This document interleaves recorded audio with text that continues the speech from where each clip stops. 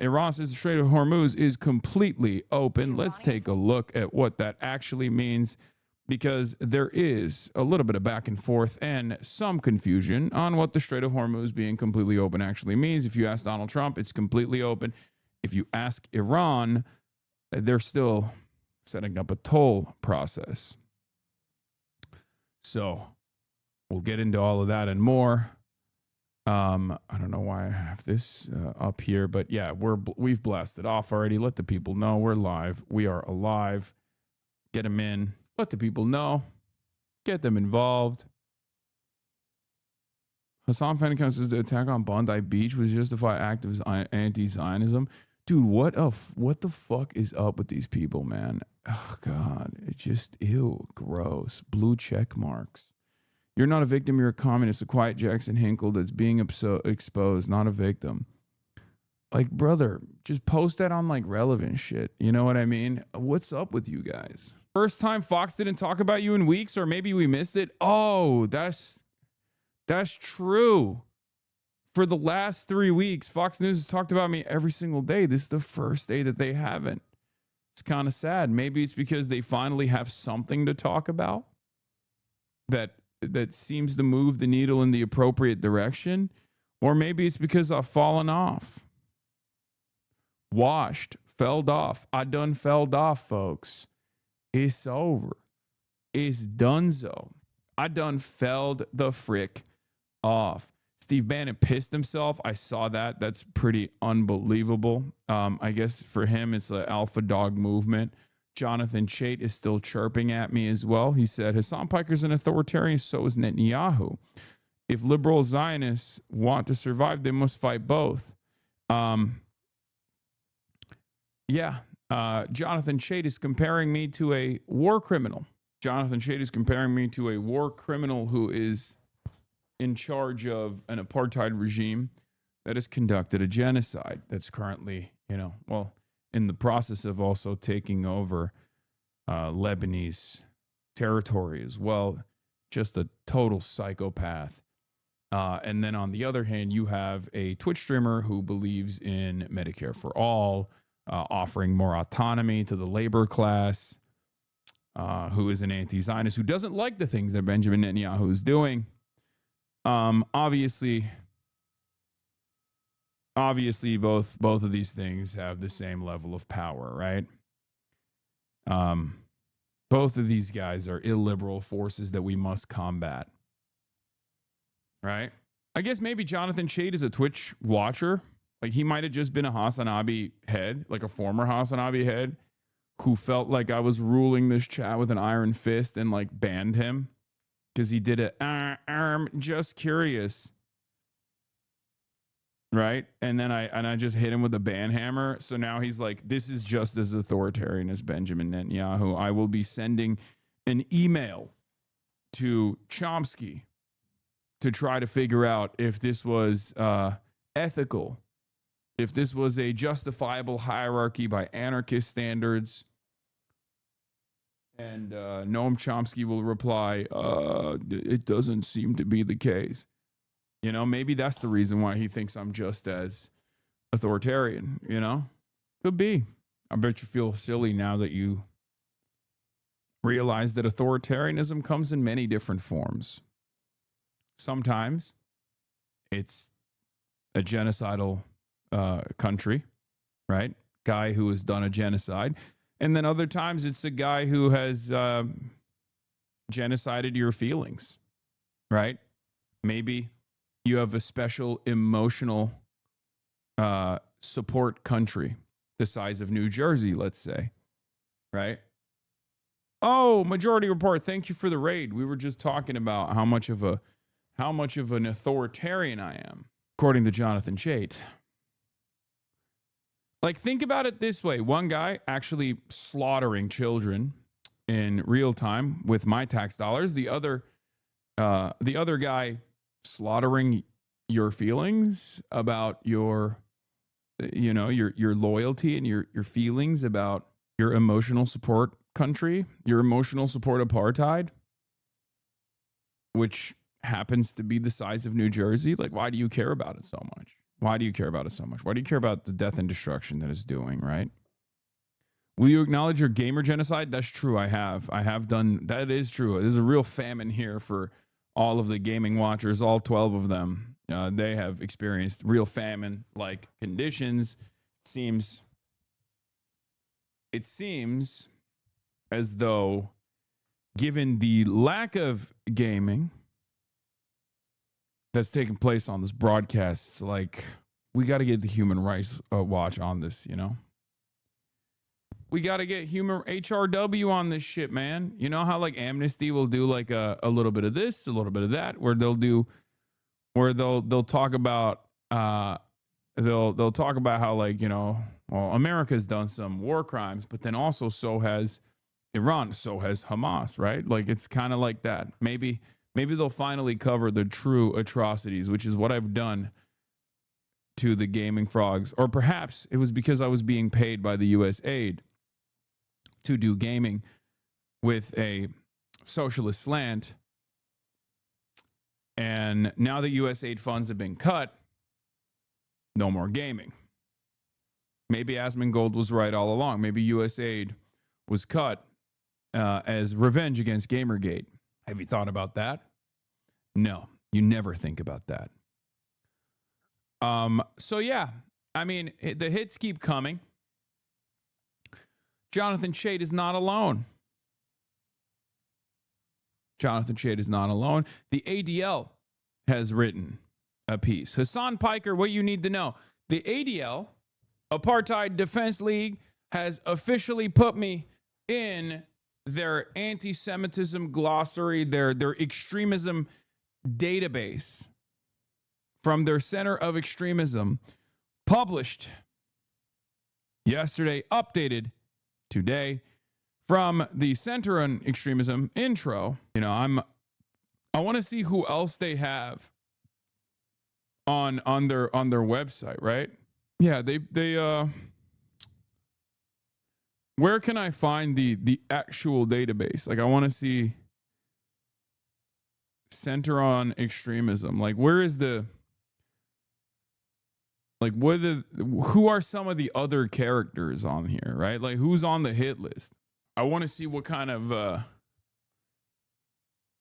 crazies they got on here. Apparently, they deleted Charlie Kirk from the list, and not because he died. They deleted Charlie Kirk from the list because they were worried that the Republicans were yelling at them. He's no longer considered an extremist, which is cool, I think. I mean, we are Charlie Kirk. We carry the flame. That's right. So good on them. Good on them for combating the real extremists in the United States of America. Hassan Piker is a prominent Twitch streamer and political commentator who has a history of rhetoric that sanitizes violence and denigrates Jewish people. As of April 2026, Hassan Piker has a combined 11.3 million followers across all social media platforms. He has expressed support for designated terrorist organizations and anti-Semitic ideas on many occasions. Piker is a nephew of Chunk Weigert, CEO and founder of the Young Turks, a political network that has veered into explicit anti-Semitism in years. Piker began his career streaming for TYT in 2016, started his own Twitch channel in 2018, streaming full-time by January 2020. Piker's Twitch account has been suspended on multiple occasions for violating the platform's policies, such as for using the phrase Zionist bleep on a live stream. Rhetorical themes. Piker has a history of rhetoric that sanitizes and justifies violence and terrorism against the state of Israel, of using derogatory rhetoric towards Jews. This includes claiming that Orthodox Jews are inbred, which he subsequently apologized for in response to the backlash. He calls for the eradication of Zionism and demonizes Zionism as a mental illness. No notes. Support for terror and violence. While much public attention has been paid to Piker's commentary about 9/11, Piker's expressed explicit support for U.S. designated terrorist organizations such as Hamas, the Houthis, Hezbollah, and the Popular Front for the Liberation of Palestine. That's fucked up. They did not mention the DFLP here. The Maoists are getting cooked once again. Even in Palestine, if you are a Maoist, you are being undermined. Okay? That's right. The fraction between the Popular Front for the Liberation of Palestine and the DFLP was a very real one. There are 3 total Maoist third worldist Palestinians out there, and they decided to build their own political movement, their own political faction. And guess what? I can't believe that they do not have the DFLP here. They just mentioned PFLP. On numerous occasions, he also falsely claimed that the well-documented sexual violence committed by Hamas and other terrorists on October 7 did not take place. Piker's casual and frequent assertions of support for terrorist groups and the violence they commit normalized the use of violence to his millions of followers. I'm glad you've been getting all this negative press, at least now that you're well-known enough that people don't think I'm unemployed because I know who you are. Celebrating or whitewashing U.S. designated foreign terrorist organizations. I'm a lesser evil voter, and therefore I would vote for Hamas over Israel every single time. Interview with Pod Save America, April 2026. As a lesser evil voter, I will once again repeat my harm reductionist credo.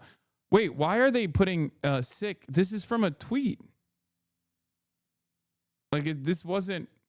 Isn't that something that you put when you're taking a quote off of like something I said? Or are they saying this is sick? Can't believe he said that. As a lesser evil voter, I will once again repeat my harm reductionist credo. Hamas is 1,000 times better than the fascist settler colonial apartheid state, and the real harm happening here is that another illegal stolen land sale is taking place at another synagogue. Overall, what my favorite flag is, Hezbollah. Look it up. I'm not even kidding. It's actually a dope flag. It's got an AK on it and a fucking hand holding it up. Fear and Podcast. Fear and Podcast mention. Let's go. I do not have a single issue with Hezbollah as a form of militancy trying to incur penalties on the genocidal state of Israel. Twitch stream with Ethan Klein, May 2025. What the Houthis are doing, on the other hand, is resistance. And it's not only moral, but it's just. There's no comparison between Israel and Hamas. One is a militant resistance comprised of orphan soldiers born into a 77-year occupation. The other is an ethno-religious supremacist apartheid state with nukes doing a genocide backed by the USA. Pikers justified and endorsed every type of armed resistance against both the settlers and also the Israeli occupying force in the West Bank, and said it doesn't matter if they're DFLP. Oh, DFLP mention! DFLP mention! The three Maoists. The three Palestinian Maoists, they get a mention here. Respect, respect, respect. DFLP, Democratic Front for the Liberation of Palestine. PFLP, Popular Front for the Liberation of Palestine, or even former Fatah militants, okay? It's perfectly legal, perfectly valid, and perfectly moral. Twitch stream, August 2025. October 7, rape denial. The United Nations and multiple international human rights organizations found that Hamas and other militants committed sexual violence during the attacks. Piker, in contrast, has claimed that Israel polluted the evidence pool and claimed that Sheryl Sandberg's documentary Screams Before Violence is basically the unsubstantiated claims, that some of which were directly found to be incorrect. Literally, this is a correct statement and much nicer than what many others have said, by the way. That is so funny that they posted this. Objectively, a correct statement. These are straight up mainstream views on top of being objectively correct. Anyway, derogatory rhetoric about Jews. Piker has alluded to the classic anti-Semitic tropes and conspiracy theories, such as familiar conspiratorial claims about the 2026 U.S. military operations against the Iranian regime. For the past 38 days, Operation Epstein's Fury has been continuing by a bunch of fascist monsters that got tuned up by Israel, where Donald Trump basically was the first and hopefully last ever president that would be foolish enough to be at the mercy of Benjamin Netanyahu and to follow through on his lifelong project of continuing his death and destruction campaign. Piker's remarks during a campaign event with U.S. Senate candidate Abdul El-Sayed, literally posting my W's. Yeah. Do they have this kind of smoke for Maggie Haberman for writing in the New York Times about how Benjamin Netanyahu is basically in the room? Do they have the same kind of smoke for Anthony Blinken or numerous other officials like John Kerry? Or do they have the same kind of smoke for Benjamin Netanyahu, who has personally admitted that this was his lifelong dream and Trump was basically dumb enough to go along with it?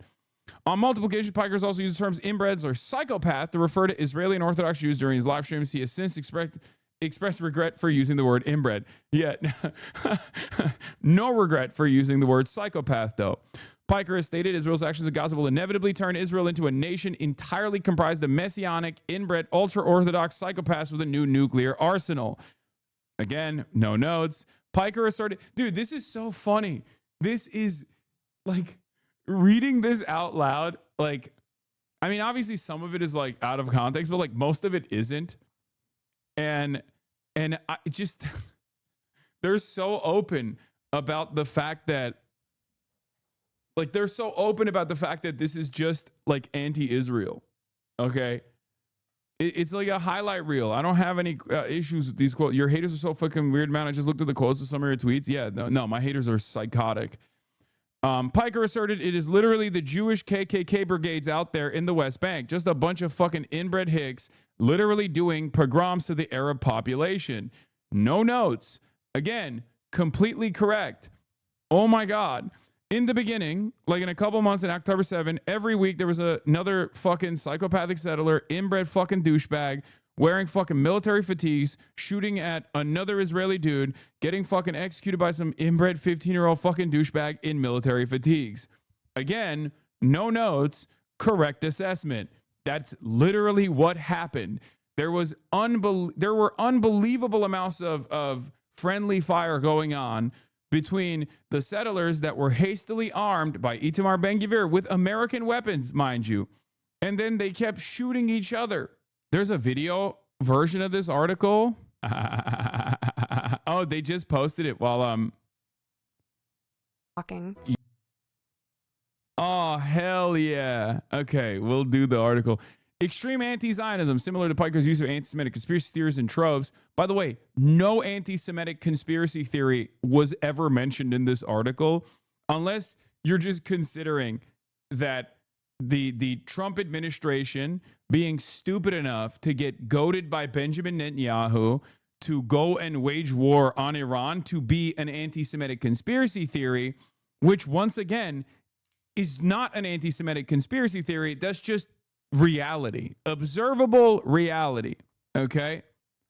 Similar to Piker's use of anti-Semitic conspiracy theories and tropes, his vilification, also tropes, sure. His vilification of Zionists and open calls to see Zionism destroyed are an attack on the right to the self-determination, oh no, and the statehood for the Jewish people and their ancestral homeland. This rhetoric encourages the targeting of Jews for a notion that plays a central role in modern Judaism. In a totally just world, regardless of your background, any kind of fucking Zionist tendency should be treated in the same way as being a fucking rabid neo-Nazi. You shouldn't even let someone be the fucking local dog catcher if they ever exhibited any sort of positive feelings about the state of Israel. No notes. Denigrating Zionism and mocking former October 7 hostage Adon Alexander. Zionism is a mental illness. Holy shit. Shame on everyone who said this American dude who volunteered to join the Nazi army was some kind of hero. It's true. I did say that, and I stand by it. These are some of my greatest hits. Zionism is an exterminationist ideology built around ethno-religious supremacist values. So when people say, oh, well, you know, I'm a liberal Zionist, I want there to be a Jewish ethno-state, I'm like, okay, what do you mean? It's like saying you're a liberal Nazi. You want an Aryan majority ethno-state. Like, what are you talking about? Interview with Representative Rashida Tlaib at the DSA National Convention. The same goes for AOC and Bernie Sanders as well. I've been very critical of Bernie Sanders. I love Bernie Sanders. Bernie Sanders, I think, is a very important political figure in contemporary American politics. But I think his liberal Zionism was completely unacceptable. I'm just like, be truthful, be honest. Like, be honest about the conditions that led to October 7th. Also true. And once again, you can have disagreements, reasonable disagreements with your comrades. Okay? This is a normal and healthy function of political organizing. Remember. Holocaust trivialization. Piker's engaged in rhetoric that served to minimize the Holocaust, including by insinuating that Anne Frank would have supported the Houthis and equating Israel with Nazi Germany. Piker's messaging obfuscates the enormity and gravity of the Holocaust and millions of people perpetuating dangerous ideas and attitudes. This is my favorite type of shit when they go like, oh, he's doing Holocaust trivialization. And then the comparison is, I said a brown guy, okay, that experienced his own genocide when he was a teenager, okay, in Yemen, is no different as Anne Frank experiencing the Holocaust, okay? This is not trivialization. You're just a fucking racist, okay? In your mind, you're like, no, there is something unbelievably special about the Holocaust. How dare you compare victims of genocide in other countries to victims of the Holocaust, especially, God forbid, you ever make a comparison between a victim of a genocide in Yemen, a brown person, an Arab nonetheless, to, Anne Frank. That's not Holocaust trivialization. That's the entire purpose of Holocaust education. Never again means never again for all, not never again just for Jews. Okay? That's not how this fucking works. During a discussion about a pro-Houthi anti-Semitic Yemen-based pirate teenager, they just kept adding stuff. Yemen-based pirate teenager. Piker previous platform, Ethan Klein asked, do you think he's like Anne Frank? Piker immediately said, oh, of course, absolutely. That's why we have Holocaust studies, right? That's why we have genocide studies in the entire field to specifically understand exactly how Nazi Germany got to that position. And I think that, you might even disagree with me on this, but that's where Israel is. That's where Israel is at right now. They have become an incredibly angry culture, an incredibly angry country. Misogyny and racism. Piker uses his streams and other activities cross between mainstream and fringe spaces, at times moderating his language with the former audience. But on his live stream, Piker's rhetorical style often relies on inflammatory, racist, or misogynistic statements delivered in a sensationalist, just joking manner. To that I say, legalize comedy. Yeah, that's right. This is, one of your faves, Jonathan. Legalize comedy. People have been scrubbing archive footage and finding that settler guy from that cover. Oh, yeah, I know. In one June 2023 live stream, Piker says that billionaire Watts Pilson should only be allowed to do date rape to other millionaire failed daughters. Okay, at this point, this has been robbed of its context so much that it's just taken an entirely different life of its own. There is no way to even address this. You just have made this up, okay? Not that it fucking matters. That's not what I said at all. At this point, it's like telephone. The game of telephone has reached a totally new life in and of itself, where they're just they're basically saying oh, Hassan is pro rape at that point. It's just fucking unbelievable defamation. Always defaming league, and also Apartheid Defense League. Yeah, shocking. Shocking coming from the institution that primarily defends Israel, which had a pro-rape riot. Remember when Israel had a January 6th style pro-rape riot where they successfully extracted the 6 concentration camp guards from Sde Tayman that the Israeli government had apprehended in order to prosecute for raping Palestinian prisoners in Sde Tayman, sometimes to death? Yeah. Unbelievable. They had a pro-rape insurrection and it succeeded. And also Benjamin Netanyahu only a couple weeks ago apologized for even trying to prosecute the Sde Tayman rapists. Okay? Apologized publicly. He said, oh my God, I'm so sorry that we even thought about prosecuting you after you did a rape in Sde Tayman on camera, caught on CCTV footage. Okay? That is the country that the Apartheid Defense League is choosing to defend, while also having the audacity to claim I'm fucking pro-rape. Psychopaths. In response to a 2025 Twitch viewer who criticized Piker for talking about how black people vote for and for not speaking out about the situation in Sudan, Piker responded that other black people who wish to engage in radical activist language could suck my fucking cock. That's also, again, unbelievable levels of telephone where it's just it's just been slapped up so much. Again, interesting that it's the ADL doing this. Once again, defending the country that has sterilized Ethiopian Jews. Okay? Just remember, oh boy, you think I'm anti-black. First of all, dedicated my whole professional career to combating anti-blackness, combating white supremacy, and ironically enough, actively have talked about Israel's deep embedded anti-blackness and white supremacy. Once again, very strange. This is like when Fox News does this shit where it's like, you're Fox News. What are you talking about? Shut the fuck up. He reacted to a Vietnamese pro-Trump BBC guest in 2020 by calling her a South Vietnamese motherfucker, whatever, Christian supremacist, psychotic fucking refugee living in America now, and being able to talk that shit on his stream, telling her to go back and live in fucking South Vietnam in the same conditions. Yeah, and the conditions under the South Vietnamese dictatorship that we had established that she seemingly has so many sympathies for. You know, people were literally lighting themselves on fire at the time to protest against said South Vietnamese dictatorship. Anyway, doesn't really matter.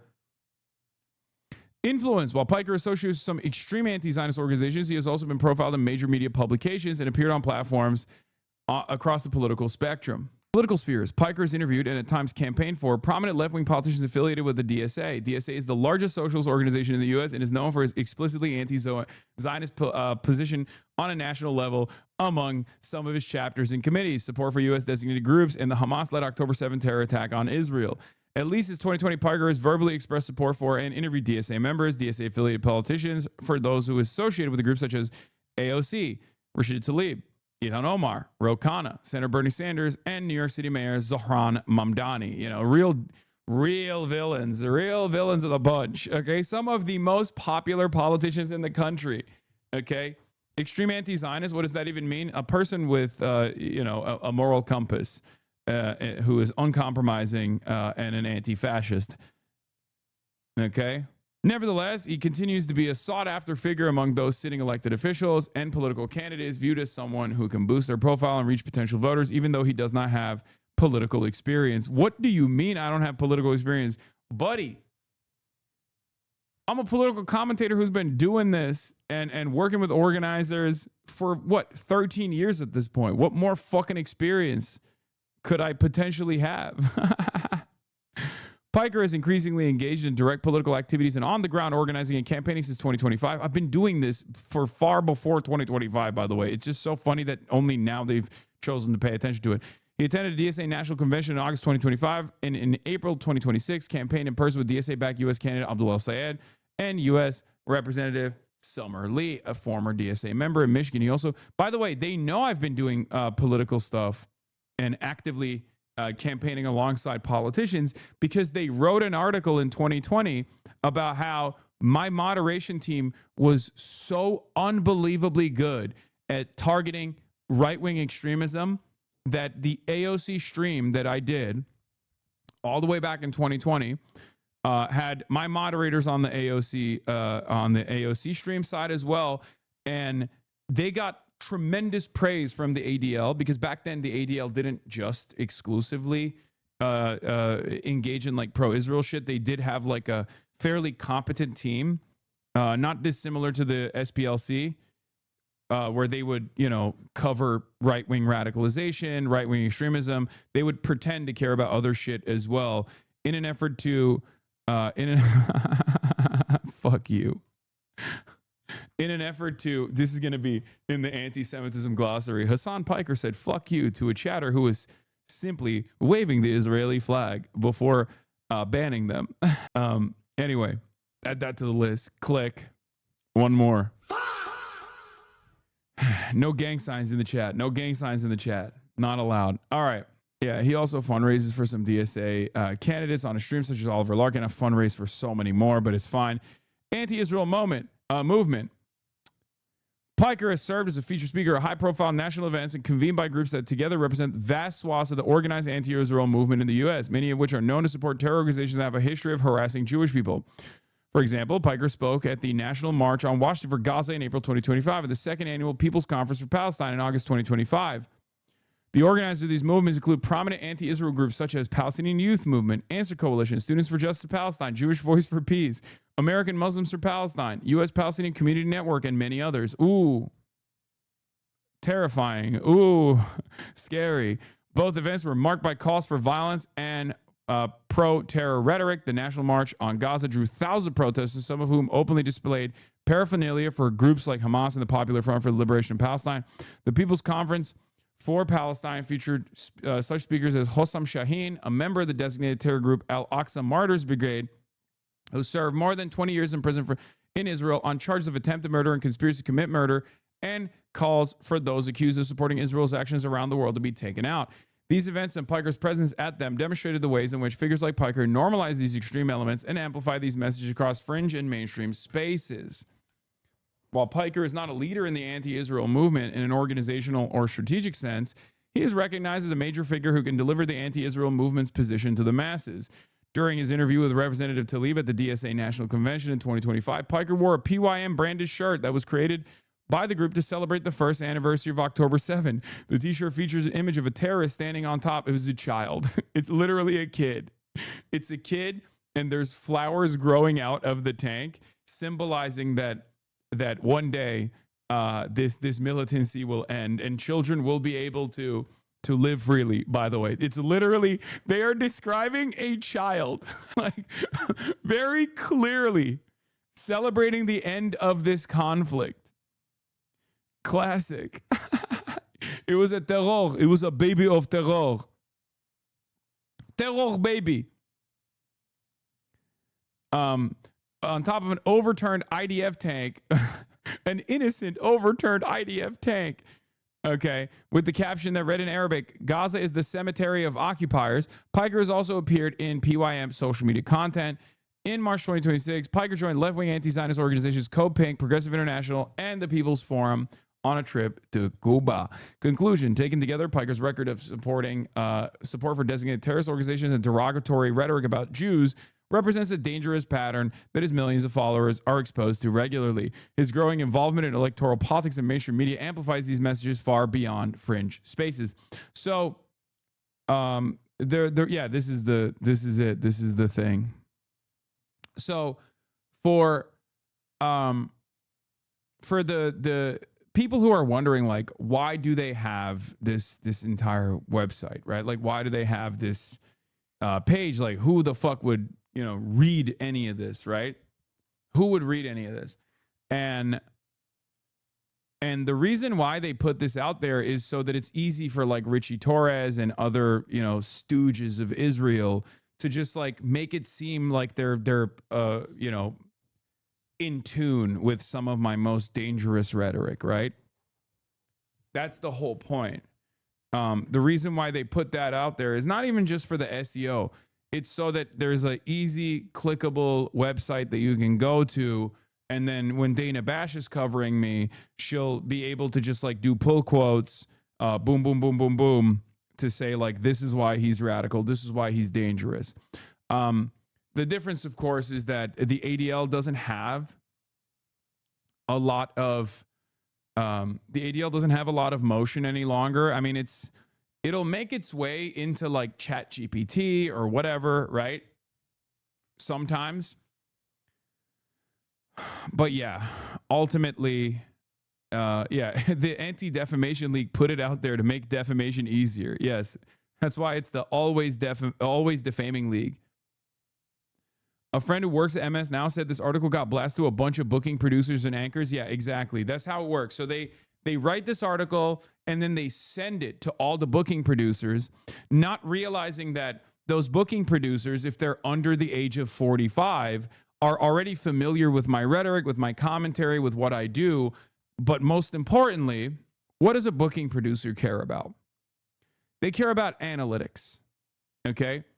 So they already know what value I bring to a show when I go on a show. So they don't give a fuck about any of this stuff, right? Like, especially because they're like, yeah, we would love to have Hassan on the broadcast because he would bring an unbelievable amount of eyeballs and attention to the broadcast. Which is precisely the reason why this kind of stuff doesn't really matter. And what's ironic, the whole article is pretty much a summary of your correct position with justifications and arguments on a 90-10 issue. The ADL officially hired themselves to be your PR firm. Yeah. So from my perspective, when I see stuff like this, like even if it was impactful, right? Even if this actually worked, okay, I can't go on MS Now.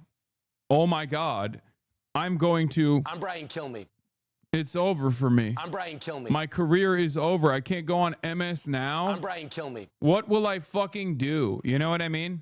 Because not only does this, unbelievably dumb attempt to try to blacklist someone, not only does it not work, but also even if it did, even if I got blacklisted from like these legacy pubs, who gives a fuck?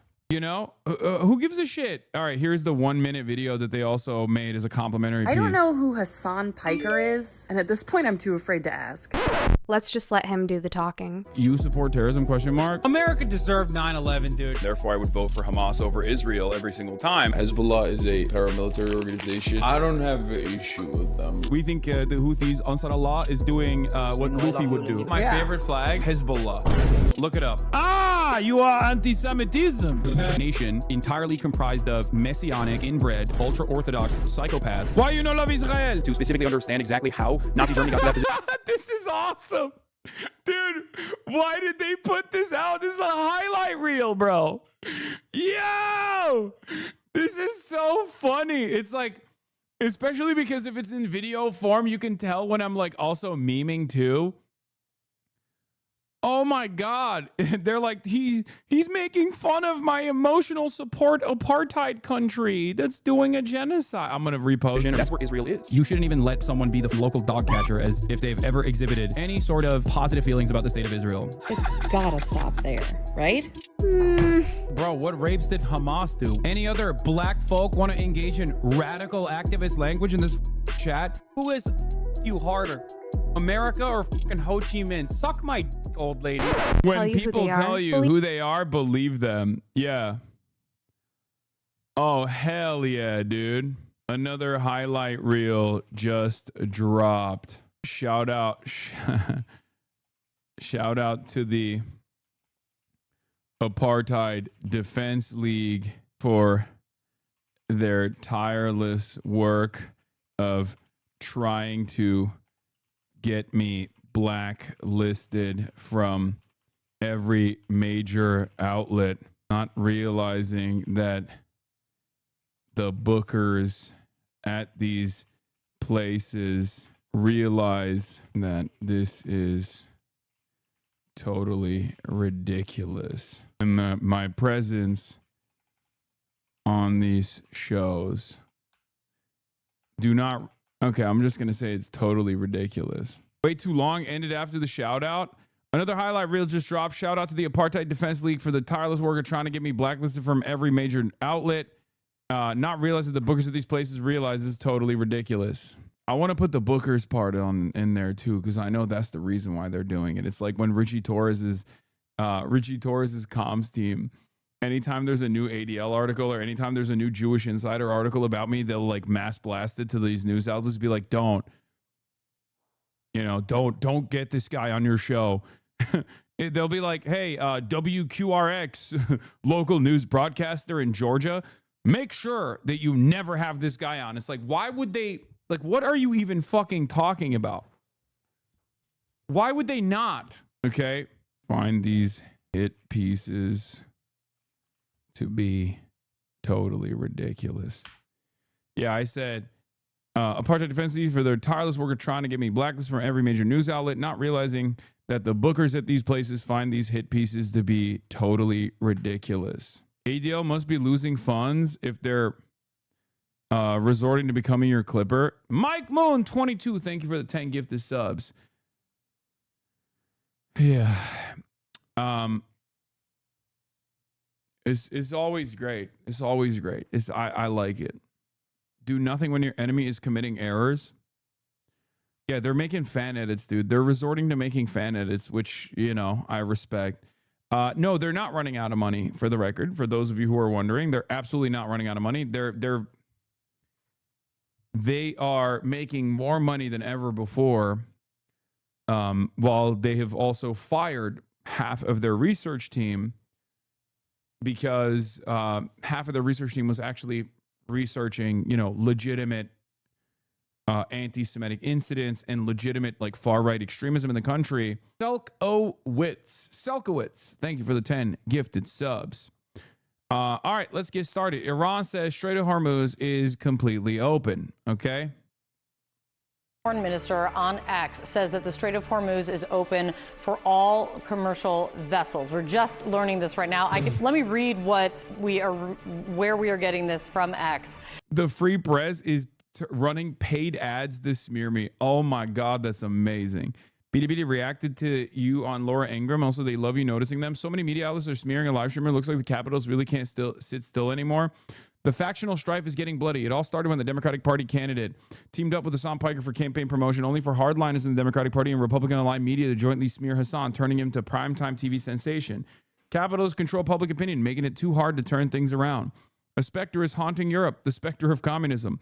All the powers of old Europe have entered into a holy alliance to exercise this specter. Pope and Tsar, Metternich and Guziot, French radicals and the German police spies.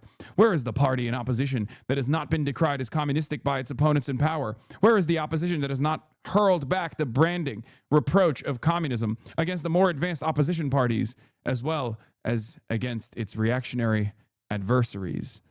Excerpt from the introduction to the Communist Manifesto. Brave people support you, Hassan. The ruling class is scared. Protect our great general. Too much freedom of speech. Can't hold it in anymore. Hassan loves it here so much that people speak so nicely. Everyone is talented. Finding comrades gives you the energy and courage to keep the revolution going.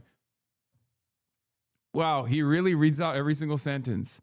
I want to be on TV. If Hassan is successfully suppressed, it not only proves the stupidity of the American people, Hassan must understand that the U.S. currently lacks their soil for a revolution because their suffering isn't enough to bear its cost. Yeah, it's true. I say that all the time as well. I don't think the material conditions have deteriorated to such a degree that like a revolutionary movement can be built. They got, as long as the jalapeno poppers still keep flowing, Americans will never engage in revolutionary actions, and they'll never organize in that direction. So that, and also a significant lack of class consciousness. All right, but let's get to the Strait of Hormuz. Is it open? Is Hormuz open? Is the Hormuz open for business? The foreign minister saying, in line with the ceasefire in Lebanon, the passage for all commercial vessels through the Strait of Hormuz is declared completely open for the remaining period of the ceasefire on coordinated routes as already announced by ports and maritime organizations of the Islamic Republic of Iran. But this is a huge announcement coming from the Iranian foreign minister about what has become a central part of the negotiation, getting the Strait of Hormuz open and safely. And so we're going to bring you much more as we get this in. Literally, my Hormuz is open coming for business.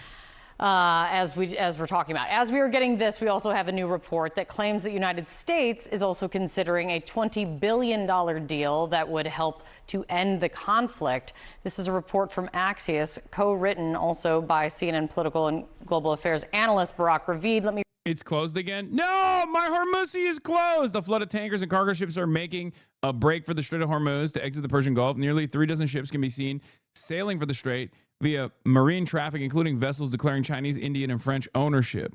Traffic flow appears to be obeying the IRGC-issued navigation orders. Sometimes I regret telling about you to adults. We don't know the financial... we don't know the final terms, but Arakshi tweets way too much. Timing is off. Why did Arakshi announce during market open? I don't know. We're going to try to address what's actually taking place. If all the ships that are navigating the Strait of Hormuz are still going through the Iranian side, numerous ships making the break for Strait of Hormuz this evening have made the abrupt U-turns and are heading back towards the Persian Gulf. Over a dozen ships have already turned back. Yeah, I think there's a miscommunication amongst some. Maybe some of them are getting their information just from the American channels and they thought it's like fully open, you know? Whereas the reality is different. The reality is that it's not fully open. It's just open for business if you go through and pay the toll. That at least is my understanding. Okay? My understanding is the Strait of Hormuz is open for business if you just pay the toll. Right? Yeah, it's still pay a toll at time. Young soldiers are Hormuzing hard today. Pay the toll to who? Who do you think? You got to pay the toll to the troll. I'm not going to say the rest of those words because I'm not allowed to make jokes anymore. Read a quote from this reporting now coming in. The U.S. and Iran are negotiating over a 3-page plan to end the war, with one element under discussion being that the U.S. would release $20 billion in frozen Iranian funds in return for Iran giving up its stockpile of enriched uranium. This according to 2 U.S. officials and 2 additional sources briefed on the talks. A lot of breaking news here. Let's get to Nick Robertson. He's in Islamabad on this breaking news first. Nick, what do you make of it? How have they not fixed the audio yet? Look, it seems to me we're getting some positive breakthroughs. The fact that the Iranian foreign minister has said the Strait of Hormuz is open to all commercial vessels really seems to indicate that the talks that the Pakistani mediators are having, and they're going into their 3rd day of talks in Tehran right now, are beginning to bear some fruit. Sources I've been speaking to involved in all of this are sounding and looking very positive about where the talks are at the moment. Of course, I'm not getting an indication of what other hurdles there may be to overcome, but it has been one of the things that Iran has wanted, one of those points. They want assets unfrozen. They want to see sanctions lifted. They want money for war rations and damages. We've been talking here about billions upon billions of dollars. Last weekend at the talks, the Iranians said they'd asked the United States for $8 billion in unfrozen assets. At the time in the talks last Saturday and Sunday, the White House knocked down the suggestion Iran was going to get that. But it's always been part of Iran's core demands. Iran's now lifted, it seems, their blockade, their own blockade on the Strait of Hormuz. Is that in exchange for money? Are they expecting the money to come? But what the Iranian foreign minister has said, and I think this is very, very telling, and we were talking about this just yesterday, that the reason that the Iranians have lifted their blockade on the Strait of Hormuz for the remaining duration of the ceasefire, probably as the US-Iran ceasefire, which has about 5 days to run. He said this is because that there is a ceasefire in Lebanon. These things have been inextricably linked in the Iranian mind. So while the Pakistani lead negotiating team has been in Tehran talking, of course, that Lebanon deal came through yesterday. We were saying that that was going to aid and benefit the talks in Tehran, and it does seem to be the case. Now, what remain the sticking points? The nuclear issue, that enriched uranium, Iran's commitment and desire for a nuclear bomb, that's always been at the core of US demands. That's what President Trump was saying yesterday. He said Iran had forsworn that it wasn't going to have a nuclear weapon. He also said Iran had agreed to hand over the nuclear dust. We don't have details on that yet. But these moves at the moment sound like that Iran is softening. It sounds like a deal gets closer into view. Yeah, absolutely. And Nick, on the other side of the screen, we're looking at right along with you is we're seeing, looking at oil prices right now dropping over 9%, Brent crude as well as WTI standard in the States. Oil markets reacting understandably to this news coming in. There's a lot to digest here. Nick Robertson tracking all these developments in Islamabad for us. Let's get over to the White House now. Elena Treen is there as well. A lot of elements here, Elena. You've got the announcement coming from the Iranian foreign minister about the Strait. You've got this reporting from Barak Ravid of Axios about a $20 billion in frozen Iranian funds that could be part of the discussion. Something talking about frozen funds being handed over, something President Trump has been highly critical of the previous nuclear deal in the past. What are you hearing from there right now? Yeah, highly critical is definitely right. I'd remind you that under the Obama administration, when you had that Iranian nuclear deal, they had handed over $400 million in cash to the Iranians during that agreement. But look, from everything that Nick laid out and that Axios report, it is lining up with the conversations that I am having, which is that there is a lot of optimism right now in that building behind me, Kate, about where things stand around a potential deal. Now, I don't want to be, too optimistic. You hear a lot of this talk among Trump administration officials about how positive they are. There are, of course, still sticking points that remain, as Nick laid out. This idea of the length of time that the Iranians would agree to to suspend their enrichment of uranium, and also a deal on having the U.S. or some sort of country going in and retrieving the nuclear material still in Tehran's possession. But they are hopeful that they are getting to a place now where really an agreement is in sight. And I know from the conversations I've been having that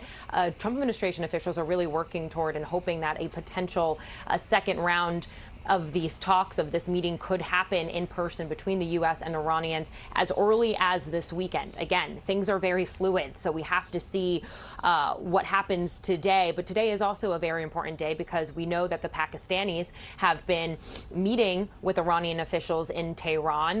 The Pakistanis, of course, I am definitely optimistic depending on how we monitor the situation and what the situation looks like. It's very fluid right now, just like the flows of water through the Strait of Hormuz, also known as now the Strait of Iran.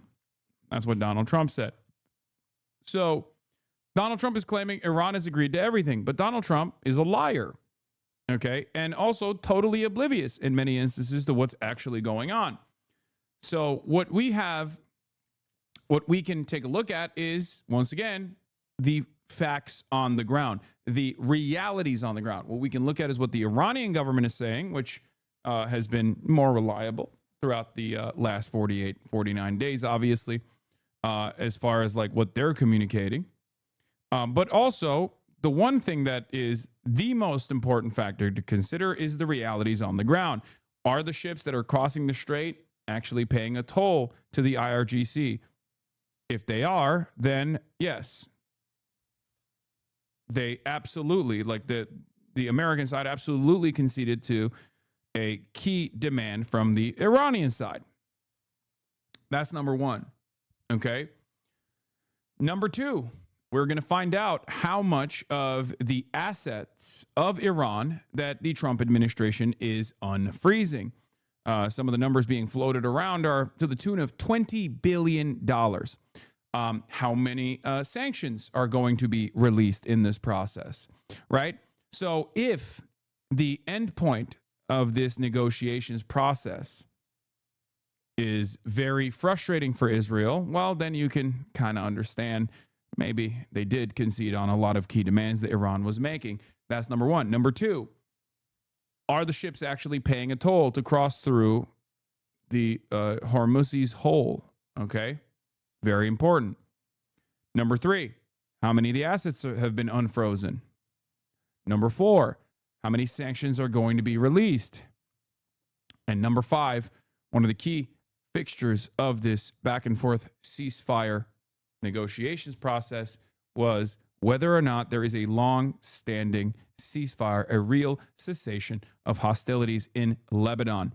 If there is a real ceasefire in Lebanon, okay, wet-ass Hormuzzi is right. Bruh. Many people are telling you, stop saying that shit. Dude, my grandma is watching this. Okay, well, guess what? It's true. Stop, you're scaring my mother. Okay, I will stop. I will stop saying these words now. This is so dumb that Iran fully opened the strait without even getting all the guarantees. Okay, no backseat negotiations, please. We are, once again, monitoring the situation. I will make a decision on whether or not this is silly or dumb, depending on what the realities on the ground are. We currently don't know. We don't know. In any case, if the Iranian demands were communicated to the Trump administration and the Trump administration successfully stops Israel from advancing into Lebanon, if the Trump administration successfully gets a ceasefire in Lebanon against Hezbollah, that means that regardless of all the other theatrics of like the Lebanese government talking to Israel, all this shit, that's all theater to hide the reality that Iran was able to successfully put so much military pressure on the Trump administration that Trump had to go back and do the unthinkable, telling Israel to stand down. Okay? These are very important facts that we will only know in the upcoming days once the dust is settled and we have adequately monitored the situation. Key intermediary here between Washington and Tehran. The Pakistanis have been in touch with top Trump administration officials throughout this process. And so really the goal of those talks in Tehran are to try and get the Iranians to a level of significant compromise where, again, the contours of a potential agreement really could be reached. And that is the goal they're working toward. I'd remind you I feel like this was a blunder by the Iranians because it gave Trump more room to maneuver by taking pressure off of him from the markets. From a 10,000-foot view, the Israelis have not been forced to concede anything they've gained since launching these wars of aggression. I mean, baby steps. Yeah, the Lebanese government has no sovereignty, has no say in this process. Obviously, this is a real ceasefire. If it's a real ceasefire, it's a ceasefire between Hezbollah and Israel, right? If Iran has been able to force America to force Israel to retreat, that is a gigantic move in the right direction. That's a huge deal. I don't think it's insignificant at all. I don't think it's theater that Israel is freaking the fuck out. I think it's frustrating that they are able to get a foreign terror state like Iran, from their assessment, to command what they want to do in their foreign policy. It's a huge deal. The entire purpose of the Iranian the entire purpose of the Iranian missile program is to be able to do this. That's why I kept repeatedly saying over and over again, the number one factor in this back and forth in the ceasefire process was not the sanctions relief, even though that's hugely important. That's the second most important part. It wasn't the unfrozen assets, which would be great for Iran to rebuild their country. That would be the third most important. Or whether they would be able to enforce a toll or not, which, again, it's still pretty significant as far as like generating revenue for the Iranian coffers, necessary revenue. And it certainly wasn't the uranium, the nuclear dust, or whatever Donald Trump has been laser focused on. They've given up on that on numerous occasions, right? And the only reason why they were enriching uranium, clearly, beyond civilian usage levels, but never enough to like to create nuclear arms, was because they wanted to have leverage when they inevitably got back to negotiations, where they would demand, in exchange for their nuclear program, which they were volunteering over and over again, sanctions relief. But the number one reason as to why they even have ballistic missiles that can reach Israel is to restrain Israel, to restrain Israel's ambition. So if they just cut out the middleman, or if they, instead of directly bombing Israel, were able to get America to restrain Israel, then they accomplished a fucking huge goal. Okay? That means that as long as they control the strait, which they do, and as long as they can just keep pummeling the GCC and Israel, which they have been able to show, and get America back to the ceasefire table, they can make demands of America to restrain Israel. Okay? That's a big deal. That is a much bigger deal than I think people give it credit.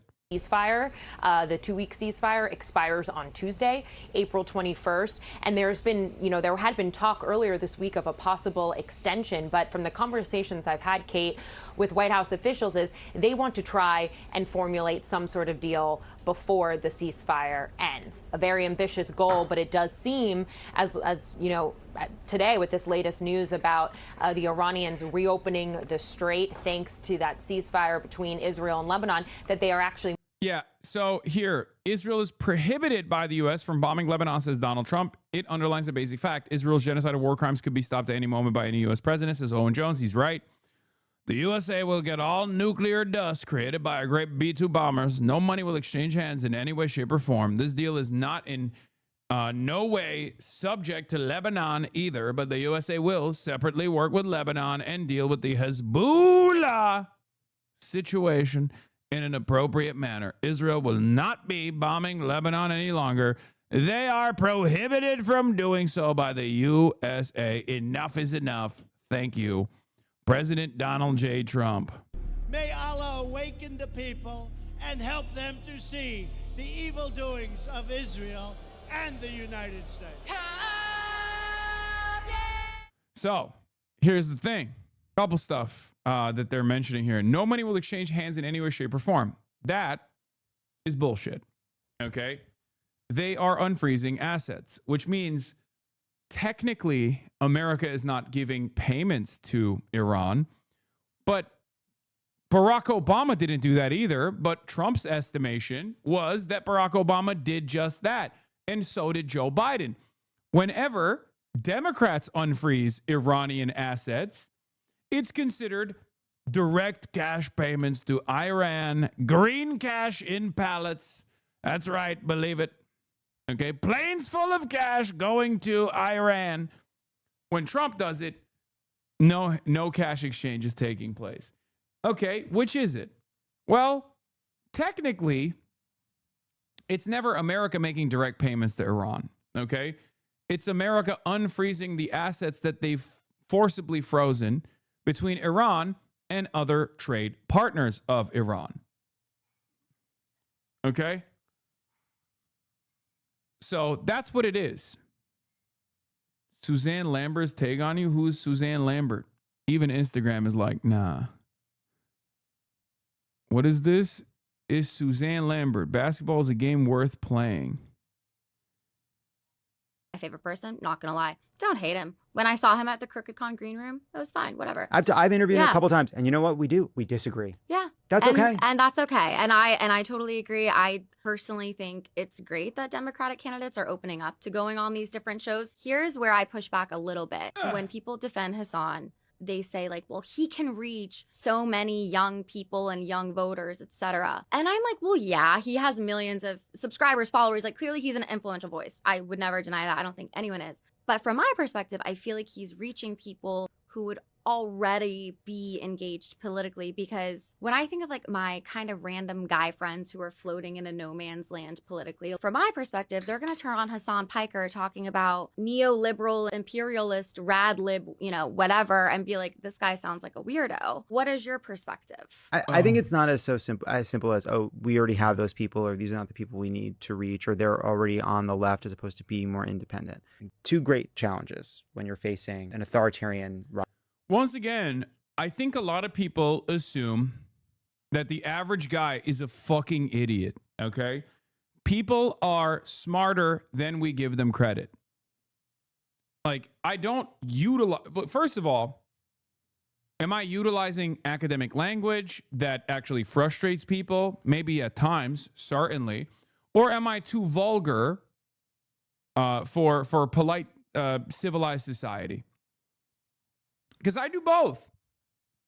And that's part of the reason why these guys can't like put me in this effective box to be like, he's actually inconsistent, or he's actually problematic and not good and not good at doing outreach. I do both. I do both. I contain multitudes. I speak like a normal person, but sometimes I also add, you know, some academic language into my commentary, but I think people eventually understand exactly what it is, right? Rising government. You're trying to prove that the institutions can work even when the other side. Also, this was a conversation that took place with Bernard Sanders, if you recall, where I believe it was Elisa Slotkin who said, stop using the term oligarch. Why are you doing the oligarchy tour? Stop using the term oligarch when describing, you know, our corporate overlords. Americans are too dumb to understand the term oligarch, except they weren't. They understand exactly what it is. Okay? That's it. It doesn't follow the rules of those institutions. It's as if we're playing basketball and we're trying to not only win the game, but also convince the crowd that basketball is a game worth playing. And they're cheating the whole time. And we're like, no, the rules of basketball are pretty good. And they're not perfect, and we could change it here and there. But if we all follow the rules of basketball, we'd all have a better time. And they're cheating left and right. But we're trying to win a game while proving that the rules of a game are worth following. And Democrats have fucked that up repeatedly. People are anxious. They are upset. They are cynical. They are worried. And it makes it easier to turn your fire on people who will listen, right? There's a lot of times where people want to fight amongst themselves because you want to complain to people that care about your complaints. Meanwhile, we have this overlap between these sort of tech billionaires and right-wing media and anti-democratic politicians. Pro-democracy movements don't fall apart because it's easy. They fall apart because there are real disagreements, huge, important, moral disagreements. I believe it is completely sincere when people find things that Hassan Piker says to be outrageous and beyond the pale. We have to be a big pro-democracy movement that runs from anti-Trump Republicans all the way to the far left of the Democratic Party and beyond, and that will be uncomfortable at times. But that is our job. That is what we have to do. That is what it means to face the threat for what it is. It means you have to put aside those very real differences at times to recognize you're ultimately on the same team. And so that's why I think it is worth it sometimes to try to see us all as part of a coalition. Go on these shows, even if at times you find like what you're saying, like I think it's kind of weird. I also don't think that the Podjons find me all that objectionable. Maybe love it more so than others, but even then, like I've known Lovett for almost a decade now. You know what I mean? Like a lot of these people are newcomers and maybe ideologically more aligned with like the center of the party, but I've known these people. I've known these people for almost a decade. You know? Yeah, I completely agree. It's just really funny.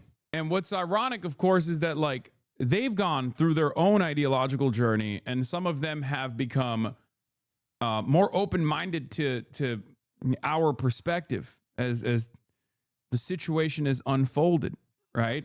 That's because of, once again, the realities on the ground, the contradictions worsening. One example is Israel, right? The more Israel's violence becomes unignorable, the more Israel's manipulation of American leadership becomes unavoidable, the more it becomes a fixture of modern American politics, the more ridiculous it is to not engage with people like myself who have been there for many, many years. So I remember listening to Pod Save in 2016. They've definitely moved left since then. Absolutely. I wish people would suggest an alternative for when they critique you.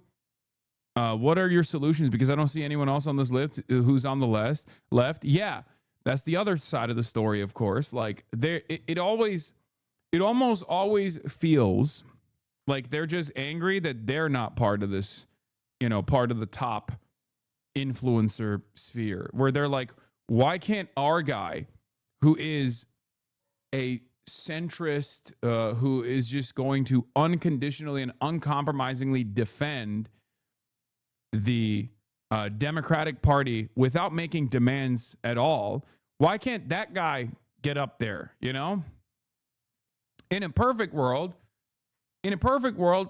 someone that they craft in one of these think tanks would be in the top, would be doing the tireless advocacy of defending some of these do-nothing Democrats. But that's the problem. It doesn't work that way. Charlie Kirk is still up there, rest in power, twice, as a matter of fact. We are Charlie Kirk, we carry the flame. The average guy is most definitely a fucking idiot. Sure, there's a lot of stupid people out there, but even stupid people have the capacity to understand when they're getting fucked. And even stupid people have the capacity to understand who's fucking them. And if they achieve that status of awareness, all of a sudden, they're no longer so stupid. Okay? They're, as a matter of fact, much more intelligent than people who have gone through the process of going to Ivy League institutions and still holding on to this false notion that like liberalism hasn't failed in a spectacular fashion, right? That's the beauty of class politics. The beauty of class politics is that once you see it, you can't unsee it, okay? And once you see it, you're in a far better position overall in terms of analyzing exactly what's taking place in the United States of America than the most well-educated liberal. Like, you're automatically better than Steven Pinker, okay? A guy who has dedicated his entire life to saying things are actually great. Yeah, things are great for you, Steven Pinker, you know? Moving closer to that goal. And just to go back to that ceasefire between Israel and Lebanon that, of course, President Trump announced yesterday, I am told that that had a positive effect on some of the talks that are going, of course, between the U.S. and Iran through the Pakistanis on a broader agreement. And so a lot of different developments today that we... It's also crazy for someone that's been active for literally one election cycle saying they know how to reach, who to reach and how to reach them. And the left doesn't need. Yeah, I've been doing, that's the other side. Like, I've been doing this for a lot longer than a lot of these other people have been. And there have been some wonderful voices that have propped up in this process. You know, I glazed and highlight them with regular frequency. Very thoughtful people with great analysis, you know. Head in the office is one of the guys that I routinely glaze as well. They're worthy of a Jam Podcast boys as well. They're very young, but they're they're doing a great job. And then there are others who are trying to do the old school method of just like, we want to be a mouthpiece for the DNC. And I don't think those guys are going to reach the same audiences, because people see that. People have heard from others who have the exact same mentality for years and years. Are learning of. We have to see, I think, you know, these negotiations are continuing. I think a lot of these reports we have to be careful with, because things are fluid. These negotiations are not over. An agreement has not been reached. But that's certainly, I think, adding to the level of optimism that this Trump administration feels today as we move into the weekend. Yeah, there is movement. There is breaking news on this front in this moment that clearly is getting reaction all over the world already. Elena, thank you very much. John? Well, so interesting there, if we can keep those numbers up for just a second. Huge drops in oil prices of more than 10%. That's just this morning. And then the stock market, you know, an impressive positive opening, but to a certain extent, I think the stock market has already taken into account that a deal or progress was likely between the United States and Iran. But those drops in the oil prices, let's just keep those numbers up. You don't see movements like that almost ever. Now 11 points down just in the last 10, 20 minutes. We do have a new Trump Truth Social post here, yes? So I'm just going to read this to you. This literally just happened a few seconds ago. Donald Trump posting this. The Strait of Hormuz is completely open and ready for business and full passage, but the naval blockade will remain in full force and effect as it pertains to Iran only until such time as our transaction with Iran is 100% complete. This process should go very quickly, and that most of the points are already negotiated. Thank you for your attention to this matter, President Donald Trump. More now with CNN Global Affairs. Hormuz open. What does it really mean for Iran oil in the U.S. blockade? So here's Trita Parsi's analysis. Says signs are pointing to a higher likelihood of a framework agreement between the U.S. and Iran being secured through Pakistan in the next few days, to be followed by another 30 to 60 days for a final agreement. That is indeed an achievement, but it is important to understand how vulnerable the final agreement will be in that 30 to 60 day window to Israeli sabotage. If past patterns are repeated, Israel will do everything in its power to prevent any deal that ends the U.S.-Iran enmity and lifts sanctions on Iran. If he really wants the deal, Trump will have to be tougher on Netanyahu than he's ever been before. So there are signs pointing to a long-standing commitment to a cessation of hostilities. Okay? Ironically enough, if implemented, this will be a far more favorable deal to Iran than the JCPOA was. Okay? But that's precisely the reason why Trump is doing a good deal of propaganda here, to make it seem like they got the maximalist goals across. I don't think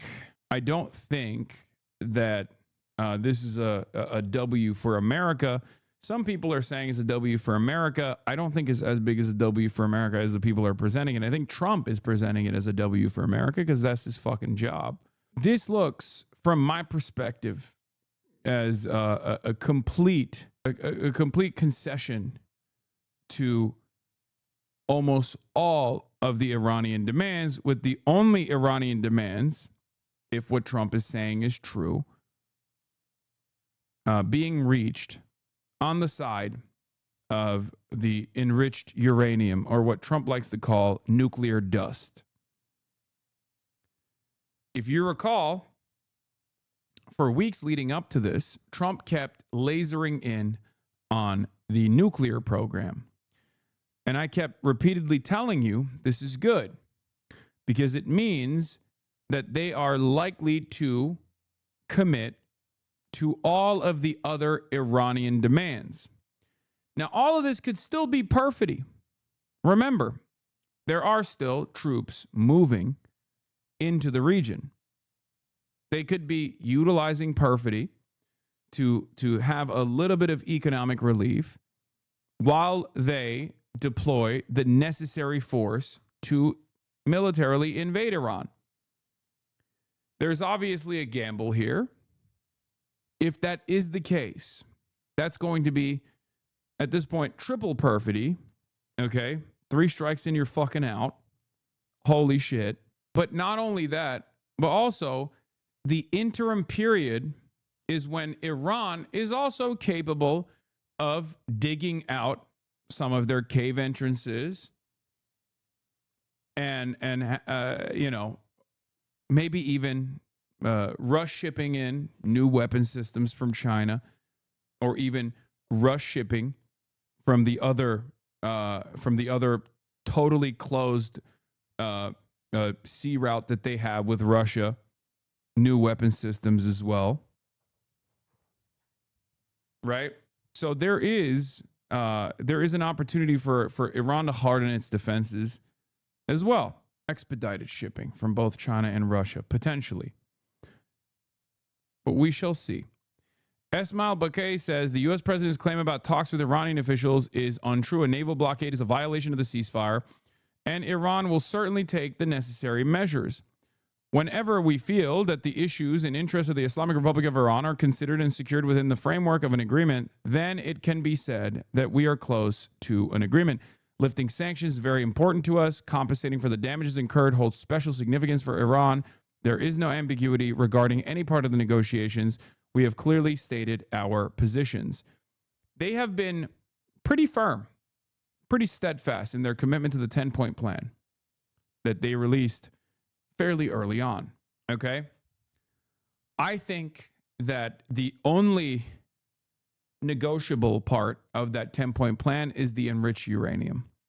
And the only reason why I say that is because the reformists and the moderates, some of which still hold power in Iran, not as much power as they once did, the ones that are more conciliatory to the demands being made by the West, the ones that have always advanced negotiations with the West, they have given up on the enriched uranium. They have given up on the enriched uranium time and time again, because the sole purpose of the nuclear program is leverage for sanctions relief. Now, if you ask me what they should be doing, well, that's to continue enriching uranium and fucking make nuclear arms instantly, right?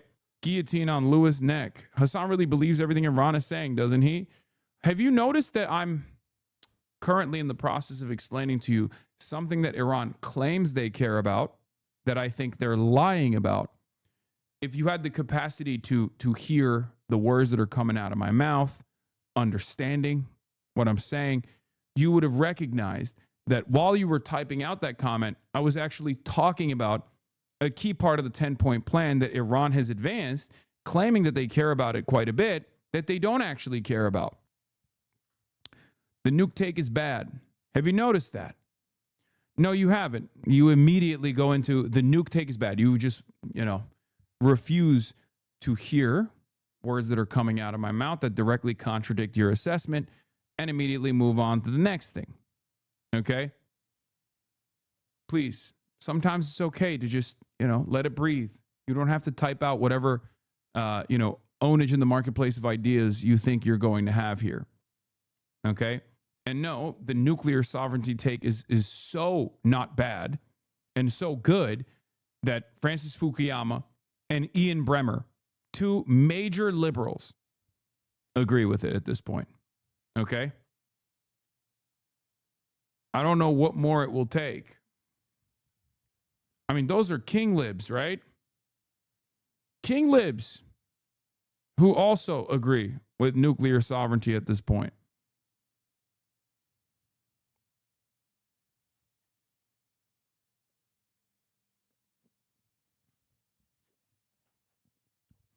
A lot of people often forget the third and perhaps most important provision of the Hasanabi nuclear doctrine. And that is, if America has claimed you have nukes, you must drop everything and develop nukes yesterday. Okay? Rule number 2 is always keep the nukes. Never give up the nukes. Rule number 1 is get nukes. Rule number 2, always keep the nukes. Never give up the nukes. See Ukraine. See Cuba.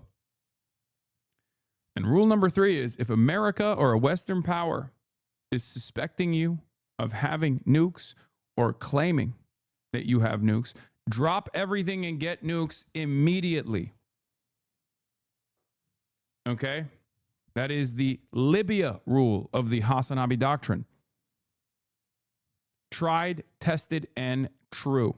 Ismail Bakay is responding to more Trump claims. Enriched uranium is as sacred to us as the soil of Iran and will not be transferred anywhere under any circumstance. The opening and closing of the Strait of Hormuz is determined by the field, not cyberspace.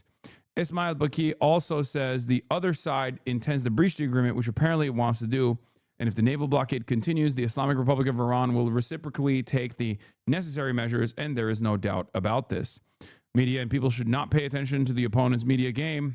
They have contradictory positions. Iran is the guardian of the Strait of Hormuz, and wherever necessary in implementing measures that guarantee the interests and rights of the Iranian nation, it will show no compromise. Notice how I said, in my assessment at least, some of what he's saying is true, which is controlling the Strait of Hormuz, verifiable by monitoring the situation. And some of what I think he's saying is untrue and just gamesmanship, which is the nuclear dust predicament. Breaking: despite President Trump prohibiting Israel from striking Lebanon, a fresh Israeli drone strike has just killed at least one person in Beit Yahun, southern Lebanon, the country's civil defense told Al Jazeera. Just an hour earlier, President Trump posted on Truth Social, the USA will separately work with Lebanon and deal with Hezbollah situation in an appropriate manner. Israel will not be bombing Lebanon any longer. They are prohibited from doing so by the USA. Enough is enough. The Lebanese army had already reported ceasefire violations before the strike, including hours after it went into place, when Israel struck an ambulance in the town of Kunin, close to the border on Friday, according to the national news agency, with reported casualties among the targeted medical workers. The Lebanese recorded a number of violations of the agreement, with several Israeli attacks recorded, in addition to intermittent shelling targeting a number of villages, it said in a statement. Classic Israeli pot shots. Almost as classic as the other Israeli technique of increasing the intensity of the bombing campaigns right before the ceasefire. These are two techniques that Israel engages in all the time. Complete disregard of international law. No one is restraining them. Why should they, right? Barak Ravid, Barak Unit 8200 Ravid says, a U.S. official clarifies Trump's Lebanon comments. The president's ceasefire agreement between Lebanon and Israel clearly states that Israel will not carry out any offensive military operations against Lebanese targets, but preserves its right to self-defense against planned, imminent, and ongoing attacks. Okay? So let's continue. Analyst and Iran expert Kareem roast turkey is up. Also with us, the former NATO Supreme Allied Commander, retired U.S. Army General Wesley Clark. To both of you, thanks very much for joining us. And Kareem, let me start with you on this major news from the Iranians announcing that the Strait of Hormuz is, in their words, completely open. It's been a source of leverage for Iran for some time now. What do you think? Does this suggest a peace deal, a real peace deal, could be imminent? Wolf, President Trump obviously wants to try to end this 47-year conflict with Iran in several weeks. But in my view, that's not going to happen. You still have the same regime which wants the United States as an adversary.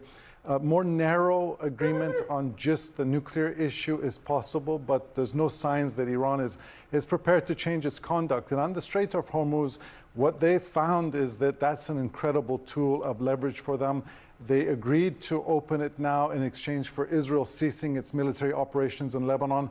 But in the future, if Israel resumes its military operations in Lebanon, they may well try to stop traffic in the strait again. Well, what's going to happen if Hezbollah in Lebanon starts firing rockets and missiles towards northern Israel, which they've been doing? There are so many saboteurs in this equation, not only Lebanese Hezbollah, the Houthis in Yemen, Shiite militias in Iraq, and individuals within the Iranian Revolutionary Guards who actually want to prolong the war for their own internal expediency. All right, stand by. I want to bring in General Clark. General Clark, No, it's never Israel that's a saboteur. Famously, it's always Hezbollah, the Houthis. It can be IRGC in Tehran, not Israel. Of course, this is the Iranian guy from one of these think tanks, right? There's always like an Iranian guy from one of these think tanks. They'll be like, the real enemy here is always and forever the axis of resistance. Israel famously and notoriously never does anything wrong. And if you think that it's doing anything wrong, it's obviously because Israel had to do it. It's a preemptive strike. How dare you? How dare you talk shit about the beautiful nation state of Israel? Announcing the opening of the Strait of Hormuz, the Iranian foreign minister said vessels must still transit through what they called a coordinated route laid out by Iranian authorities. Is it unusual at all that Iran would be determining this? It's always funny because it's like, now that we got an Iranian guy to say "Am Israel Chai," it's time for a Wonder Bread white general to say the same things. Okay. Well, it's absolutely unusual. It's unprecedented, and it's illegal. And so this is an international waterway. They have no right to do this, but there still may be mines out there, and those mines have to be cleared. Someone has to certify that the mines are cleared. But Wolf, in addition to that, as Kareem was saying, this situation will never go back to what it was before, because what's happened is Iran has exercised a weapon, and that weapon is still there. It's still like an axe hanging over international commerce and diplomacy in the region. And they've seen how powerful it is. And I think we also have to look at the role of China in this. When Pakistan's coming in and helping to broker this and convincing China is behind Pakistan. The Saudis are working with Pakistan. It's a temporary fix. Yes, it should be open. It should be open for China because they're the biggest beneficiary of it, and the Iranians know it, and they can't keep it closed. But there's been a real demonstration of strategic power here by the Iranian regime. So I just second what Kareem has to say. Lots of saboteurs out there, lots of potential pitfalls in the future. Certainly are. Kareem, the U.S. Navy currently has a blockade that went into effect a few days ago on Iran in the Strait that President Trump says will remain in full force, but only as it pertains to Iran, his words, only as it pertains to Iran. How does this impact the country?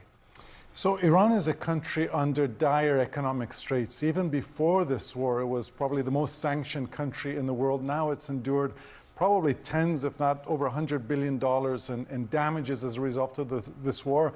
And that's one of the reasons why there are folks within the government who don't mind prolonging the war, because once there is a longer-term ceasefire, they will face an incredibly aggrieved population. No doubt about that. General Clark, we're about a day into that 10-day proposed truce between Israel and Lebanon. Hours after it started, though, the Lebanese army accused Israel of violating the ceasefire. The conflict in Lebanon has been a key sticking point in all the negotiations between the U.S. and Iran. Is Israel playing into Iran's hands here if, in fact, it's violating the ceasefire? Of course it is. And but Iran has never had Hezbollah come back and acknowledge the ceasefire. So Hezbollah is a third party left out. At any time, Hezbollah could launch a couple of rockets, and you can't take away Israel's right to defend itself. Israel has that right, and I know that there are many in Israel today who are perplexed by this. We're going to get an agreement with Lebanon, and what about Hezbollah? We were going to get rid of Hezbollah. They're still there. What restrictions will emerge on Iran's support of Hezbollah as we try to wrap this up with a complex, complete diplomatic agreement? And if there are no such restrictions, something tells me that this news is not neutral. Wait, what makes you say that? Is it perhaps because Wolf Blitzer? Yeah, right now you have a Pahlavist, a CNN anchor, Wolf Blitzer, who used to do PR for AIPAC. It's real. Look it up. Okay. Wolf Blitzer, before he was on CNN, was a spokesperson for AIPAC. And a U.S. general are all engaging in the Israel Defense Forces commentary. It's wonderful. You get to see the full diversity, the full spectrum of commentary on CNN on these issues, right? I wonder if there's another person. I mean, why don't they just have Benjamin Netanyahu on directly, right? It's quite anti-Semitic that they don't have anyone who's straight up Israeli to come and talk about how they're getting fucked over in this process because if they don't do child murder in Lebanon, they'll literally die, okay?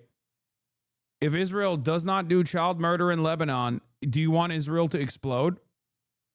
It's really fucking anti-Semitic. We're still in the danger zone, Wolf. No doubt about that. The danger zone continues. General Clark, thank you very much. Kareem Sajapur, thank you to you as well. Well, oil prices are trading at their lowest level in 5 weeks following the earlier announcement by the Iranian foreign minister. Let's discuss with Richard Quest, CNN business editor at large and anchor of Quest Means Business. So, Richard, we're seeing this significant drop in prices. But as they say in the real world, what's changed? Oh, I think quite a lot has changed. The sentiment has changed.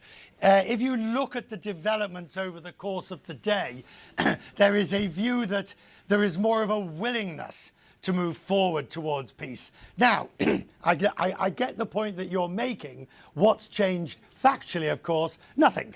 And that's why, although I say the willingness and the trend and the mood has changed, this fall that we're looking at the screen is entirely justifiable and predictable, and it is equally reversible if the trend does not continue, if the mood movement doesn't change, if, for example, the blockade remains and no oil flows out. That's the reality here. It's going to be a case of wait and see if the ships actually move.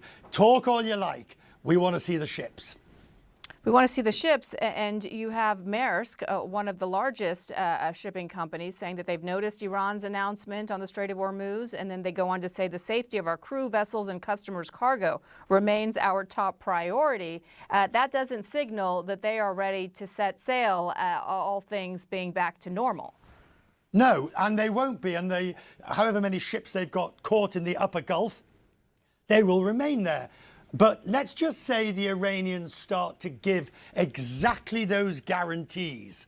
No, you can go forward, no toll. Let's just say, I'm speculating, you can go forward. But you've still got the Americans in the Arabian Gulf outside. You've still got them waiting with their blockade to move things forward. So, and the price that you're looking at now is predicated on actual real oil ships moving. If they don't, that price will go back up again. As for the longer term, how much of the economic crisis is baked in? Is the cake actually rising now? Inflation, how much damage has been done? We don't really know. It'll be a few more weeks before we can quantify that. Certainly an element of damage, but the better news is that things are looking better. Now they've got to actually prove it. Yeah, and it's pretty clear that the president is wanting this war to come to an end rather quickly as well. He sees all of these economic numbers. CNN's, thank you so much. Really appreciate Richard Quest. Thank you for joining us. What are we hearing from the president on all of this? He's on quite a spree on True Social this morning on these big developments, Betsy. Yes, Pamela, President Trump and his team are watching this very closely, receiving regular updates from here in Las Vegas, where the president is making an economic push. But news that the Strait of Hormuz is reopening, very welcome, and officials are feeling optimistic as these talks are progressing in real time. President Trump reacting in that flurry of social media posts. Now, we are learning, according to reporting from our colleagues Elena Treen and Kevin Liptak, that the Trump administration is also considering unfreezing $20 billion in Iranian assets as part of these negotiations. I want to read to you from a post the president sent just a few moments ago. He says, quote, "The USA will get all nuclear dust created by our great B-2 bombers. No money will exchange hands in any way, shape, or form." Of course, this idea of Iran potentially Yes, Trump is at the Tort Conference. Yes, Trump is at WrestleMania. Yes, he's doing all of the things that are happening in Vegas right now. I've heard that Trump is there specifically to go to the Tort Conference and see Sam Cedar. Uncle Sam versus El Presidente. Benefiting financially from this deal, even Yeah, Trump loves tort reform. if no money is exchanged, could lead to some criticism of President Trump, who has been critical of similar deals under the Obama administration. But officials are hoping that a broader deal to end this conflict could be finalized as soon as this weekend. And they are watching those talks between Iranian and Pakistani officials very, very closely to see that if a potential second round of talks could take place in Islamabad as soon as this weekend. Now, there are still some major sticking points, and that includes how long Iran has agreed to pause its uranium enrichment, as well as retrieval of Iran's nuclear material. That is what President Trump is referring to as nuclear dust. But all of this comes after the president yesterday announced a 10-day ceasefire between Israel and Lebanon, something that sources say really paved the way for these quickly progressing developments, as well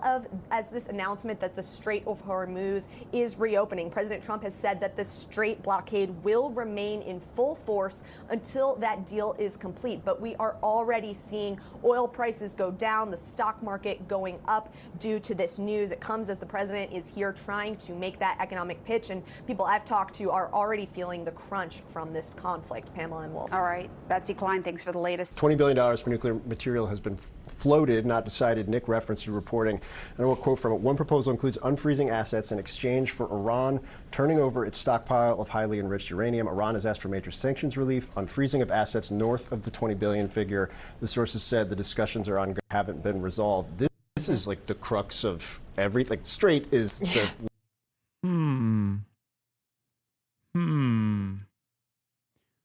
Just no money has exchanged hands. Kind of interesting that when Barack Obama was unfreezing assets, Iranian assets, or when Joe Brandon was unfreezing Iranian assets, that was money exchanging hands. When Trump is doing it, that's a different thing. That's a totally separate thing.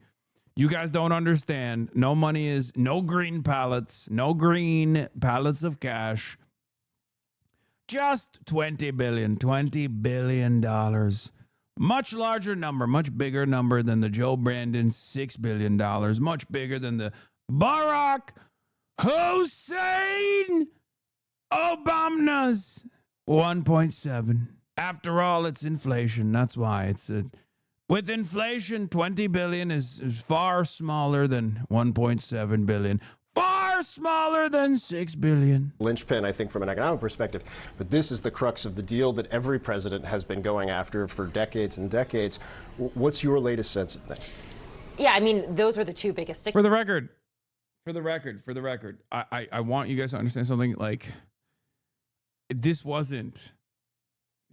is not a point of a serious contention. When Barack Obama did it, it should be done. Rick Scott is so obsessed with you, he's now posting a year-old profile by you about the New York Times demanding why they glazed you.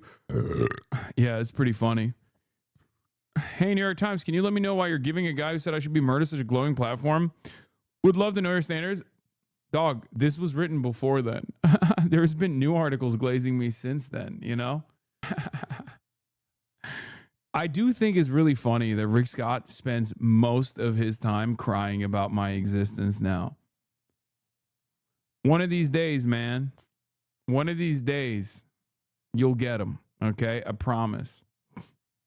Points, I think, throughout these entire negotiations, and as you mentioned, the Strait, one of them, but I think for now seems more likely to be resolved. It's this idea of how long will Iran actually commit to suspending their enrichment of uranium, and then also the idea of going in to retrieve the enriched, having the U.S. or perhaps another country, some sort of mediator going in to retrieve. Honestly, it is somewhat humiliating that he has been consistently pushing this, and I have yet to see any support. Like, if I claimed that someone had put a hit out on me and I just kept posting through it over and over again, like, why does nobody care? Like, this person wants to kill me. Why does nobody care? This person wants to kill me. And every single time I posted it, people were just like, yeah, you suck, dude. You've killed so many people with your Medicare fraud. Fuck you. Like, if that's what the response was every single time I posted this lie, right? Because I didn't actually, demand someone kill Rick Scott. Like, I was talking about Mike Johnson not being sincere about the cause of Medicare fraud, right? But it's pretty funny. Like, if I saw, it wasn't even in like a video game thing. Like, it was hyperbole, right? Like, it's obviously hyperbole, which is precisely the reason why the Secret Service or the Department of Homeland Security or the FBI didn't even fucking do anything about it. But in any case, please pay attention to the actual point here. The point here is, if you keep consistently posting this false claim over and over and over again, okay, and no one came to your aid, at a certain point you have to recognize it's humiliating, right?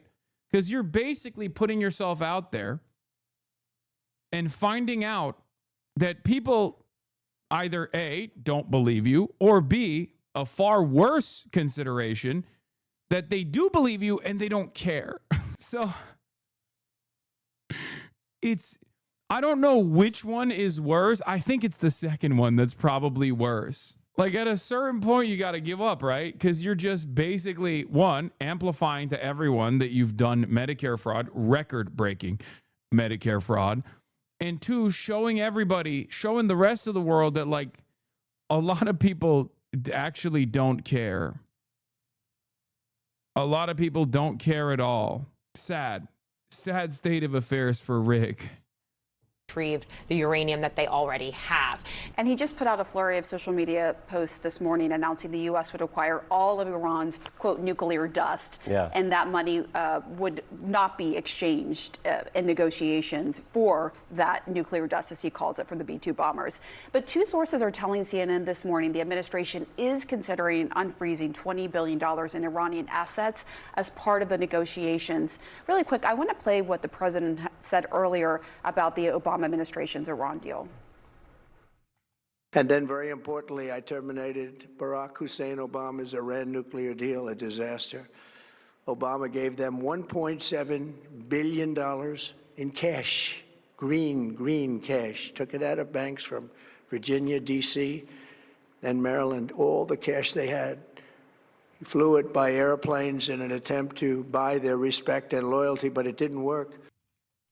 Is it a good idea for the U.S. to consider releasing these funds to Iran? What do you think? Well, we obviously were very critical of the way President Obama handled giving cash to Iran. I think it really depends on the negotiation that President Trump comes through with them. What are we getting in exchange?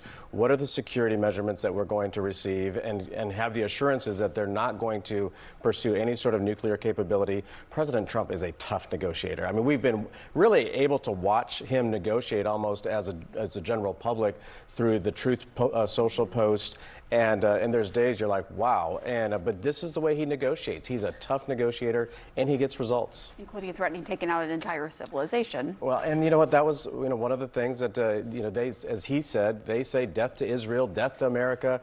And I think we have to take them seriously, and while they are a much smaller country and they don't have the capabilities that we do as Americans, we still have to take it seriously. And I think that those were the types of words that they understood what those meant. I believe that he never intended to do that, but it was simply the rhetoric to put them in a position of he means business. The bottom line is the U.S. has long pointed to Iran as being a state sponsor of terrorism, going back 47 years. And Trump, for his part, said that this war was initiated to prevent Iran from funding that, right? Yeah.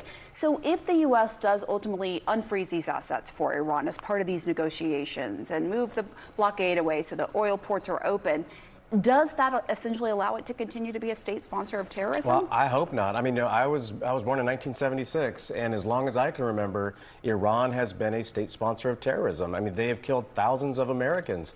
They continue. ZNN, dude. ZNN. It's fucking unbearable. Okay. It's just so funny. This is supposed to be this anti-Trump commentary. This is the pre-Larry Ellison purchase ZNN. And as soon as foreign policy is called into question, as soon as like Israel's needs are called into question, it's uniparty. Like everybody is just regurgitating the same exact idiotic pro-Trump propaganda. They're just saying the shit that Trump's been saying. Oh yeah, everyone knows. Like, obviously Iran is a great danger to. Everyone knows Iran is a great danger to both Israel and the United States and the rest of the world. So I guess you guys have no issues, right? To fund these proxies in the Middle East causing disruptions, whether it's Hamas or Hezbollah or the Houthis, and of course all of the instability in Syria and Iraq. Iran's always behind it. And that's why I really, truly believe that President Trump knows this is the moment that there has to be a change in ideology in the government in Iran. And, that's going to take some time here, but I think the hardest part of the work is done. And now it's going to be a lot of diplomacy and also pressure where the pressure needs to be put in place to push them that direction. Plus, the Strait of Hormuz is declared open by Iran while a Lebanon-Israel ceasefire holds. Britain and France have welcomed the announcement, but warned that more needs to be done. We welcome the announcement that was made during our meeting, but we need to make sure that that is both lasting and a workable proposal. And if anything, it reinforces the need for the work that we've been doing this afternoon. Because the audacity, Iran, famous destabilizer in the region, I say, as an American. Like, wow, yeah, no, it's true. It's the great destabilizer in the region, Iran, and not, I don't know, the United States of America or its extension, Israel. Famously, it's them doing it. Oh yeah, this is of course always awesome. Keir Starmer is flying to Paris this morning to co-host a virtual meeting of the Strait of Hormuz Maritime Freedom Navigation Initiative. He's doing work. He's doing the important work, the necessary work of reopening the Strait of Hormuz. As you know, it's hard work, but someone's supposed to do it. I'm glad. This hypocrisy pisses me off. Kaya Kallas starts her sentence with under international law. Yet, under the entire genocide in Gaza, Europe completely ignored international law. When the U.S. attacked Venezuela, EU leaders explicitly stated that this was not the time to discuss international law. They repeated that when the U.S. attacked Iran.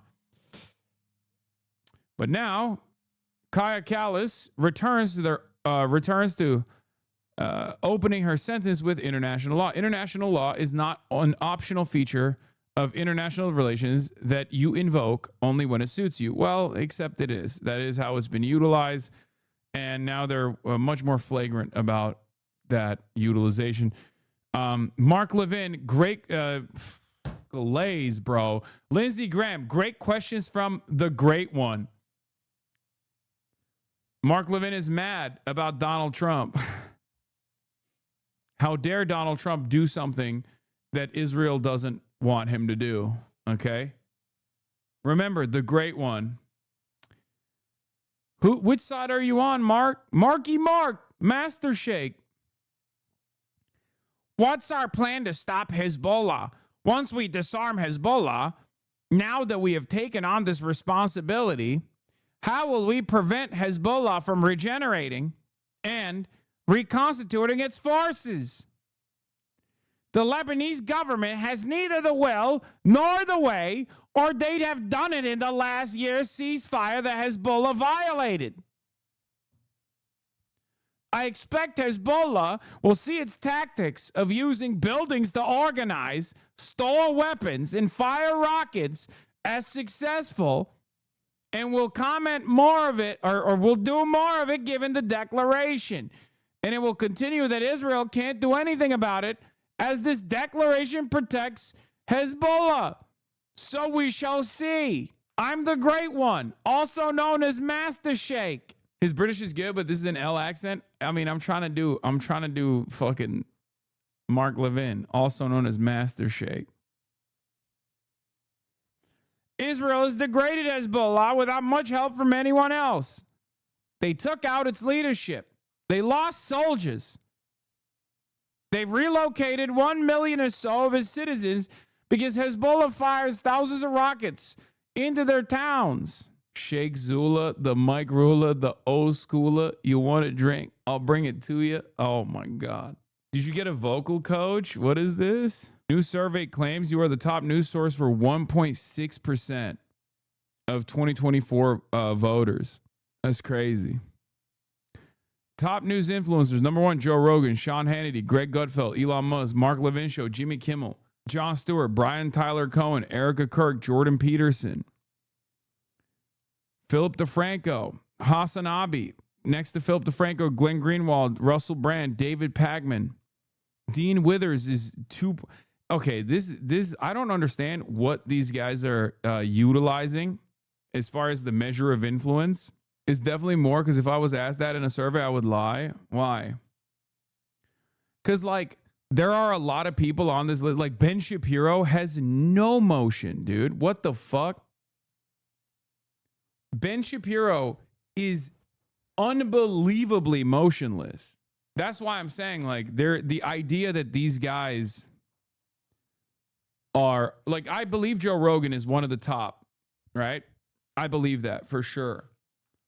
But as far as, like, Rachel Maddow or Ben Shapiro or fucking Maria Bartiromo, I don't think that is, like, I don't know how they conducted this, but it was a nationwide survey poll mentioned in the post I was reposting. Who the fuck would say Elon Musk? A lot of dumb people get their quote unquote news from Elon Musk. I mean, I guess it's 2024, so maybe it was a different time as well. But even then, it's from 2024, dog. No, I still don't believe that. Also, where the fuck is Charlie Kirk? Where's Charlie Kirky? Erica Kirk in 2024? Erica Kirk in 2024. Guys, I'm sorry. This is an unbelievable list. No Charlie Kirk, Erica Kirk instead. No, this is 2024 voters, not 2024 metrics. Oh, this is just percentage of 2024 voters, not what their influence was. Oh. Okay, so it's a new poll. The data isn't from 2024. The people polled are those that voted in 2024. The poll was more recent. Oh, got it. David Pagman has more motion than No Name Haas. It's true. I agree. Online personalities and comedians overtake TV and newspaper as primary news source. A new Ipsos poll conducted for the Jordan Center of Journalism, Innovation, and Advocacy at the University of Mississippi shows how the media landscape has fractured. Do you ever bar graph, bro? I agree. I'm low motion. They should stop covering me. That's what I think. Yeah. Once again, the only reason why I think this is unbelievable is not because I'm at like 1.6%. That's normal. I'm not that big of an influencer, but you got names on here that make no sense. Like Jordan Peterson has no relevance whatsoever. Ben Shapiro has no relevance whatsoever in modern contemporary discourse. And considering that this is a new list, like Jordan Peterson has been in rehab for fucking months. We don't even know if he's still alive or dead. the fact that they would put Jordan Peterson up there, like would mention Jordan Peterson up there, is some about the way that they're doing this list doesn't make a lot of sense. He's in a red meat coma. Yeah, Jordan Peterson, Erica Kirk, like that also sounds unfucking believable. Really? 4% of voters said that they get their top news from Erica Kirk. Anyway, let's continue. Just saw you on Fox News. They were so mad. I'm a fan now. Bitch, you've been following since 2025. Okay? Yeah, this might be more so like maybe a name recognition poll, because like it is base boosted with conservatives. It's chock full of conservatives. And that makes sense because these guys were dominant, right? They were towering forces in the information landscape on the internet for a decade. Now they've died, sometimes literally, sometimes figuratively died. And so from a name recognition perspective amongst like 2024 voters, it kind of does make sense because they're thinking of like who they used to, whose names they recognize, whose names they've heard from. I don't know. Because it doesn't make any sense as far as like their current relevance, because Ben Shapiro has no base. Ben Shapiro has videos on his YouTube page that barely crack 20,000 views, man. It's fucking over. It's so unbelievably over. Why'd you put a hit out on Rick Scott? Shut the fuck up. Anyway, Mark Levin is not happy about Trump letting Hezbollah live and not allowing Israel to do more genocide in Lebanon. We're very clear that the mission that we're putting together is a defensive mission and that comes after a ceasefire. The announcement broke as British Prime Minister Keir Starmer and French President Emmanuel Macron co-hosted dozens of world leaders on the situation in the Strait of Hormuz. CNN's Melissa Bell is outside the Élysée Palace in Paris for more. And Melissa, I'm serious when I ask this question. What is the point of this meeting for European officials when they don't have a stake in any of the decision making here, as has been seen given the announcement from President Trump of potentially a deal looming, and also that the strait, as for now, is open? This was a meeting that was initially proposed by the British and the French, but that also attracted in presence. They were actually here in Paris, the Italian leader and the German leader. But there were some 50 participants. Do I fuck with Electronic Intifada? Their coverage is so good. Yes, I love Electronic Intifada. In it, many remotely. They were global organizations, but some 30 heads of state or government. Add that to the ADL list again. Another offense. He is connected to the most dangerous group of all, Electronic Intifada. Add that to the ADL list, and affiliations that's important, list. It wasn't just Europeans. What we're talking about are the leaders from Latin America through the Middle East to the Indo-Pacific, those parts of the world that were not belligerent in this case, that are not directly involved in the war, but have been on the front line of its effects, of its impacts. And so they came together to try and put together, and they've been talking about this for some weeks, this coalition to ensure that navigation can stay open in the Strait of Hormuz. The idea is that they want no blockade, they want no tolls, and they want the end of fighting, a ceasefire allowing them to mount this mission with the help of the ships of France, the United Kingdom, Germany and Italy in order to carry out minesweeping operations. Now, crucially, only once a ceasefire has been struck. Then this announcement of the lifting on the Iranian side of the blockade and all the hope that it has brought. But what the French president wanted to keep front and center was the need for prudence, because we'd seen so many times before, at moments of a glimmer of hope, disappointment then. Faced with the maximalist demands of the United States, the intransigence of the Iranians, and the continued frustration of the rest of the world faced with this, the idea here was to try and do something. There's something very funny about how humiliating it is to watch European leaders exercise their powerlessness, an exercise in futility. Like, hey guys, we have a say in this too. Like, look at us, we're still here. Also, we withstood obviously the worst impacts of, Trump's dangerous and increasingly belligerent and increasingly violent actions in the region. But also, we're still here. We have a say in this. Okay, we're doing Zoom calls. We're not cucked. Hassan is the Alex Jones of the left. That was so a bit that it just miwans. They haven't heard of them. Top watch news influencers Keir Starmer, the Cook Chair meeting. Hassan's the Alex Jones of the left. Says Marco apologizes. Go apologize for Marco more. Thing about it without Fetterman was just talking about you on CNN. No. Again? being those involved directly in the war. This is what the French president had to say. We demand a total reopening immediately, unconditionally, by all parties of the Strait of Hormuz. We demand a restoration of the conditions of... I just heard on the news that you said Anne Frank would have supported the Houthis. She would have been a believer too. I didn't even say Anne Frank would have supported the Houthis. I don't know what her take would be on this conflict. I just simply stated that there is not much difference between a survivor of one genocide and someone who, as a teenager, experienced the Holocaust. Like, I don't make a distinction between genocides, right? Sorry for, ruining your joke autistically and explaining away my position, but you're right. I think Anne Frank would have been a believer and probably a supporter of the Houthis. free navigation that were in place before the war. So they're feeling prudent about the prospects of peace because, of course, the complexity of the negotiations ahead leaves no doubt to leaders who gathered here in Europe in Paris today. But they're also simply actually looking for a return to the situation before this war began. Bianna. All right. Melissa Bell in Paris for us. Thank you. Now, I will say, from all of the conversations I've been having today with Trump administration officials, White House officials, they are very optimistic. What do you mean, survivor?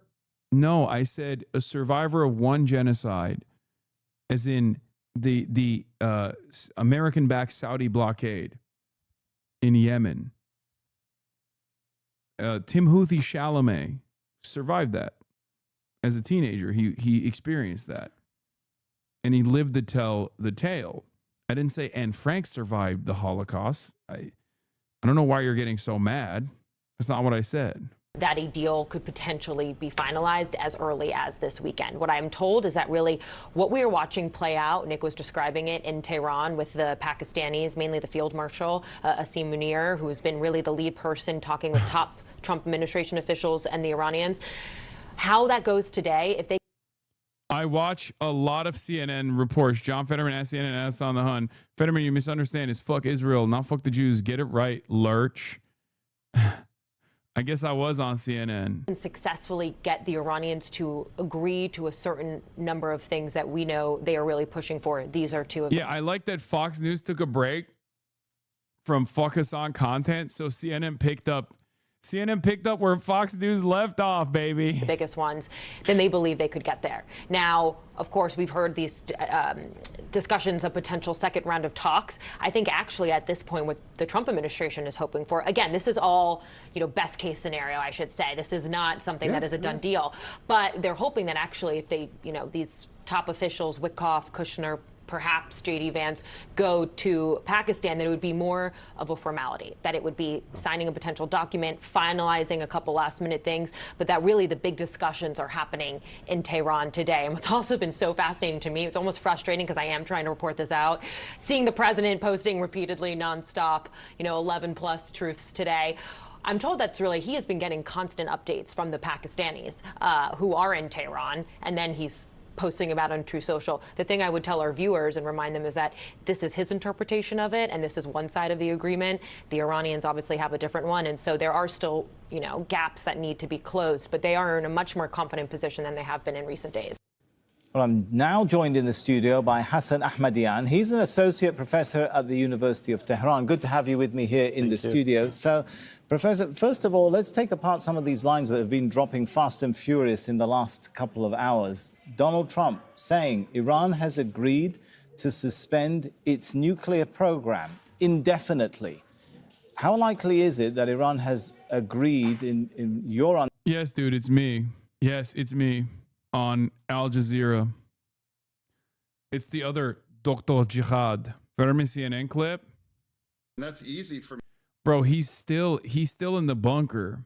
He's in the Führer bunker alongside Benjamin Netanyahu.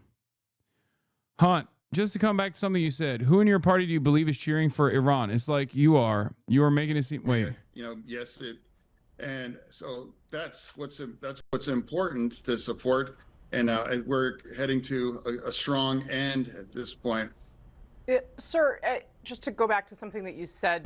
Sir, what the fuck are you saying? Just a moment ago in your answer, who in your party do you believe is cheering for Iran?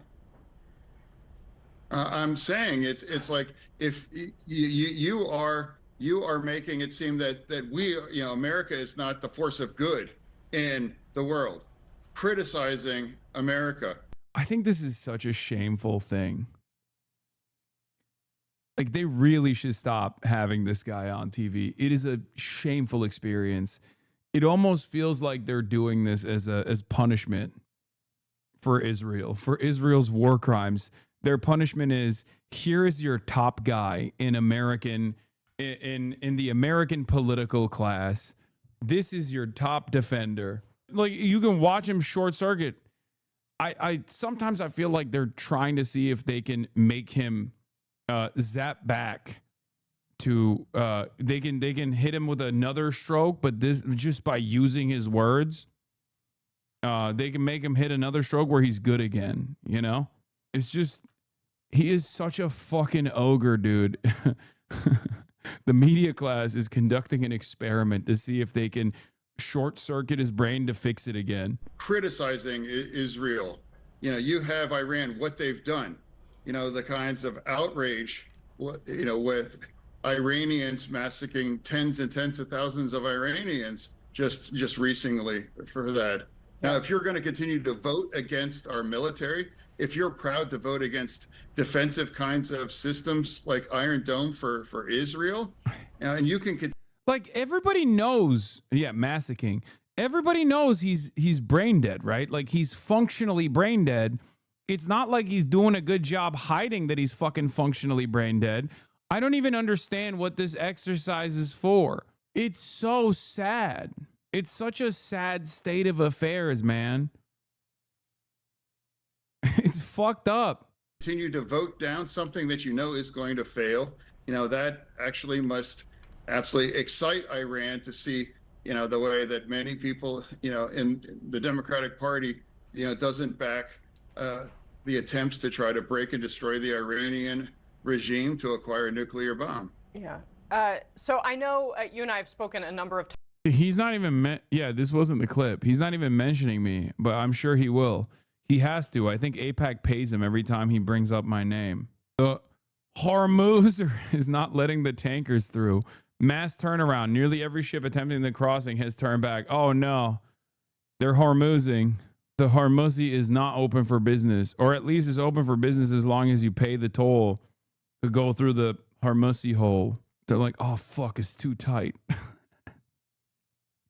I really gotta stop. I'm sorry. I apologize. I'm fucking stupid. This is why no one should be listening to me. Pushing 50 years old. Oh, I'm sorry. John Fetterman can his way through this process, but I can't make a couple Hormuzi is too tight jokes. Like, that's fucked up. Let me have a little bit. Understand to suspend its entire nuclear program indefinitely. There's nothing that has been agreed so far on the nuclear program. But why then would the US president make this kind of statement if Iran is Iran going to come out and say we haven't done this? I think the negotiations that are to... I convinced my mom to tune in today, Sag. Okay. Basically restart with the mediation of Pakistan are about this. So there's no negotiations. Now that he basically forced the ceasefire, which was supposed to happen in, parallel to Iran's ceasefire. It was a regional ceasefire agreement This with guy's the goated, by the unfreezing way. of Iranian assets for Iran to That's what the return. mediator of Pakistan said. Yes. In their understanding. Iran and Pakistan said so, but Israel violated it, and so Iran said that wartime situation in the Hormuz will continue. Now, with the ceasefire in Lebanon, talks of unfreezing Iran's assets, the Strait of Hormuz being dealt with differently by Iran. Not that different. We'll but talk in a still. minute about the Strait of Hormuz, but I want to finish first these lines about what Donald Trump is saying has been agreed. And he's saying, we will go in at a leisurely pace to recover uranium, which we think refers to the 60% plus enriched uranium. Again, how likely, or from your understanding, is it that Iran will agree to allow U.S., I guess, forces to go in and recover enriched uranium to that degree? Yeah, I wanted to get to this point. So far, nuclear is subject to discussion. There's no agreement. Trump tells CBS Iran agreed to stop supporting Hamas and Hezbollah. Yeah. If there's one claim I absolutely do not believe, it's this one, okay? Yeah, I'll believe it. I'll believe it when I see it, okay? Sure, man. Yeah. Because, like, remember, this is not an ideological allegiance, okay? I'm not silly enough to believe that, like, oh, Iran is doing this because Hezbollah is Shia and they have like a great deal, a real commitment to the emancipatory needs of these people. I'm sure there are some who believe that, right? Inside of the Iranian government. But ultimately, the reason why they're doing that is because it's a part of leverage. It's a part of the leverage that Iran has against America and Israel in the region. So it's, in a way, it's not dissimilar to the other totally ridiculous demands that the American government has made that Iran will never abide by, which is to restrict their strike capabilities away from Israel. You're wrong, Hassan. It is ideological law. I mean, it's sure. There's a ideological need for it as well, but ultimately it's pressure, it's leverage. Okay, there's no ideological need for why Iran must have missile striking capabilities that actually reach Israeli airspace. That is leverage. That is deterrence. Okay, and it's the same for the axis of resistance. On anything on the nuclear file. Right. There are ideas mediated by Pakistan back and forth between Iran and the United States, but there's no agreement. I can say that with certainty. I also don't think, I'm not a committed believer in the Orientalist framework that people understand Iran through, where they'll be like, oh, well, they're Shia. Like, they don't care about death. Like, they don't care about martyrdom. Sure, I'm sure that also, that plays somewhat of a role. But at the end of the day, like, sovereign states don't make these sorts of considerations. They don't make these sorts of decisions exclusively for some kind of like ideological purpose. Bro, you're the only one I've ever heard even bring up the Shia mentality. Yeah, I say that as a joke. It's not serious analysis. But Iran basically has a red line on its nuclear program. You can't just ask it to indefinitely freeze its enrichment because that's a right. It has, in accordance with the international law, with the treaty, the NPT, the NPT, what? Basically. And so, what the fuck is this? Reasons to be a Hasanabi fan, a comprehensive guide. In parentheses, streamers stink. Hassan Piker, self-proclaimed geopolitical guru, once struggled to locate Yemen on a map. Turns out his expertise has lost his sense of direction. His hot takes on the Israel-Hamas conflict. Hamas can never do wrong, dismissing war crimes like their LSF shitpose. He rails against capitalism while nestled in a $2.7 million mansion. Wait, someone wrote this as a book? Link McKinley. Then there's Hassan's love affair with terrorism, defending Hamas's resistance fighters while shrugging off the October 7th massacre of 1200. His claim that Jews are inbred and vile isn't critique. It's a dog whistle loud enough to wake a coma patient. Oh my God, this is ChatGPT. This is an AI book. Someone wrote a fucking AI book. Is AI slop? Undoubtedly self-published. AI has made effort posting much easier. Don't call it slop, is Kino. Yeah, I think like AI, like back in the day, people used to actually do effort posting. Okay? Guys, stop linking the fucking dumb fuck haters ChatGPT posts like, oh my God, my own community are my worst fans. They just never think. They literally don't think. They're just doing promotion for this fucking dipshit. Like, please, what the hell is wrong with you? It's not willing to give it up. And I think him talking about Iran giving up its uranium is also unrealistic. The Iranian We crave the slop. Yes, you crave the slop. You love the drama. You can't be serious. You can't think tactically ever. came up with ideas before the war, and I think they are sticking with those ideas. That's what I was going to say. It was reported before the war through the Omani mediators that there had been a breakthrough in handing over the plus 60% enriched uranium. It's not handing over. It's bringing it down to 20, diluting it to 20% and then to 3.67%, which is for... Yeah, contrastive negations are my least favorite chat GPT-isms. It's not effort posting. It's slop maxing. Yeah. It's so fucking annoying. I hate it so much. I don't know why ChatGPT decided this is the best way to do it. This is the best way to go. Peaceful purposes only according to the IAEA. And so you don't think it's realistic that they will now agree to the US going in there and taking that enriched? There's a threshold to getting into an agreement on this. Okay. For two reasons. The Iranians are saying this is our right, and second, they are not that, they don't have that much of stockpile to give this up, and then when the United States violates its commitments, then to enrich again. They don't have much uranium, so it's not all right, that easy. Let's talk about the Straits of Hormuz, and the US president also saying Iran has agreed to never close the Straits of Hormuz again. Again, how likely is that, do you think? Well, that's, I think, depends on how the United States acts. Basically, when there was agreement, as I said, they violated it in two basic, points. Lebanon and then the unfreezing of assets. Iran also said we are not bound to it.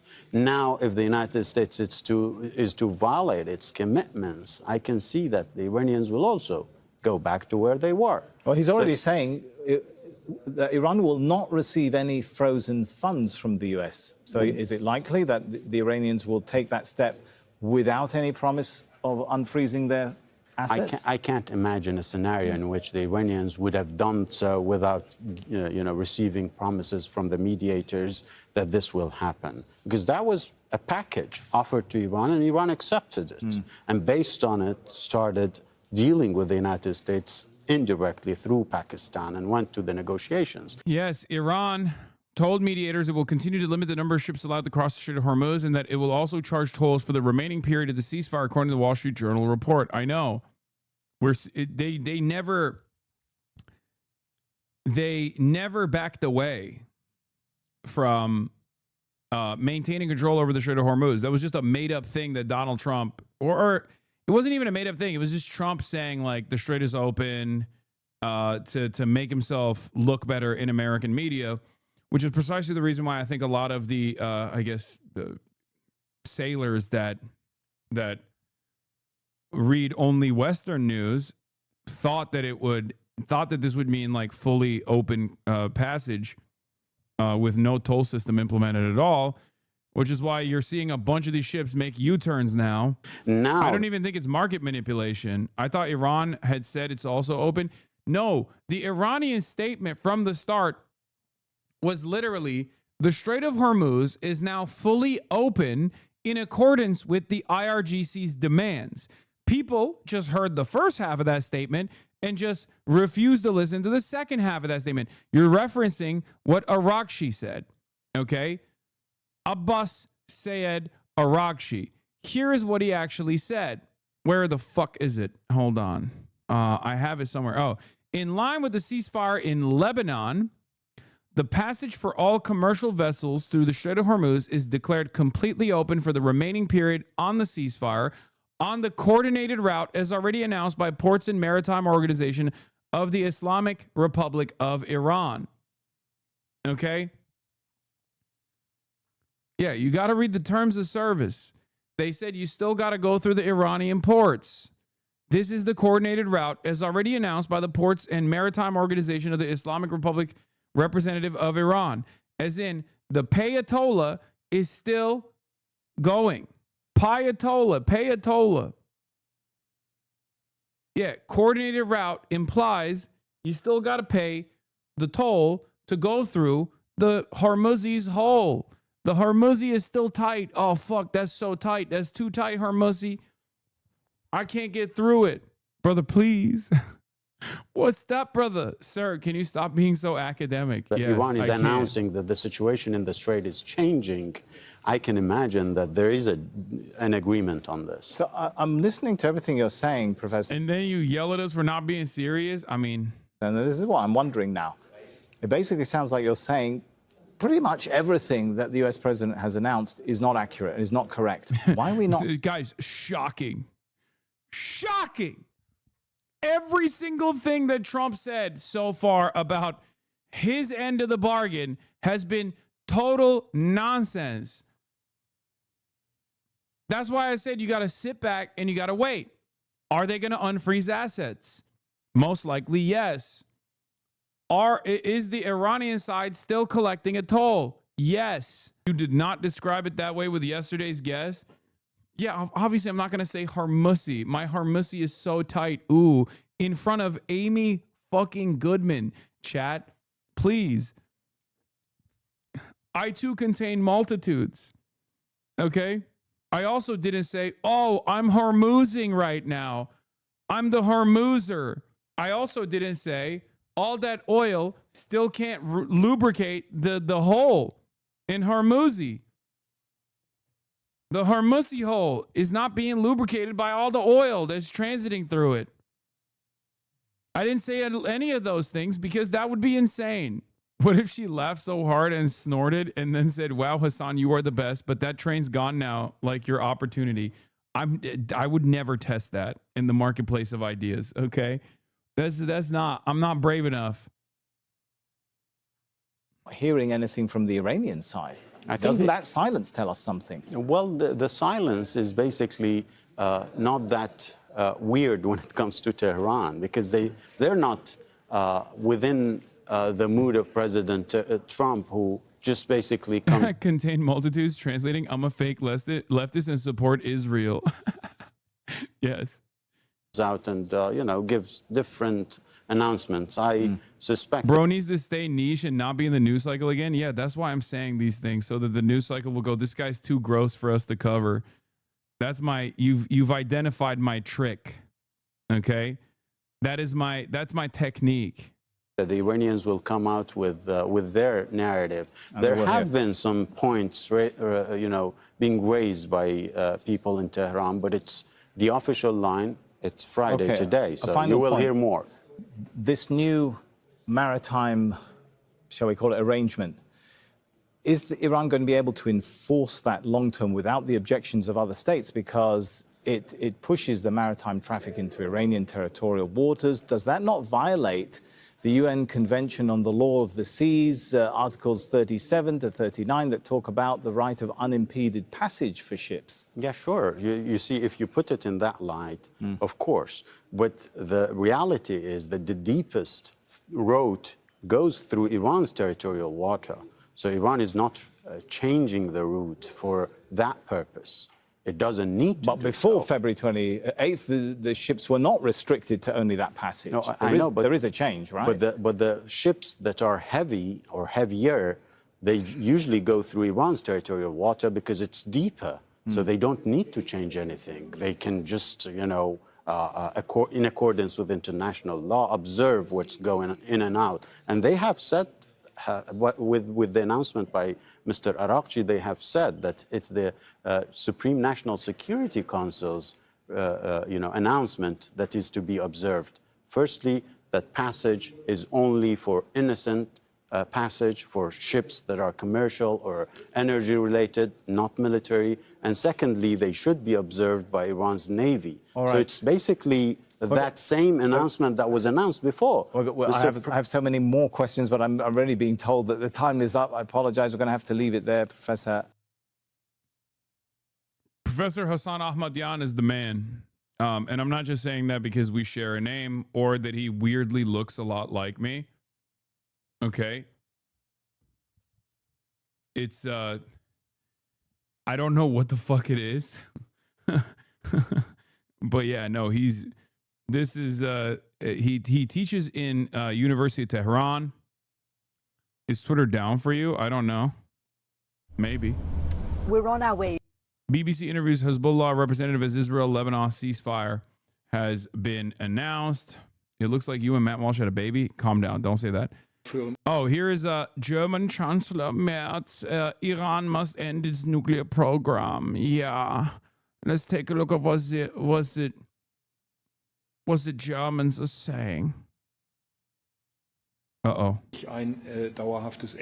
We want to achieve the lasting end to this war as quickly as possible. Our message also in coordination with all of our partners is Iran must end its nuclear program. It must stop attacking the Israel, which is our emotional support apartheid. Yeah, we love the genocide. We love it. There's never been a genocide that has happened around the world, or even ones that we've committed that we haven't been fully on board with. Yeah. When white people do voices, it's just racist, FYI. Well, I guess I'm the racist.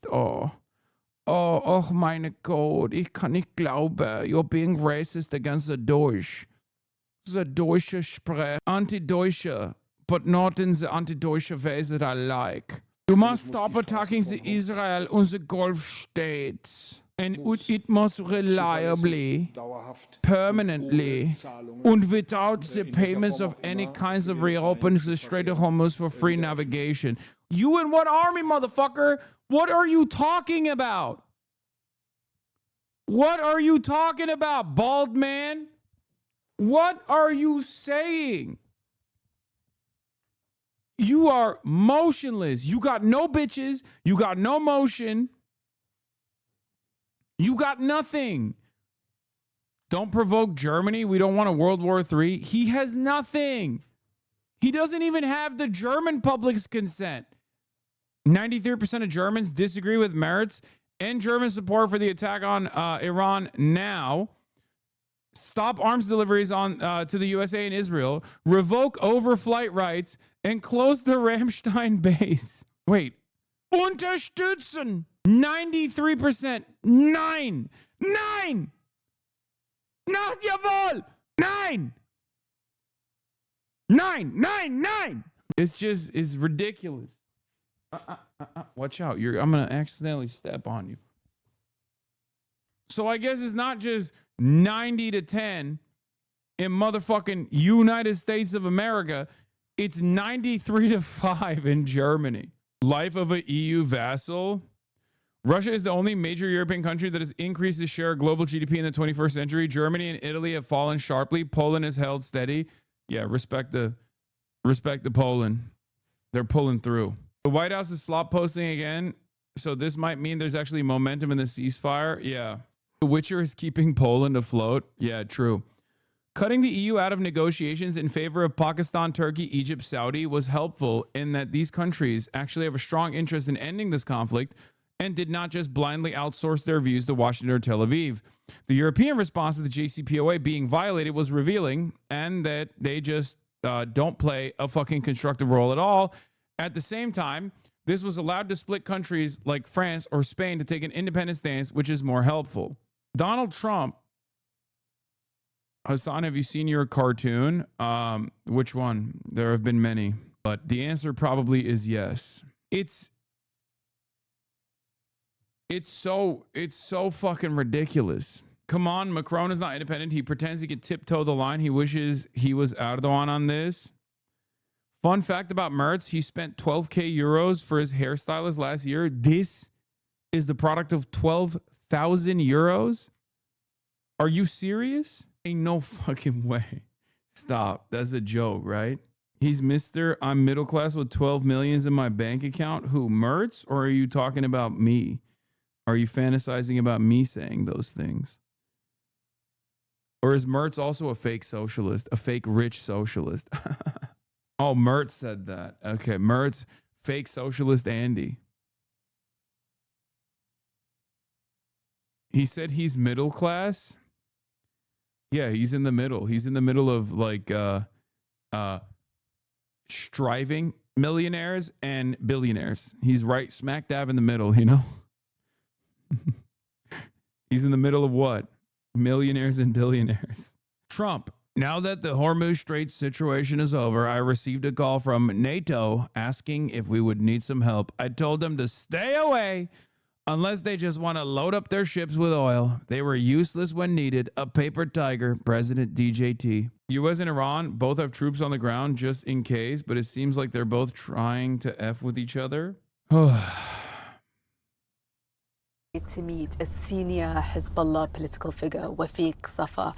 He is instrumental in understanding Hezbollah's position right now, what they are thinking, and it is a critical time for Lebanon. I did see it. He is also a high-value target for Israel, so we're meeting him in an undisclosed location, and we've been asked to leave our phones behind. We meet in a building on the outskirts of the southern suburbs of Beirut. He tells me the Iranians have told him a ceasefire is about to be announced. And so I start by asking him if Hezbollah would abide by it. إذا كان وقف إطلاق نار مثل ما كان بسنة 24 يعني في حرية حركة تعود إلى ما Hezbollah ever disarm? Never ever. Damn, he said that shit in English. Not until they pay for the reconstruction will we ever disarm.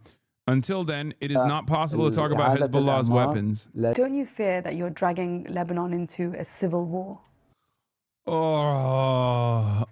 I fucking, oh my God, Western journalists. Israel is not a naturally occurring disaster, okay? There are people who are pressing the buttons that blow up schools in Lebanon. There are people who are flying the planes that do targeted strikes on buildings in Lebanon that kill 300 civilians in a matter of 10 minutes, okay? This is not a naturally occurring disaster. These are human beings, well, maybe, that are committing these atrocities, okay? The idea that Hezbollah is triggering this volcanic incident is totally ridiculous, okay? I hate this fucking argument. Oh, well, don't you feel like your existence is necessitating Israel's maximum violence against the Lebanese population? I don't know. Then why the fuck did Israel invade Lebanon before Hezbollah even existed? Hezbollah's existence, its military actions are the actual necessity here. Israel's violence and Israel's existence necessitates some sort of militant response in advancing the self-determination of the Lebanese population, in advancing the goals of defending Lebanon. Hezbollah exists because of Israel. Israel doesn't do violence because of Hezbollah. Israel simply uses the existence of Hezbollah to continue doing violence. Any civil war in Lebanon needs two warring parties. The party that doesn't want it is the one that has the power to do it. It is Hezbollah. Hezbollah is in favor of civil peace. Hezbollah has always been and will always be keen on peace. Hezbollah was the first to attack after October the 7th. And Hezbollah was also the first to attack in this war. Bullshit. Bullshit. Israel never stopped ceasing its fire. When Hezbollah stopped its fire, Israel never stopped. In the region, everybody knows, ceasefire with Israel means you cease, Israel fires. Israel killed thousands of people in Lebanon in the months-long, quote-unquote, supposed ceasefire process. It's totally ridiculous to be like, oh, you guys fired first. You guys fired first. That is bullshit, okay? That is complete fucking bullshit. And not only is it complete fucking bullshit, Israel has openly stated their desires to turn Lebanon into Gaza. Here's Christiane Amanpour posting the New York Times report on it, saying the Gazification method per the Israeli government, not only for Gaza, but also Lebanon and Iran with the United States. Hezbollah, as a part of the axis of resistance in 2023, engaged in the act of deterrence against Israel by not just striking Israel, by the way, but simply starting its strikes against Lebanese territory that Israel was currently illegally occupying. Okay? Many people don't know this. Many people think Hezbollah just started lobbing missiles into northern Israel out of fucking nowhere. Okay? Which, again, as a part of its Acts of Resistance contract, okay, not like a directly written contract, but as a part of its function as a primary military deterrence against Israeli incursions into Gaza, was actually supposed to literally invade Israel militarily. Okay? I agree, but it's not just the Western journalists. This is the opinion of a lot of people in Lebanon, including some Shias and former allies. They feel like Hezbollah provoked Israel by no longer following the one-sided ceasefire. As unfair as that assessment is, it is how the political sands are shifting in Lebanon right now. This is a real make or break moment for Hezbollah. Not only how they navigate it politically and militarily will be really important. My job is to say the truth. My job is not to abide by the false notion that people have developed in the region. Okay? I don't care. I have to say the truth. And if the media doesn't say the truth, I have to call them out on it. Why? Don't you think that a part of the reason why people are saying enough is enough, and that Hezbollah is the reason for why Israel is blowing up Lebanon, is a concession that people are making because they are getting this kind of false information from the media? To be honest, I think you are wrong. Me, if I was an idiot, to be honest, I think you're wrong. No, you're talking about, he's not saying that to me. He's saying that to Cloud District Enjoyer. But it doesn't matter, okay? What matters is the truth. It's like saying, okay, well, the assessment from the Iranians who are Shah defenders inside of Iran is the idea that America and Israel are going to save Iran. At the time, there were plenty of people who were coming into my chat before, 49 days ago, leading up to America and Israel's bombing campaign, that there were plenty of people inside of Iran that were getting their information from Iranian International and were developing the wrong opinions, totally ridiculous assessments.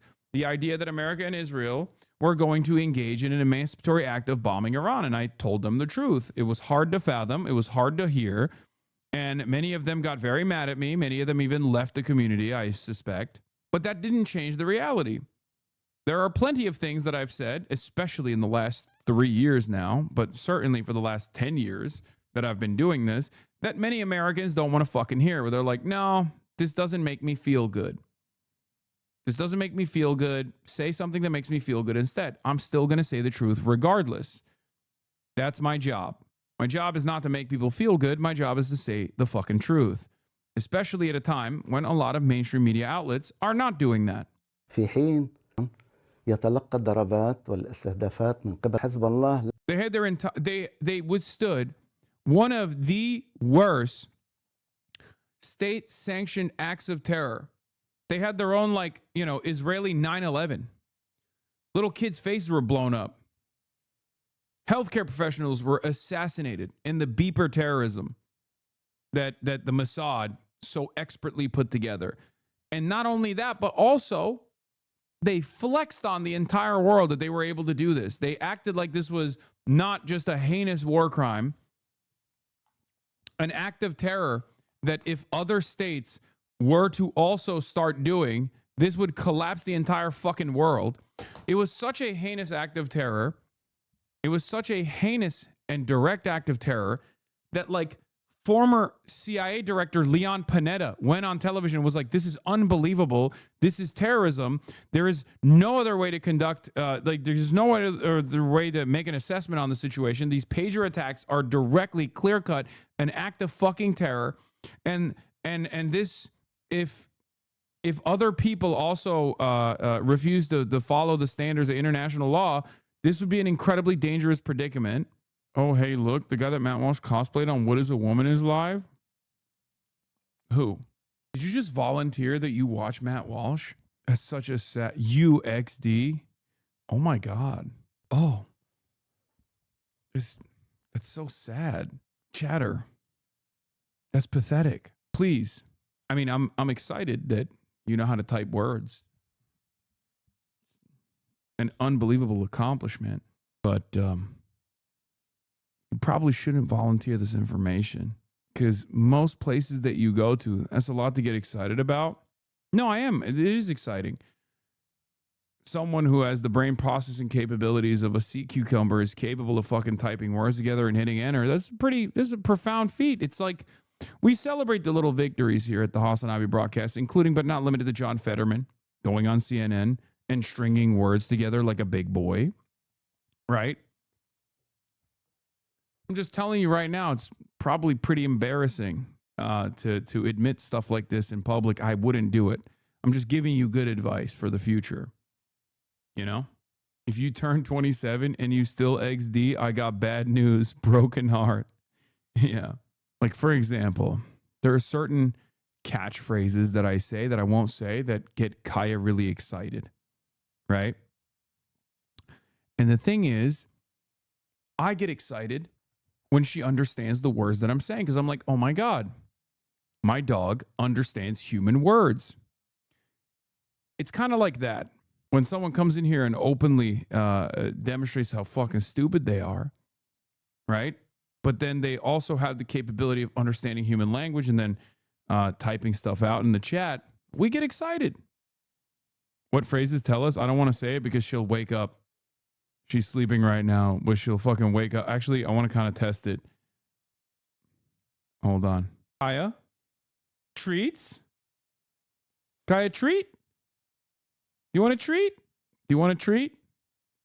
Okay, now I have to go and get her a treat. You did this, but I guess it's a good thing. It's not a bad thing. يقبل نقطة استهداف للعدو الإسرائيلي واستهدف حزب الله. Israel says that it's protecting its civilians from the Hezbollah attacks. That's why it's attacking in Lebanon. How do you respond to that? علاقة بالجنود الإسرائيليين ولم تكن. With the interests of the Lebanese people. And for Hezbollah, which ones come first? The interests of the Lebanese people or of Tehran? حزب الله ينظر إلى المصلحة اللبنانية هذا بلا شك وبلا ريب. بالعكس نحن استفدنا. They're coming back. Car after car, families are making their way south, returning to homes they fled under relentless bombardment. Traffic jams stretching for miles. Even the warnings by Hezbollah and Israel not to return are being ignored. Many have nowhere else to go. This is what a fragile truce looks like. In Dahia, the southern suburbs of Beirut, I saw what so many are now returning to. Neighborhoods devastated, lives upended. You really can get the scale of the devastation here. Entire residential buildings have been destroyed. This is home to hundreds of thousands of people in this sprawling, densely populated community. It's also where Hezbollah has administrative offices, security offices, and financial offices. And so Israel has been hitting this community incredibly hard. This is an area where Hezbollah has long had deep roots and where Israel says it has been targeting its infrastructure. But on the ground, it's civilians who are living with the consequences. A resident of Dahia told me he believes the strikes have been indiscriminate. Even if there is an office for Hezbollah in the building, it doesn't mean you impact all the people living there and bring the whole thing down because of one apartment. They're able to target one specific place. They have advanced technology. It's not necessary to hit the whole thing. There are people who are not with Hezbollah. We are not part of Hezbollah. We rely on them because of what's happening, because no one else is supporting us. It is a view echoed by many here. And even on... Also, I want to repeat one more time. I know that living in the United States of America, living in the Western world, we see somebody like waving a Hassan Nasrallah banner and we think, oh, that's a terrorist. That's not how this works. Okay.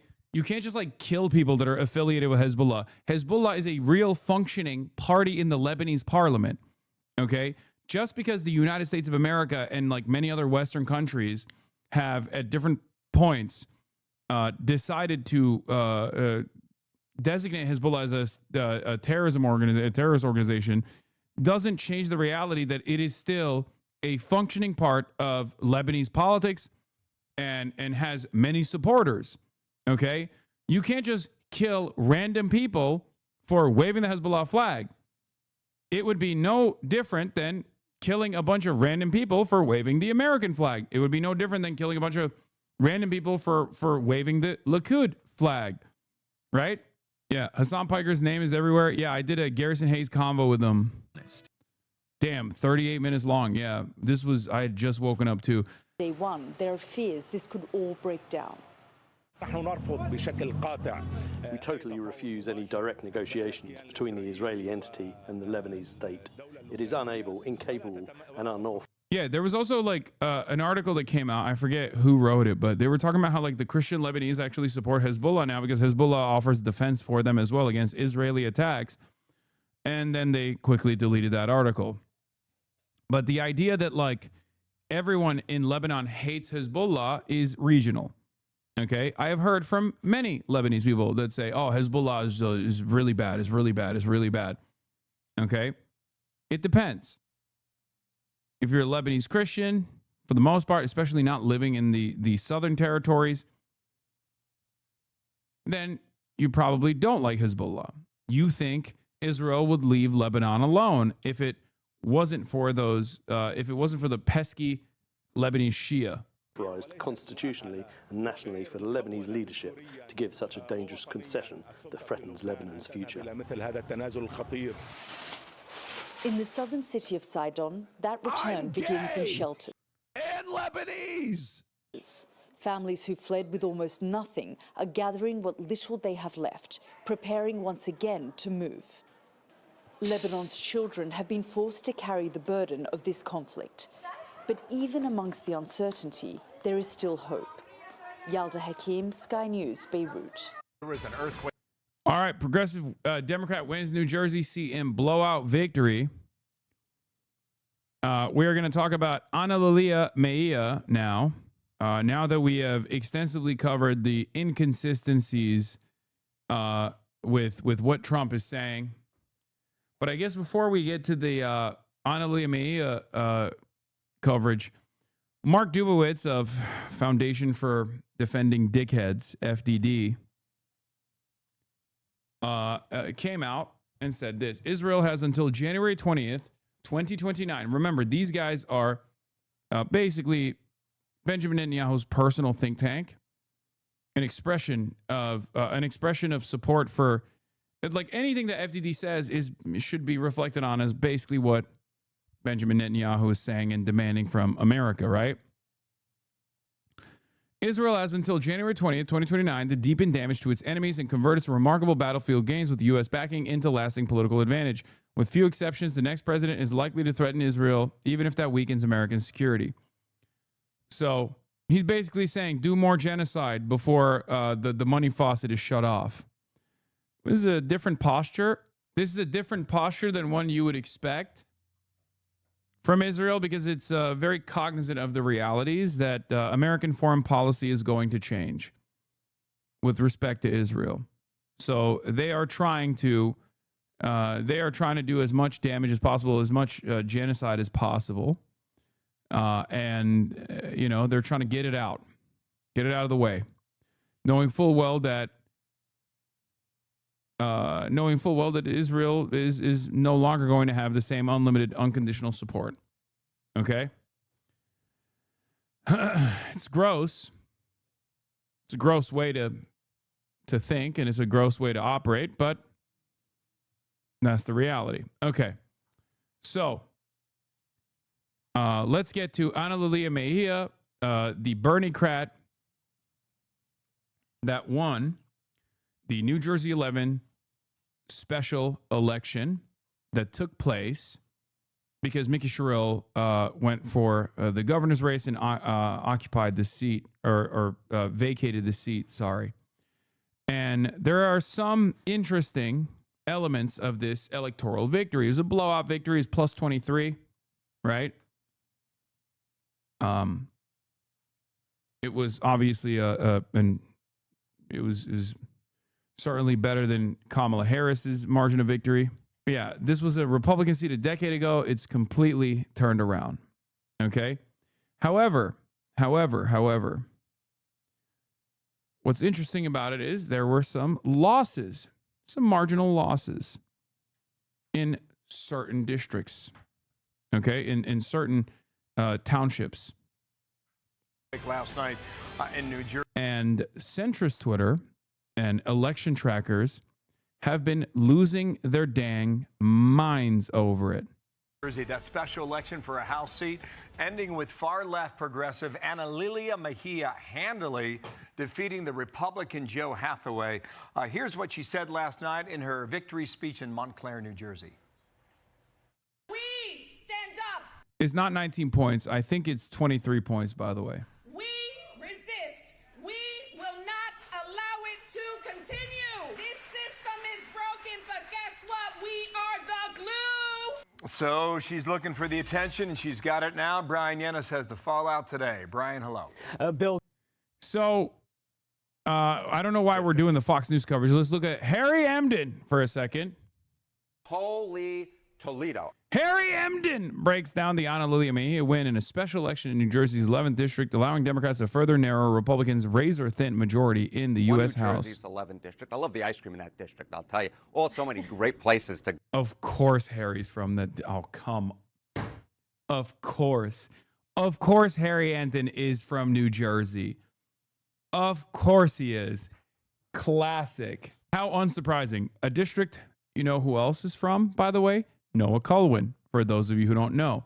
Noah Culwin's father is a rabbi in the district, specifically in the neighborhood that Ana Lilia actually lost support in. Let's take a look. You know, but bottom line is this. Kamala Harris won that district by 9 points, but right now we obviously see that Mejia is way out ahead, but that is not surprising me because it's part of a larger picture. Look, we are now talking about 7 special elections, and in every single one of them that we've had.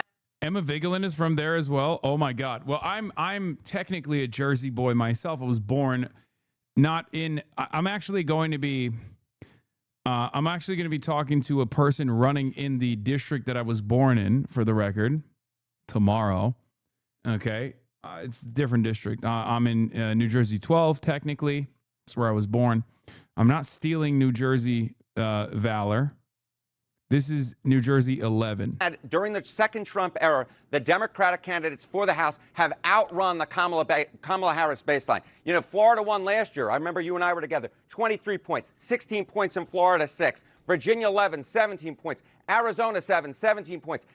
New Brunswick is New Jersey 6, not 12. Wait, really? Did I fuck that up? I'm sorry. Okay, maybe I won't.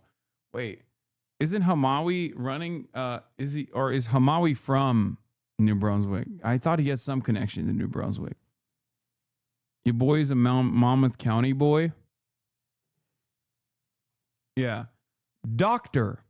Adam Hamawi is going to be in the building tomorrow. Dr. Adam Hamawi.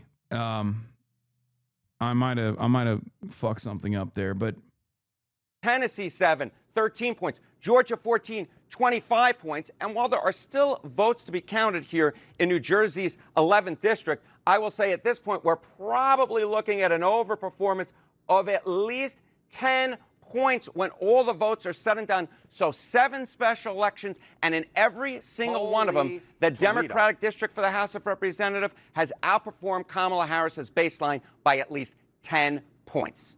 So, holy Toledo. Holy Toledo.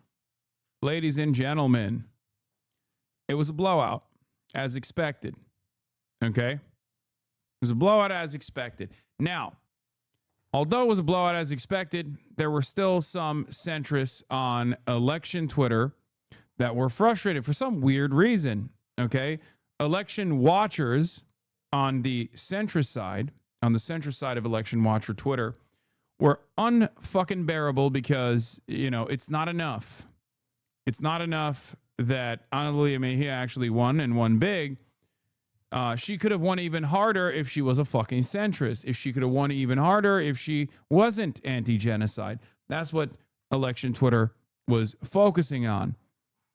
Very aggressively, mind you. And, of course, Steve Kornacki had some analysis on this as well. He pointed to in New Jersey 11. Mejia won.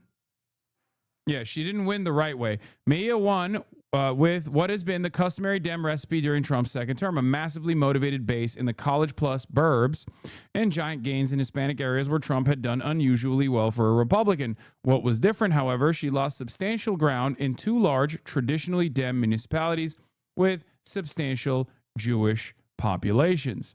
This is true, Livingston being one of them, right? And she did. She actually underperformed Kamala Harris in these two substantially large Jewish populations. But she won big regardless, right? Which was the argument that I had presented over and over again. There are far more people who actually care about taking a strong anti-genocide position than there are those who will claim that they won't vote for you or even vote for the Republican if you are pro-genocide. Okay? Now, here's the thing. This turned out to be the truth. This turned out, we don't even need to speculate on this any further.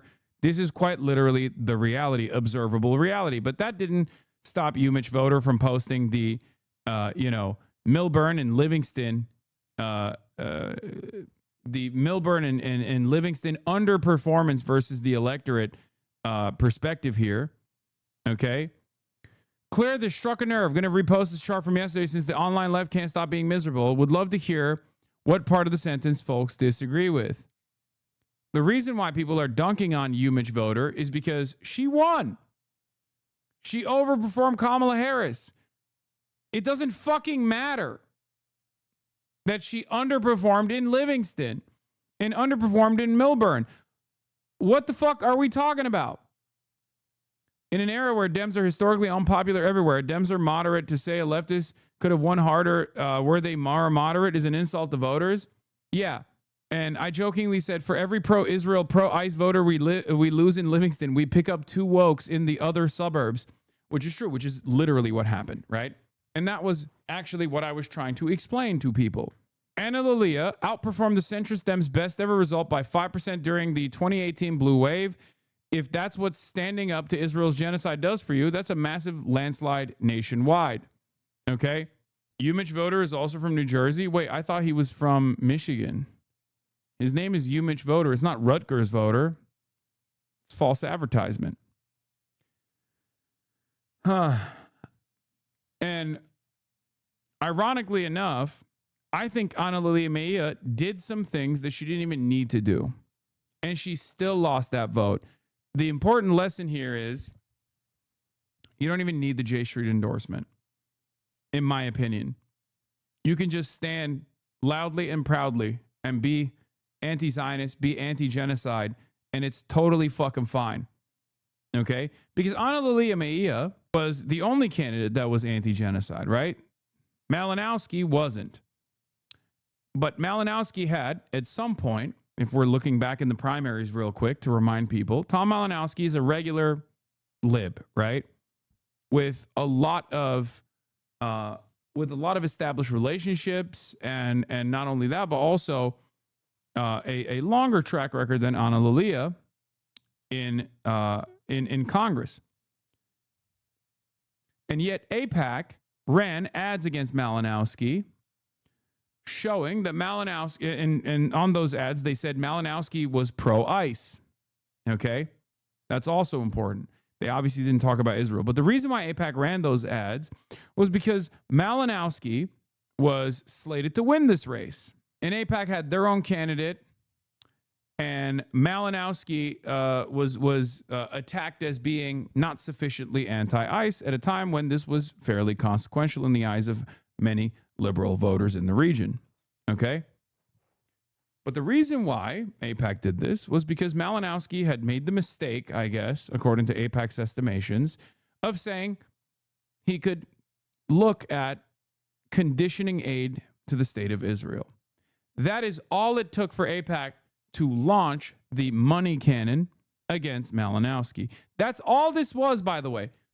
AIPAC is such an insane institution that even someone who has always been pro-Israel, that said at one point that they could potentially condition aid to Israel at some point.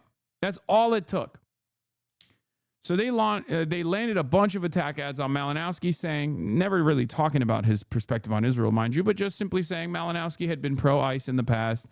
And of course, people then looked to the anti-ICE candidate, which happened to be the anti-genocide candidate.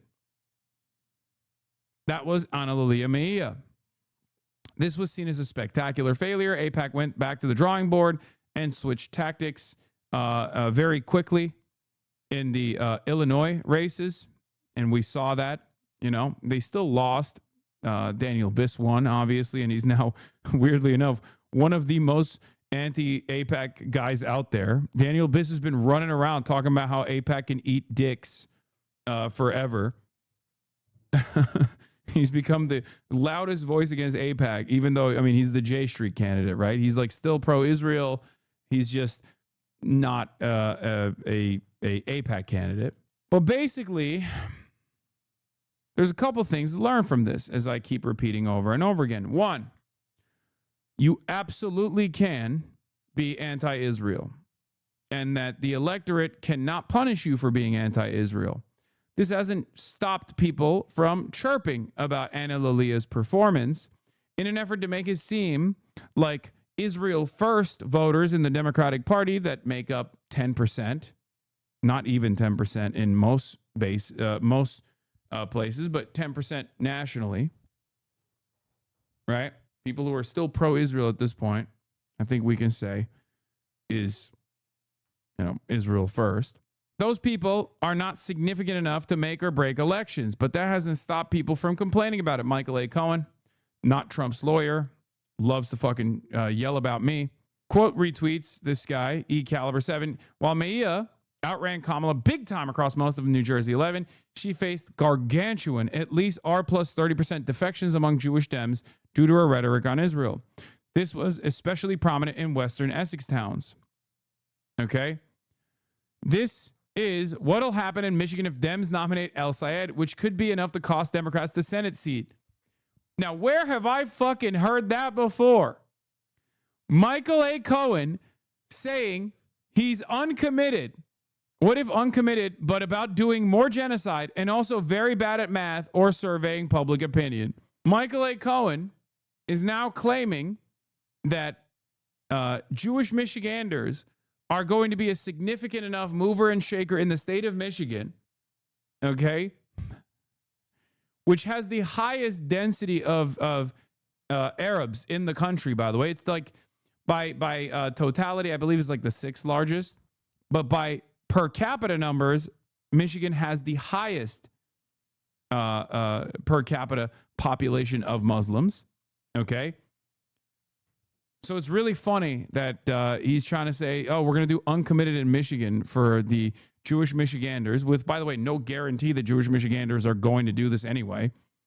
I don't know what the exact percentages of Jewish Michiganders is, or rather, what percentage of them actually are Israel first, because there's also obviously no guarantee. And even if someone is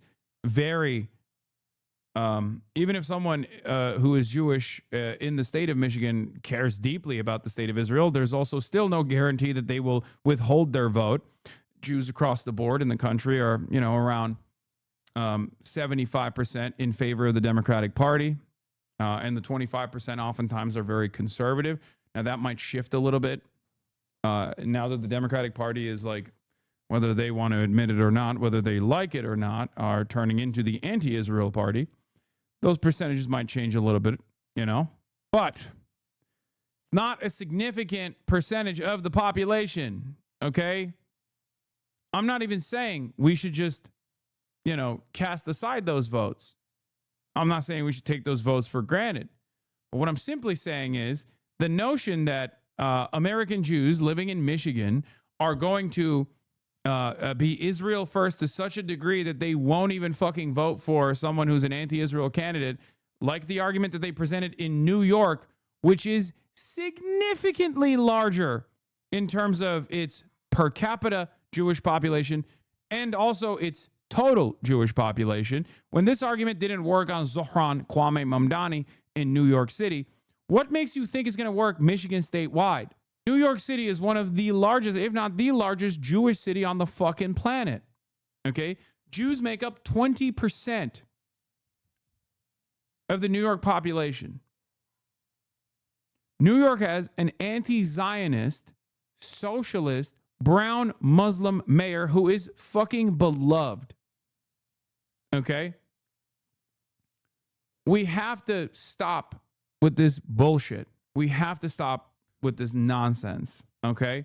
Let me reemphasize that, says Marshall Steinbaum. My father told me that Maya's victory wasn't assured because the wealthy Jews would vote against her. But it turns out that if you lose them, you pick up a far larger coalition. And that is what the party establishment fears, not losing. Okay? Ironically enough, Trump is Erica Kirk posting in his live with Erica Kirk at Turning Point USA, Toilet Paper USA. He's left the situation monitoring seminar. He's left the tort reform conference, and he's now in Arizona. He is about to speak at Turning Point USA. We'll watch that in a second. But remember, one of the things that I wanted you to understand here was Democrats wanted to win with their own metrics of success in 2024, and they lost. They didn't want to win unconditionally. They wanted to win without foregoing support for Israel, and they lost because of that. Well, here it is. Democrats, by force and by a stroke of luck, let's be real. Shouts out to AIPAC for that one. Here are Democrats winning and winning big without the tiny marginal percentage of voters that are Israel first.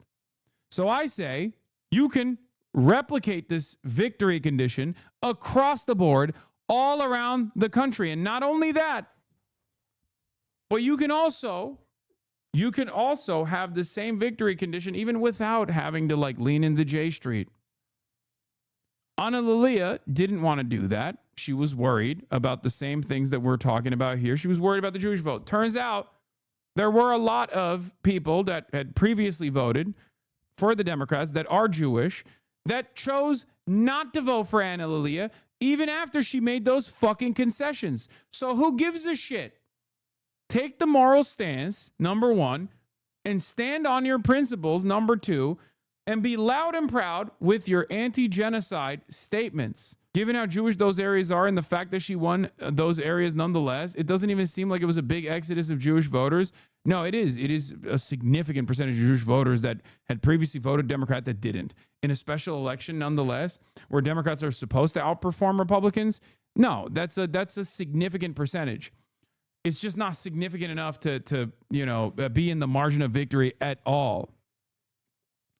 Everyone's focused on the ground. Meia lost with Jewish voters, but I think the fact that a candidate who defines Gaza as a genocide still won one of the most Jewish districts in America does a lot to deconstruct the idea that Jewish voters are a monolith against criticisms of Israel. Yep. I mean, they're not a monolith at all, but the story here is that pushing too hard really did cause unthinkable double-digit swings, even in ancestral Dem counties. It's just offset elsewhere by other voters. I mean, it definitely did cost her with Jewish voters, no argument, but I've seen a lot of the more insidious factions on both sides try to enforce the Jewish voters are loyal to Israel narrative on here, and I think it's important to point out when that's exposed as false. Yes. The reason why people are talking about the Jewish vote here is specifically to try to warn the Democrats not to fucking take strong stances against Israel. It doesn't fit. Okay? What it does demonstrate is the absolutely massive right-wing swing of American Jews as a voting bloc, as much as they're a unified voting bloc, as you've said, they're going full MAGA. No, they're not going full MAGA, but some Jews are. It's true. And pussy too. Hasanabi, our Jewish New Jersey voters are metric to analyze how likely Jewish Michigan voters will vote per state basis seems important. No, it's not as important. Jewish areas in New Jersey, 11 showing a similar persuasion-induced swing to Republicans that the down-ballot citywide candidates in New York City saw in the wealthy Jewish areas in Manhattan. Yeah. That's what happened. There are some wealthy Jewish voters who care about Israel quite a bit that swung in the direction of Cuomo as well. It's just they're not as significant. Okay? They're not as significant. They're not large enough in numbers. And also, you have to pair that up with their fucking ridiculous demand. The ridiculous demand is what? Don't say the truth about Israel? Get the fuck out of here. It's a 90-10 issue, guys. It's unbelievable to be like, oh, well, what will, some of our wealthy Jewish voters that have reliably voted for the Democratic Party, what will they think? That's ridiculous. Like I've said already, if someone is going to refuse to vote for a Democrat, okay, hold on. Doors open. If someone is going to refuse to vote for a Democrat after reliably being a voter for the Democratic Party because that Democrat is saying the truth about Israel's genocide, which is not only the truth, but it's also the morally correct position. And on top of that, it is the overwhelmingly popular position that channels the desires of the overwhelming majority of the base within the Democratic Party. Okay? Then who gives a shit? Who gives a fuck? You can say good riddance to some people. You can say that. You're not saying good riddance to all Jewish Democratic Party voters.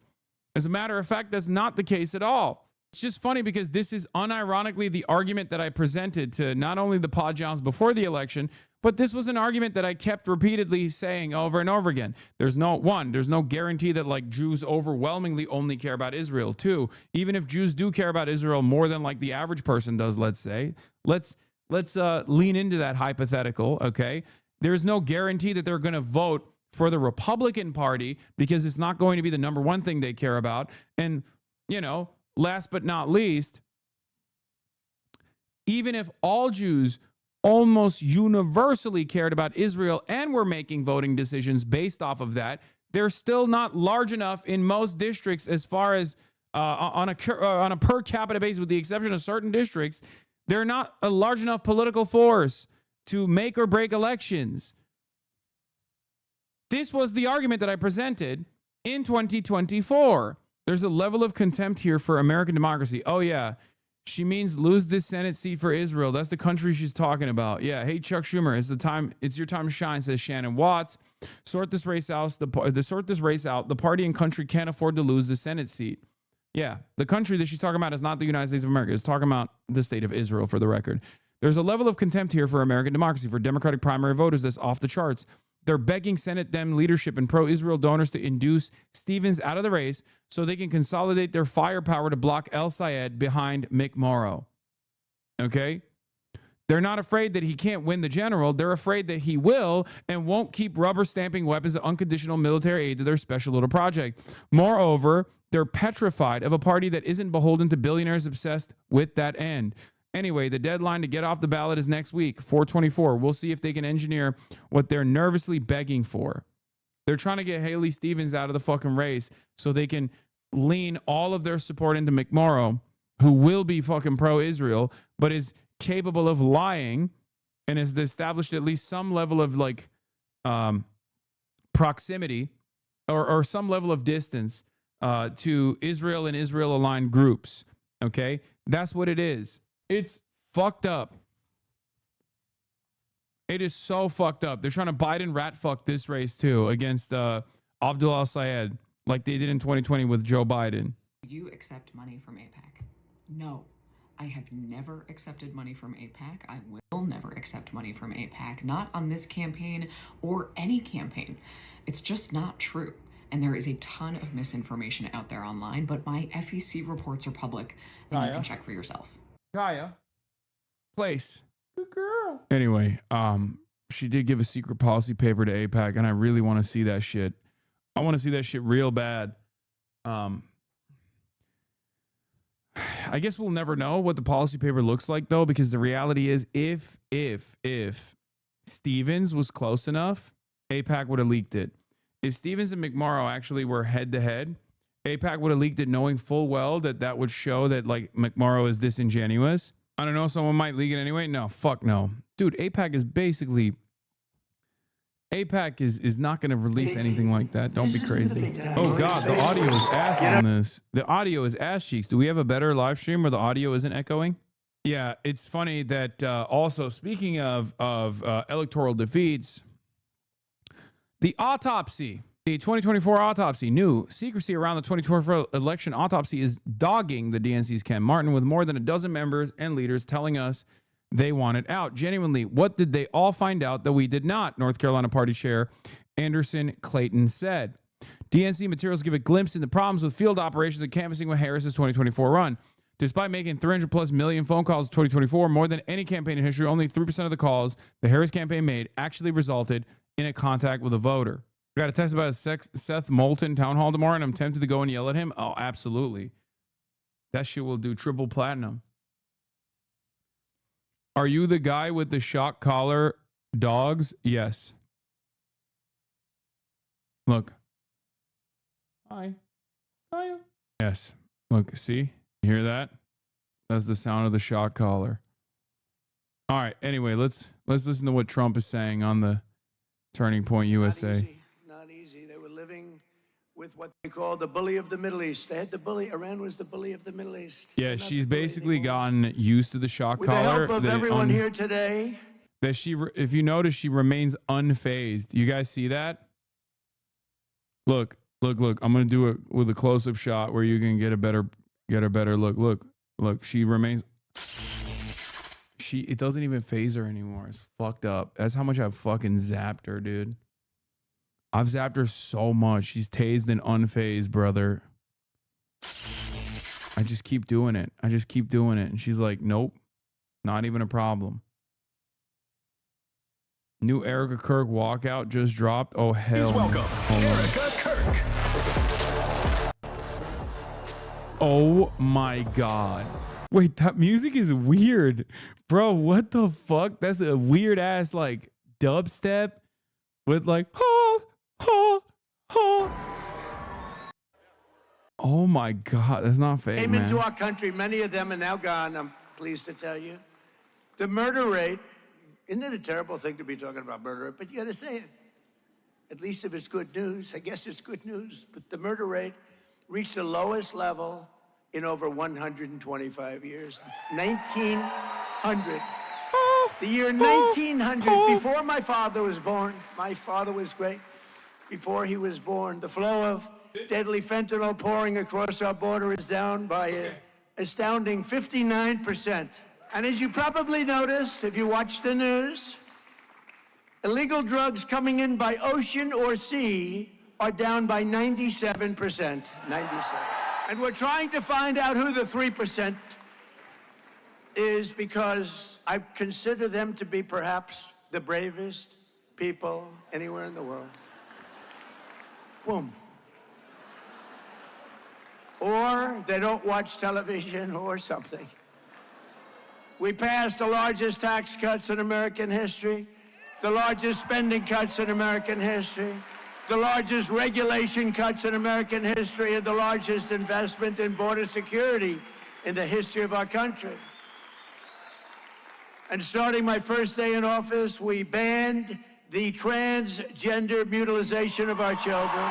We made it the official policy of the United States of America that there are only two genders, male and female. That was easy. Could you imagine if I was up here 20 years ago or 15 years ago, probably 12 years ago, and I said, there are only two genders, male and female. People would say, what the hell is he saying that for? Is he crazy? That's got to be the worst speech I've ever heard. Why is he saying that? Or why is he saying that we got men out of women's sports? Can you imagine saying that 15 years ago? My 15 years RNC ago, clip? you said, and we got men out of women's sports. The audience would say, what's wrong with that guy? That's the craziest thing I've ever heard. And we got critical race theory out of our schools. We abolished DEI across the entire federal government. And we eliminated so-called affirmative action in federal contracting and university admissions. If you get great marks and have great scores, and your boards are good, everything's good, you're getting in. People can't go before. We have a country now that, again, is based on merit. That's the way we became great. But we have to win the midterms, and all of these things It'll stay with us forever. But if we don't win the midterms, I said it during my State of the Union speech when I interviewed and talked to some people backstage. I said, you know, I'd like to have some of these people called out for their greatness. And we gave out, as you know, that night, the Congressional Medal of Honor to a young man who was flying a helicopter with practically his legs shot off. And he landed in Venezuela perfectly with a lot of men on board, like 48. And if that goes down, the Venezuela incredible attack, nobody killed, hundreds of millions of barrels of oil taken out. The relationship with Venezuela is great. We're working. It's like a great partnership. Yeah, I'm the swing voter that's going to be primed and ready to go in the midterms. And I'm at the Turning Point USA conference in Phoenix, Arizona. So I'm really glad that Trump is urging me to go out and vote. Now I'll definitely do it. I was questioning it beforehand, but now I'm doing Democrat was clapping. Then we introduced a war hero from 100 years. He was 101 years old. Gave him the Congressional Medal of Honor for his great heroics. Wasn't recognized until I came along. Not one Democrat clapped. Not one Democrat clapped. And now they don't want to pay our border security. And they don't want to pay our great patriots of ICE. You know, ICE is a tough job. You got those murders that they allowed into our country. Think of it. Thousands of murders came into our country. 11,888, 50% of whom killed more than one person. These are violent criminals. And ICE is tough. And I don't want that job, and most of you don't either. I have a couple of friends in the front row, and they're tough people, but they're not that tough. They don't want that job. And if we don't have ICE, and if we don't have our great Border Patrol, and if we don't have our great policemen, and all of these people, they're incredible. They keep our country great. They keep our country safe. And the Democrats want to defund them. They want to defund ICE. They want ICE terminated. Stop everything and right you know, now. whether you're liberal, conservative, doesn't matter. Democrat, Republican, Independent. Is Jesse Waters trying to wokeify himself by behaving like a gay man because he sees the woke wave?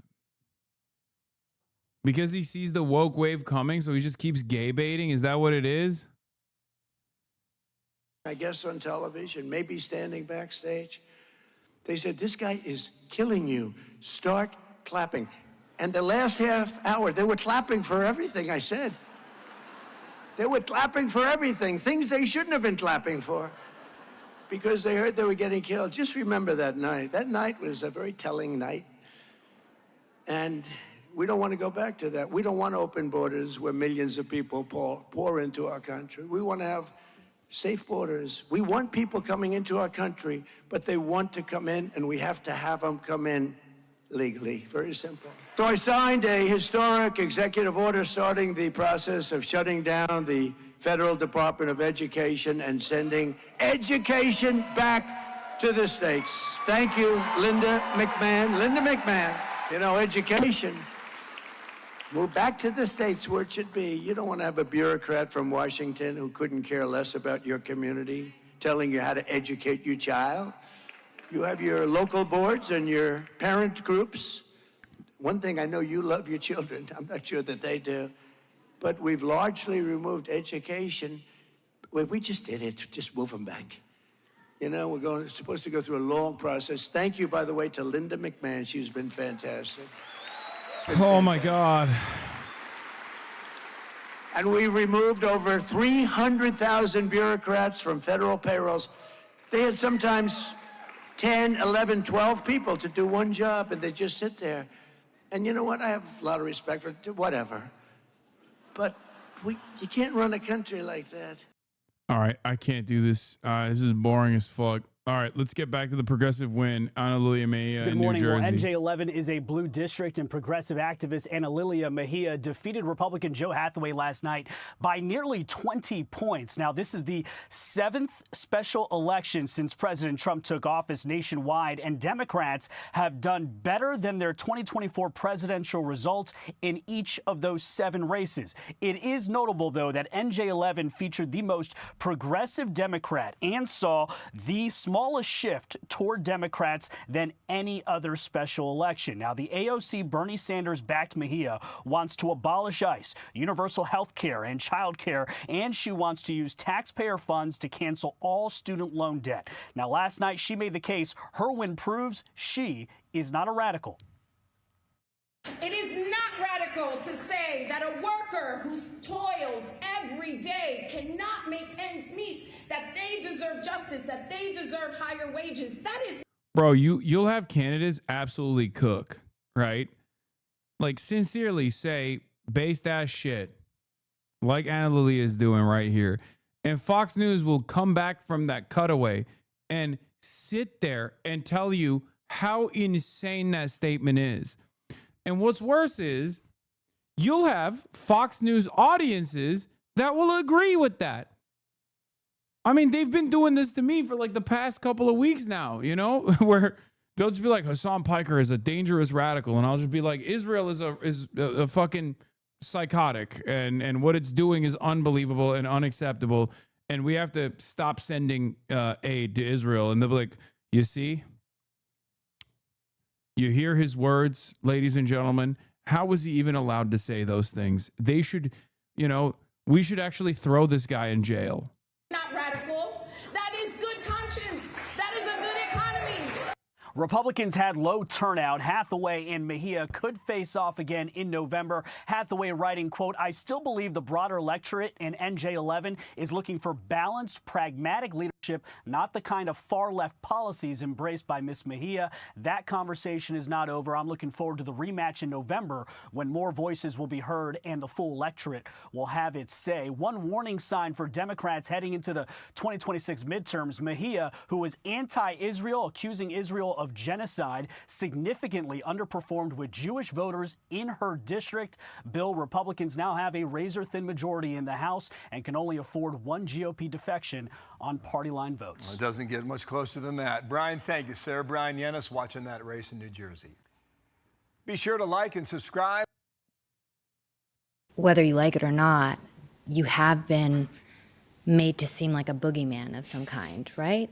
From the Republicans, especially when you were running. So do you feel an added sense of pressure nationally because of the face you've become of the Democratic Party and specifically the progressive part of this party? I'll be honest with you, I don't let myself think too much about what Republicans seek to portray me as. They should cut this and be like, see, he doesn't think too much. We got him. Zoran Mamdani says he doesn't think too much. Is America ready for a stupid mayor?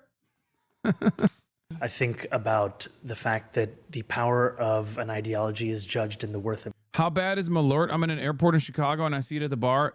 Chatter, stay the fuck away. I'm telling you right now, I'm saving your life. Do not put that shit in your mouth, okay? It is unbelievably bad. It's one of the worst alcoholic beverages I've ever consumed. It might be one of the worst beverages that I've ever consumed. It doesn't taste like something that is supposed to be in your mouth. Everyone that's telling you right now in the chat he's lying, you should try it, wants you to, throughout the rest of your trip in this plane, have the taste in the back of your mouth of like some unholy chemical. Okay, it tastes like you're drinking hairspray or something. Like, it just doesn't. It will fuck you up. Don't do it. I genuinely like it. He's just dramatic. You're such a liar. You've lied to yourself. No real Chicago person actually likes the taste of that shit. Galibaf came out as the Speaker of the Islamic Republic of Iran's parliament, Galibaf, who was a part of the conversations, by the way. And he is responding to Donald Trump. He said, The president of the United States made 7 claims in 1 hour, all 7 of which were false. They did not win the war with these lies, and they will certainly not get anywhere in the negotiations either. With the continuation of the blockade, the Strait of Hormuz will not remain open. Passage through the Strait of Hormuz will be conducted based on the designated route and with Iranian authorization.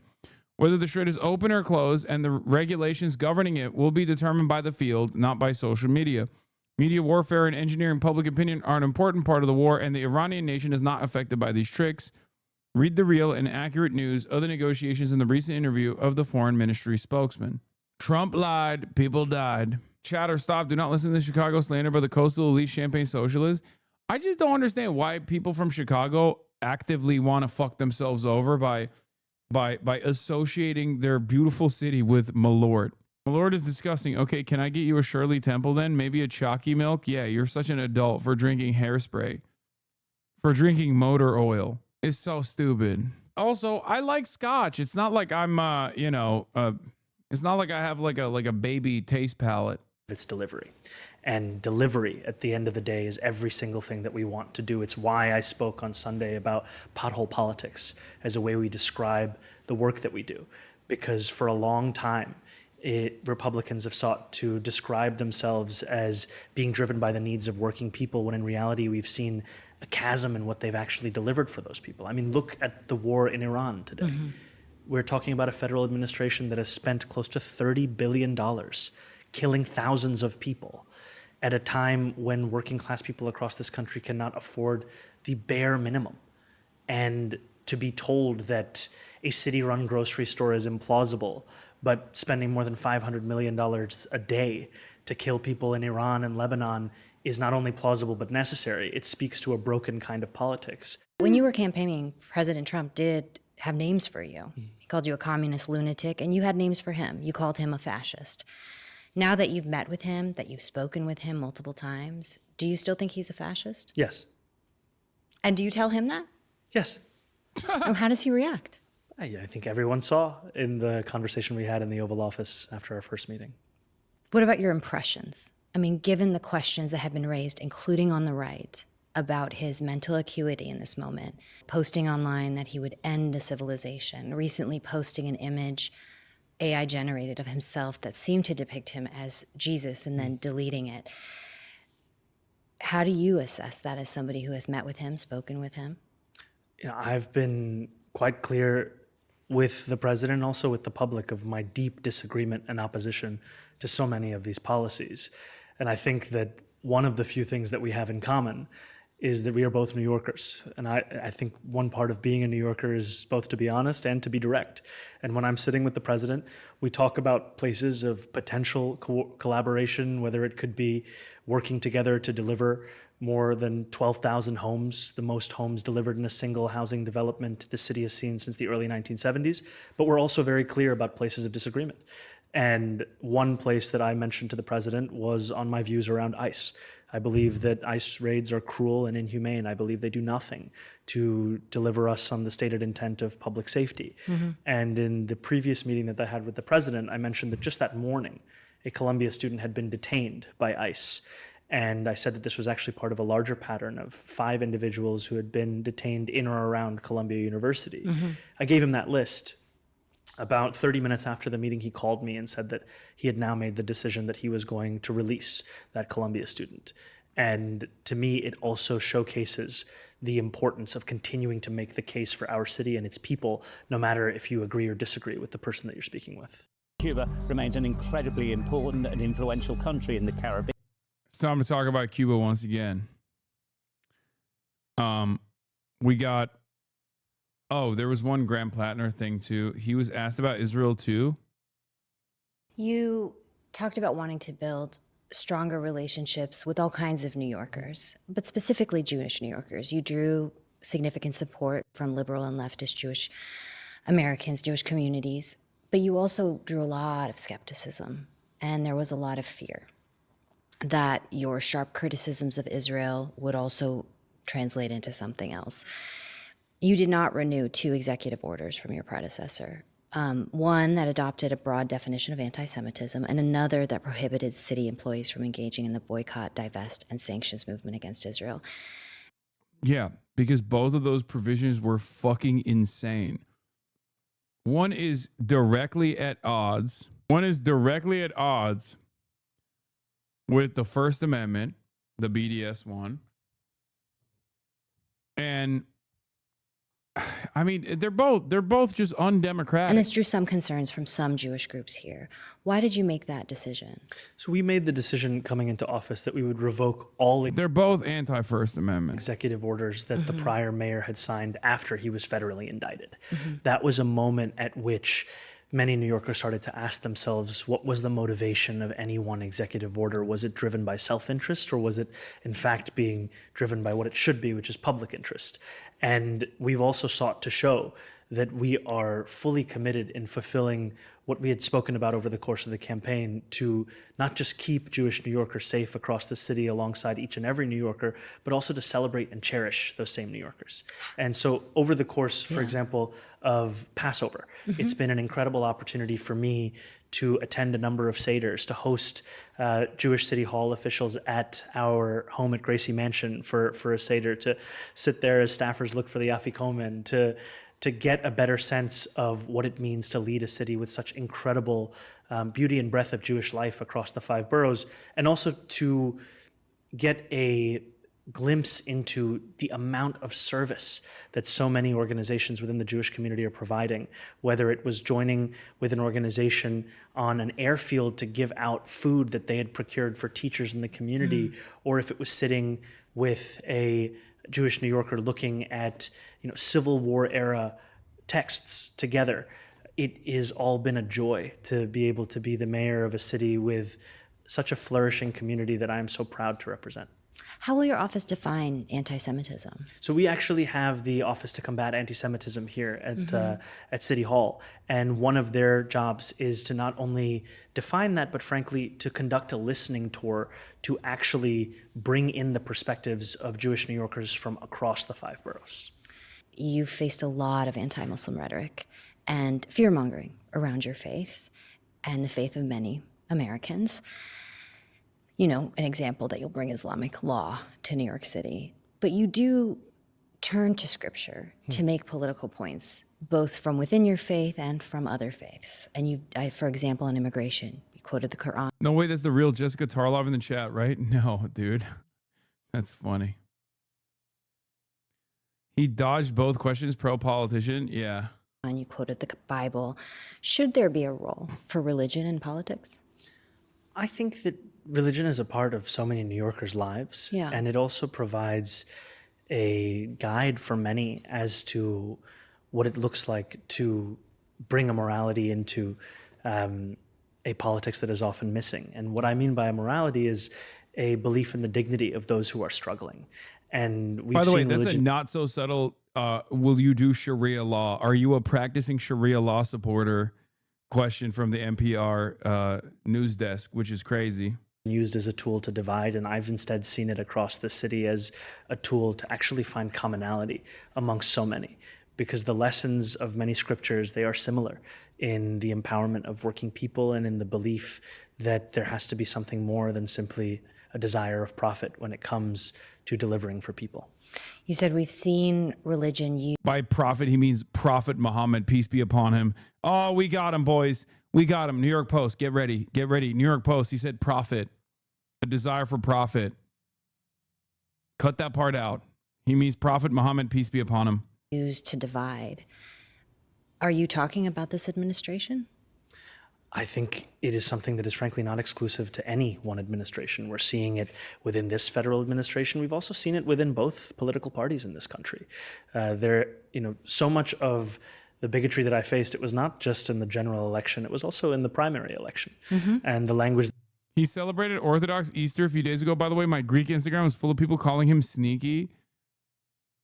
It's so funny that like almost every single criticism that is launched against Zohar Mamdani that's not coming from his left flank, okay, is just racism. It just breaks down to he's a scary Muslim guy and he's just doing this performatively to make me forget that he's a scary Muslim guy who wants to kill me with Shakira law. Like everything. all of the fucking, all of the statements around like Zoran is actually deeply anti-Semitic, just pure fucking racism.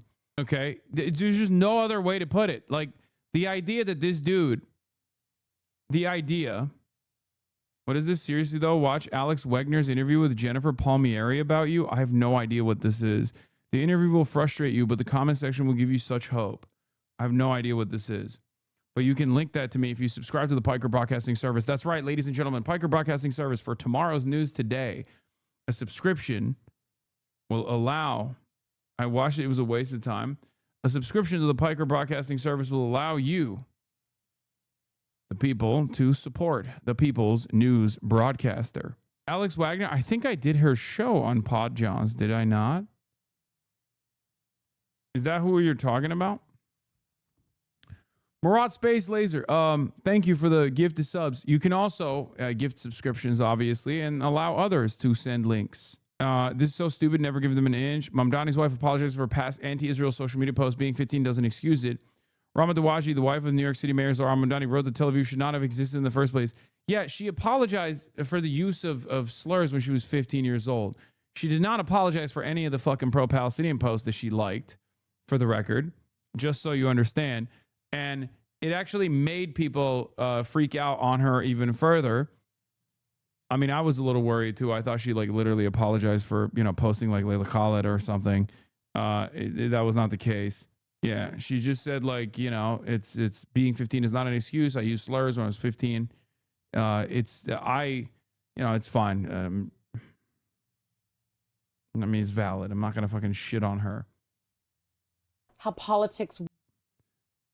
Runaway Country with Alex Wagner and peak awful out of touch arrogant dem strategist. OMG, she's the reason why Schumer thinks he's fine. Neither of these people have a clue. I paid pretty close attention to politics and I didn't know who this guy is. Lifelong Democrat here. This consultant is an embarrassment and should never work in politics again. These are the people that give us Clinton, Biden, Harris. Do not listen to a damn thing they say. Literally, what was the point of this interview? This was just hilarious to watch. This lady represents the establishment and that's why they lose. Centrist brain rot. Yeah, the woman who ran Clinton's campaign and lost to Trump has no business telling anyone anything about politics. The platitudes and drivel coming out of her mouth are everything that's wrong with this party. Her and the gang, oh my God, they're cooking. She knows about Tim Miller and Sarah's take, but doesn't know who Hassan is. Lie. She's selling the same neolib ideas, the same strategy in 2024. Let's move right and lose some more. This guy says, Wolfed Gex, you are gay. Yeah, I fucked your dad, and he loved it. He was quivering. Prostate stimulation. You heard of it? Your dad certainly heard of it. You might have heard his screams when he was orgasming from having his anal cavity penetrated so many times with my penis. I had homosexual sex with your dad. I'm your father now. I'm the stepfather. Nay, I'm the father that stepped up. You're fucking grounded. Take a second off. He orgasmically greeted me. You are straight. I am. But I don't give a fuck. Hey, Hasanabi in chat. I'm currently watching stream on a 2-minute delay on my TV in my living room with my mom, grandma, and whole family. Yep. You had the prostate puckering? Yup. I convinced my grandma to watch for the first time today. Well, maybe your grandma is about to experience what allyship really looks like for the first time ever. Did that guy come back with anything? I want to know. Jen should not discount Hassan Piker. I'm a 60-year-old white woman who loves Hassan Piker. Yes, hell yeah.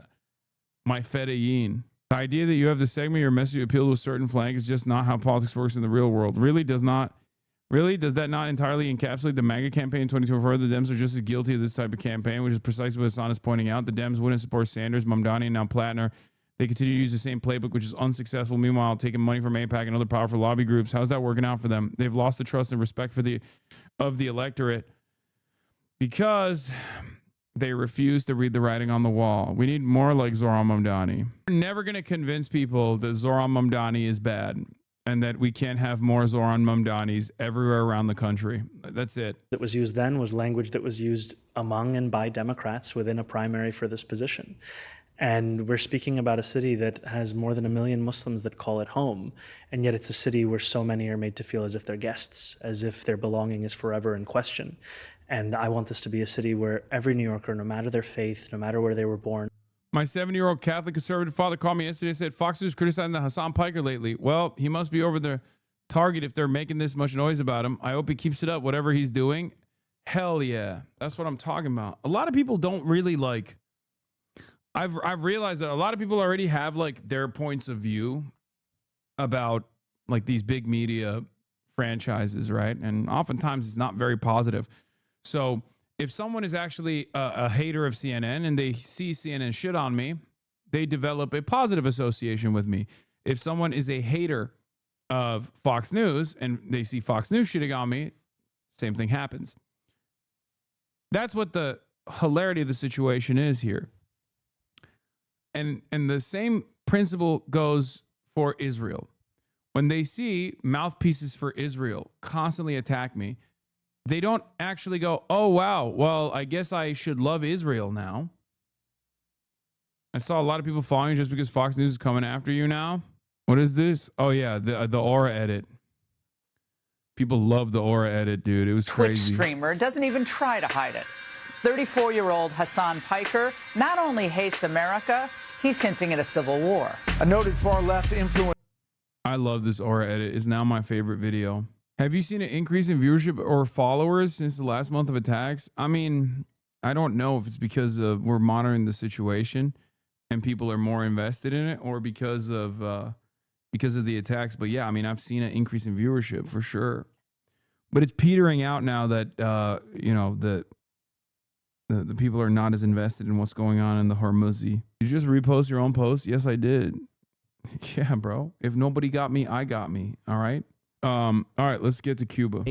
Its problems, though, with fuel supplies, with an economy that's crumbling and a health service doesn't work, has gone on for decades, of course, though it's definitely getting worse because of the oil blockade that President Trump has imposed. A lot of people say it's worse than it's ever been.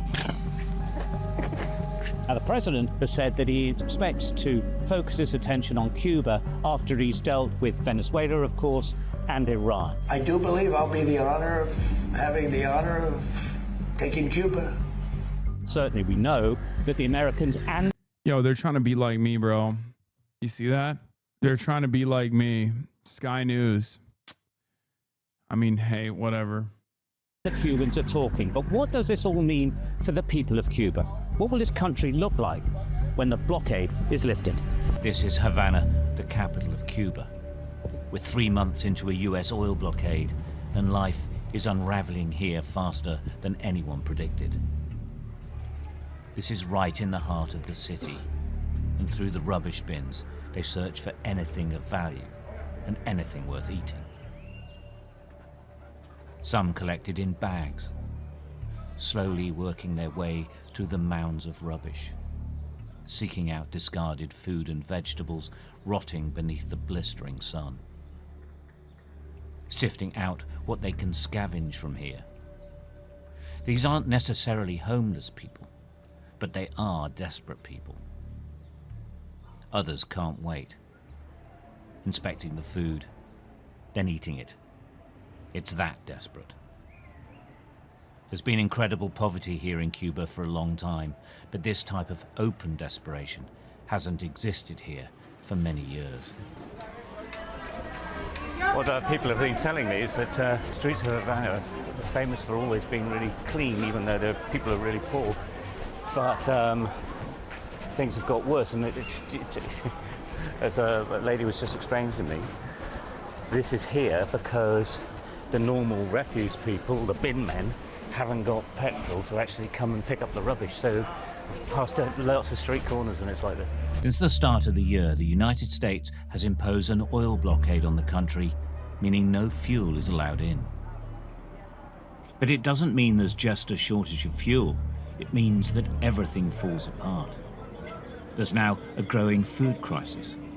Yeah, remember this when you hear from people that like America is a good superpower, the best superpower that we could possibly have. This is the stuff that America does on autopilot. It doesn't need to do this at all. And yet this is the impact of America's cruel and unique mode of punishment also known as its, sanctions regime. Cubans are going hungry. This is economic warfare, every bit as destructive to life here as bombs and bullets would be. The homeless sleeping rough in back alleys is now a common sight where it was once unthinkable. People have to queue to get money from cash machines. There's a money supply issue in Cuba, and that means there's strict limits on what can be withdrawn. Often, there is no money to be withdrawn anyway. People also queue for hours to get bread from barely functioning. By the way, none of this is because of socialism or communism or whatever. It's entirely related to the sanctions. Sanctions created and designed to have these sorts of outcomes. Sanctions enforced by the most powerful country on the planet against a country that is tiny in comparison. Approximately 10 million people living 90 miles off of our coastline. Government-controlled bakeries. They're limited to one piece a person when there is any to be had. This is a government ration shop known as a bodega. They're meant to provide essentials at cheap prices. The shelves are virtually bare. I mean, that's also not, there are definitely markets that sell a decent amount of product. Like, I don't think that's, it's not as bare all over the place for sure, at least from what I saw. Some places absolutely were bare, some places were not. An emergency load of rice was being delivered. This is humanitarian aid. Cuba can't produce enough of its own. What we found was that more often than not, the bodega stores were completely empty or shut in this current crisis. Pharmacies as well have just empty shelves. This one appears to be open, but it seems there's virtually nothing in stock. Have you seen your criticism from deculturation? No. I have no idea what that is, but that sounds like a sweaty ultra. Please help me with 1 minute here. Chatters, I have a serious question. Do I have to respond to every fucking person that has an opinion? Like, genuinely. Like, do you feel like there's something productive? Should I just stop watching what American imperialism is doing to Cuba right now and adding additional commentary from my own personal experience when I went to Cuba, and instead hear whatever the fuck some random dickhead had to say, whose only mode of activism is to fucking chirp about me? Is that what I should do? No, half the time it's the person or their boosters coming in to try to get a boost off her coattails. One man, an English teacher, approached me, asking if I had paracetamol. He explained he didn't have enough money to buy medicine or milk in shops that aren't run by the government. I'm an English teacher. I teach a teenager in high school. But we have very few possibilities to buy new shops, because the new market is, we can't afford. I mean, the people who live like me, like a wage, my income is 2,500 pesos like a teacher, and I can't afford to buy a new shop. Cuban state failing to find a way of dealing with this crisis. It's fallen on charities to provide some help. The community of Santegidio Charity is now trying to feed a growing number of the most vulnerable. The elderly and homeless line up for a bowl of pasta, dished up by volunteers 3 times a week. It's a lifeline to these men and women, but the charity's resources are stretched and limited. Well, the statistics vary, but somewhere between 72% and 90% of people in Cuba live in extreme poverty. About 3/4 say that they miss at least one meal a day because they simply can't afford to buy the food. They just haven't any ways of getting to it. For these people, the most vulnerable in society, this is the absolute lifeline. This is possibly the only proper meal they're going to get today for certain, but maybe for large parts of the rest of the week. Linares Suarez Cardenas, the charity's charismatic senior manager, says this crisis is getting worse. They're now feeding children, opening schools and trying to provide medical care. They never used to do this before. Life has been tough in Cuba for many years, she says, but the US blockade is pushing it over the edge. First off, how important are these meals for these people here? Solamente, no es que andar, entonces esto es algo que por lo menos reciben una alimentación.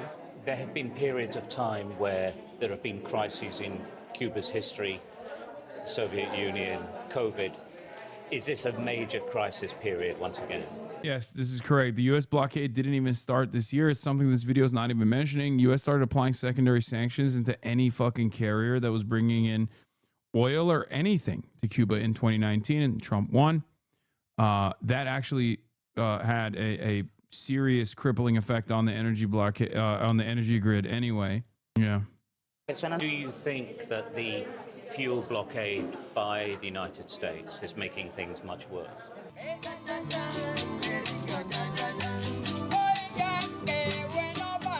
Every economic sector in Cuba is being affected by this blockade, and one of the most obvious casualties is tourism. Sparkling classic cars, typical of virtually every image you've probably seen of Havana and renovated for tours of the city, now stand empty.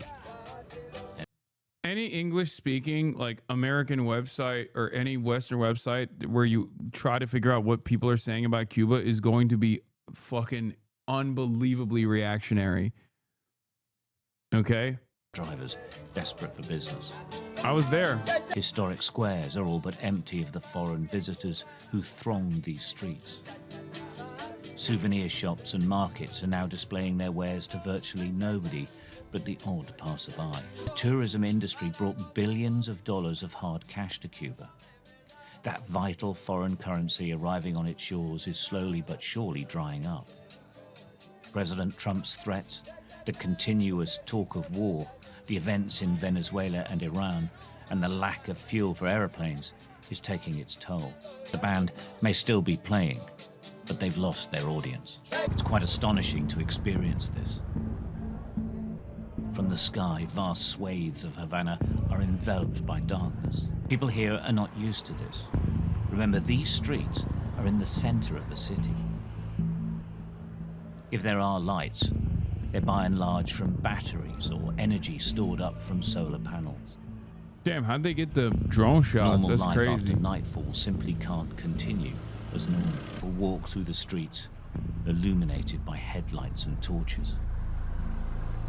Others wander around making preparations to go to bed. It is strange, even quite frightening, driving around in this darkness. Cuba, powerless to provide its people with power. One of the country's major hospitals is a beacon of light surrounded by darkness. Its generators keep it functioning just. Like the rest of the country, just about functioning is as good as it gets. Just because it's daylight doesn't mean there's power. Some of the power cuts last for days at a time. Yep. Some areas are restricted to a single hour in every 24. Petrol stations are now routine. Why do you think corporations aren't helping Cuba out? First of all, corporations that aren't moral actors. If anything, they're immoral actors. That's number one. Number two, corporations could genuinely profit from doing regular trade with Cuba. It's just America will sanction them and destroy what remains of that profit incentive anyway. Routinely closed. There's not a fuel shortage at these stations. There is no fuel. Queues immediately form when news spreads that a garage has received a small supply of petrol. But it's never very much, and prices have gone through the roof. Cuba's revolutionary heroes still look down from the monolithic buildings and sports stadiums built to celebrate the country's new beginning decades ago. American economic sanctions have combined with the country's own mismanagement to leave many of these structures in disrepair. A lone athlete trains in the country's once formidable center of sporting excellence. The Pan American Stadium is now a crumbling monument to a past era. There's no money to rebuild this. There's no money at all. In the warmth of an early evening sun, young men gather in the square for an improvised game of handball. We're in a small town near Pinar del Rio, a farming community a couple of hours out of Havana. This is typical of most of Cuba's rural communities. There's not much going on. Pretty much everyone is poor. Unemployment. He blamed the American sanctions of the country's own mismanagement. Yeah, I mean, mismanagement, of course, also plays somewhat of a role, but it's so marginal that I feel like it's inconsequential to bring up. Is high, and more often than not, there's no electricity these days. When we arrived, there hadn't been power here for 2 days. When power comes on, people charge their electric scooters and car batteries to run lights in their homes. Many make use of bicycles as well, and of course, horses and donkeys.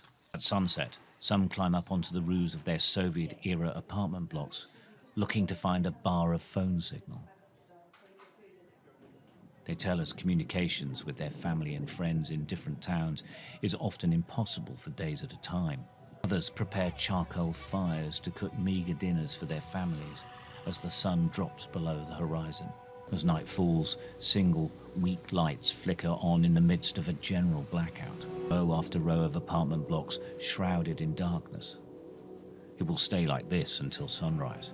Right, communities like this one across the whole of Cuba have had problems with power shortages for a long time now, but everyone who lives here tells us it's getting worse since the fuel blockade imposed by President Trump on Cuba has really kicked in.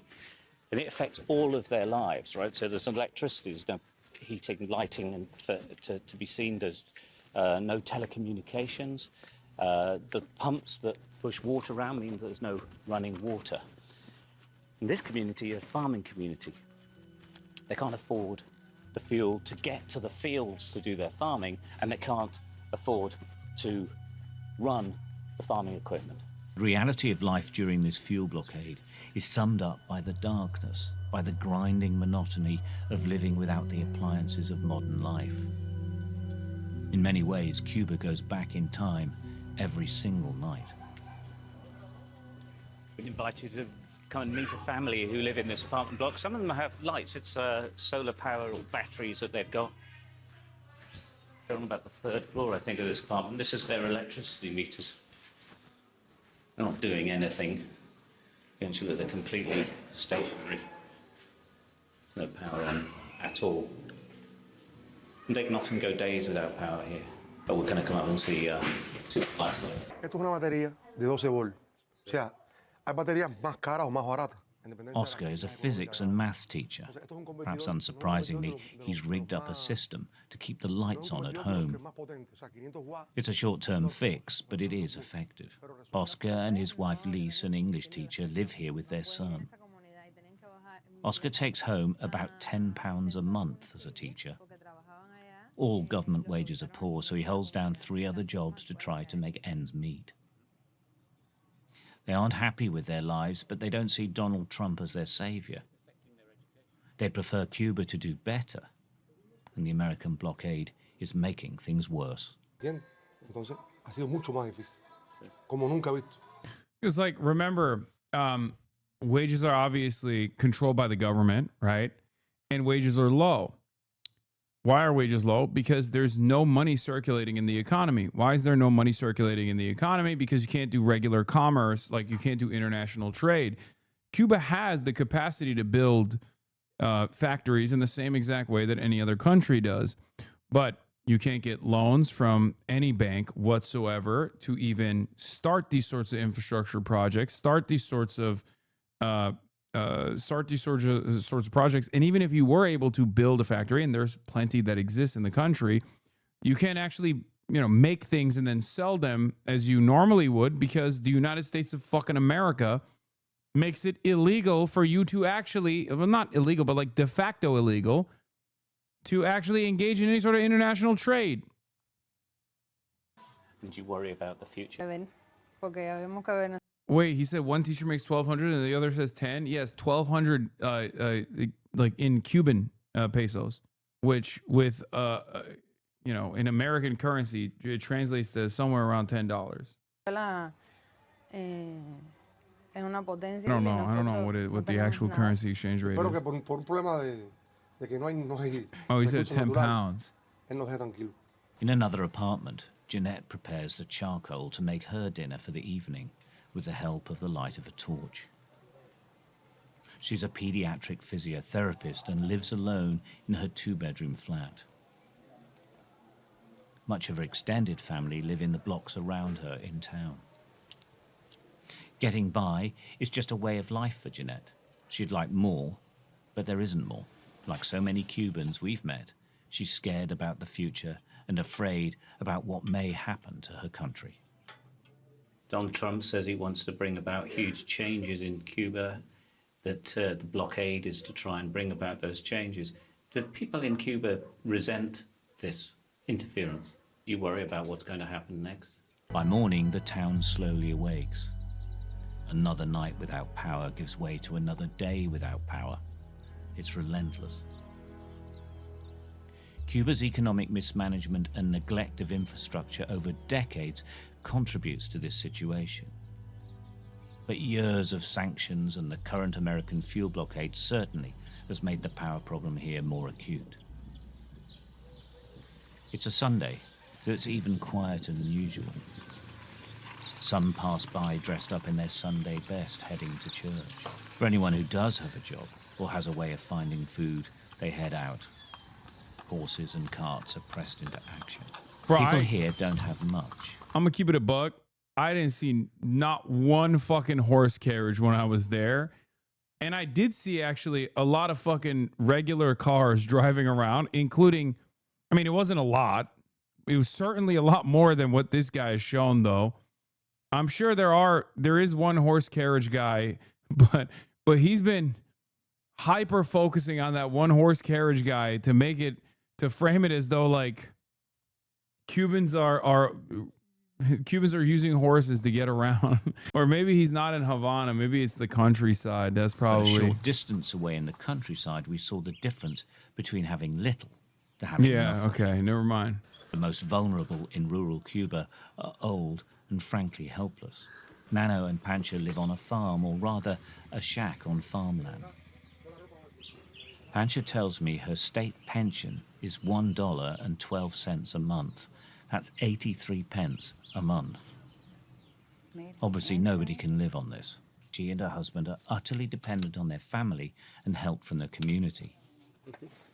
The Cuban government doesn't like anyone seeing this type of poverty, but it is very real.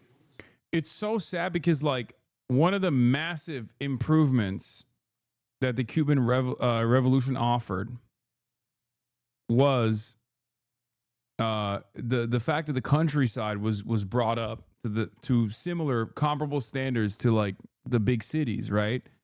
That was a huge deal. Like the Cuban Revolution was able to improve the infrastructure all around the island, bring literacy rates up.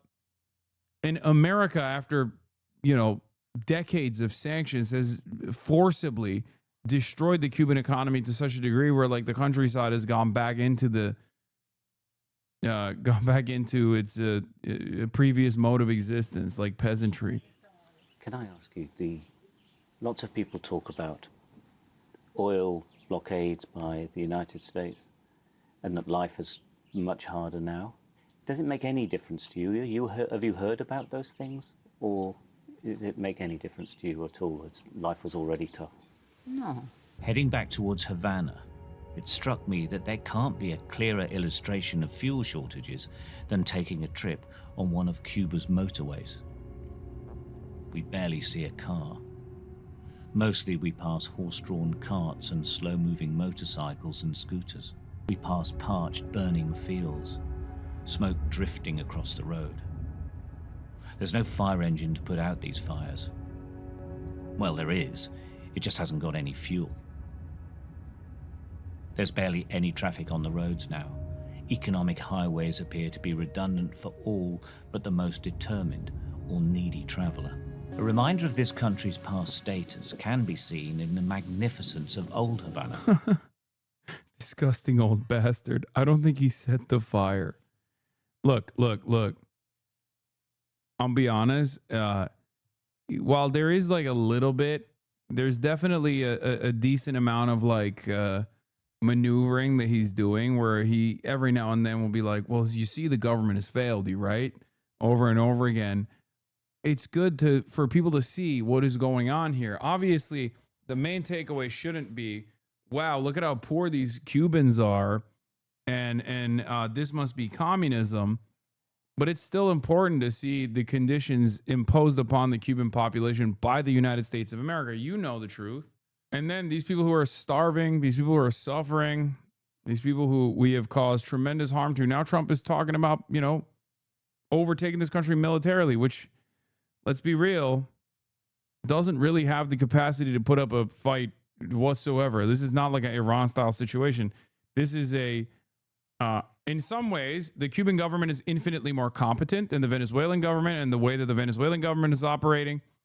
But also, in many other ways, they do not have a fraction of the military force that the Venezuelan government had, because Venezuela is an oil-rich country at the end of the day and was able to build military forces. And all of that amounted to nothing, of course, because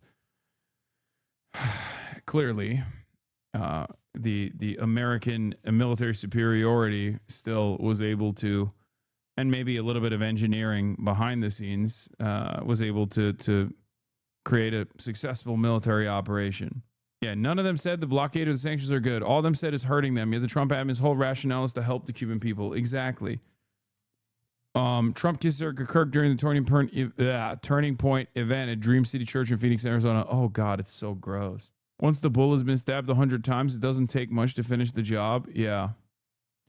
It's crazy to think that Cuba had like a pretty competent military force, first strike capabilities against the United States of America in the USSR era, nuclear arms, Russian nuclear arms that were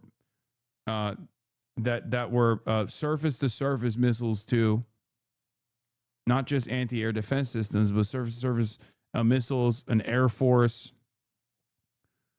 It was a sovereign state. America fucking hated that shit, obviously, but this is why I say, Khrushchev was a lion. With its beautiful, ornate neoclassical mansions, Art Deco buildings, and Baroque churches that marked out Cuba as a special place for hundreds of years. To a degree, it still exists at first glance. Yeah, it has a lovely... Yeah, Cuba not only had a very competent military force, but they straight up sent that competent military force to Africa to play a formative role in liberating African nations. feeling about it, that Spanish colonial look. Parts of the centre of downtown in the old city are in good nick. But actually look a bit more closely in Havana. These are some of the most iconic buildings, hotels, that are actually completely and utterly destroyed, emptied. It looks more like a war zone than a major city, the capital of a country. Sort of, you have to scratch beneath the veneer up here. You don't have to scratch very far. You see just how much trouble Cuba is in. The truth is, the buildings are neglected and slowly falling into ruin. It's true. In the midst of this once It's magnificent so beautiful too. It's so sad. It's so fucking beautiful. City, many of its people are living in squalor, clinging onto existence in buildings from a different era. It all adds to the sense that this large Caribbean island, a dominant cultural and political symbol, and still regarded by its island neighbors as a regional powerhouse, is being strangled because of its political inclinations that took root here a couple of generations ago. Observers, neutral or otherwise, agree people can't continue to live like this. Current fuel embargo is quite simply collective punishment on a mass scale. President Trump says Cuba is next, but nobody here, and perhaps not even in the White House, have any idea what next means. The merry-go-round of threats, sanctions, blockades, and sometimes negotiations about the future go on. When it stops, is there even a future for this generation? Is there even a plan? Ceasefire broken. Explosions throughout southern Lebanon. Israel carrying out huge amount of detonations of Lebanese infrastructure. Qantara, Qiyam, Nakura, Al-Bayada, Chama, and Hula being destroyed. Very unsurprising that they're doing that. Babacığım. Peki. Doğru değil. Sit. Sit. Dur bir dakika. Aç sen aç. Sit. Good girl. Okay. Okay. All right, let's start with Just this. because it's my patriotic duty. Have you condemned Hassan Piker? I have not. What? Do I have to leave now? You do. I mean, in fact, we're calling the cops. Go back down the stairs. In fact, we're calling the cops. Yes. No, up the stairs and down. That's We literally brought you here to ask you to condemn him. Go back down the stairs. Yes, get out. I mean, I obviously do because I'm a patriotic American. No, just I guess that for people that aren't aware, there was a small kerfuffle. There was a small kerfuffle. There has 3-week-long media cycle. A 3-week-long media cycle where there's a lot of centrist Democrats and pro-Israel donors that are trying to discredit Hassan in particular because he has joined up with progressive candidates across the country, including yourself, doing rallies. We played some footage of it earlier this week at Michigan and Michigan State of the lines that were outside of your rallies to see you and Hassan together. And the queen from Western PA, Summer Lee. Summer Lee, gotta say. In all this coverage, the thing that bothers me the most is the Summer Lee erasure. It's because she's such, what did you call her, the Tim Duncan of the progressives in the House? That is so good. Yes. Oh my God. Yes. Phenomenal fundamentals. Phenomenal, right? but You're like not, squares her shoulders, takes a shot. I'm yes, like, whoa. But she's not gonna be like the flashiest or the one that's seeking the. But the truth is she is also flashy too. I don't know why she doesn't get the shine she deserves. Honestly, it is pretty crazy because she can be flashy. I mean, she's a brilliant orator. I mean, she's great. I do wonder about that a lot. Misogynoir, maybe. That's probably what it is. That's what it is, right? Because like, I feel a similar way about Ayanna Pressley, who also is occupying her own lane and has been, to my surprise, a little bit, because I thought she was going to be like one of the weaker members of the squad. I mean, this was many years ago at this point, so like it doesn't matter. I'm just saying like that was my initial assessment. I was so wrong. She's also been really amazing. Like she's been one of the best congresspersons in general as well. She's very progressive. Obviously Summer Lee is probably one of she's like top 10 in Congress. So it's really interesting that the only black woman that was able to cut through that noise outside of just like being in Congress for many, many decades has been Jasmine Crockett. And it's kind of unfortunate that like her policy side was not up to par with some of these other people that we're talking about, right? Like she was nowhere near as bold in her policies, but yeah, it's got to be because she's a black woman, like the Summer Lee erasure, because she's so phenomenal, dude. I love her so much. She is incredible. The Emerson pollster talked about you to the Forbes. Wait, what the fuck?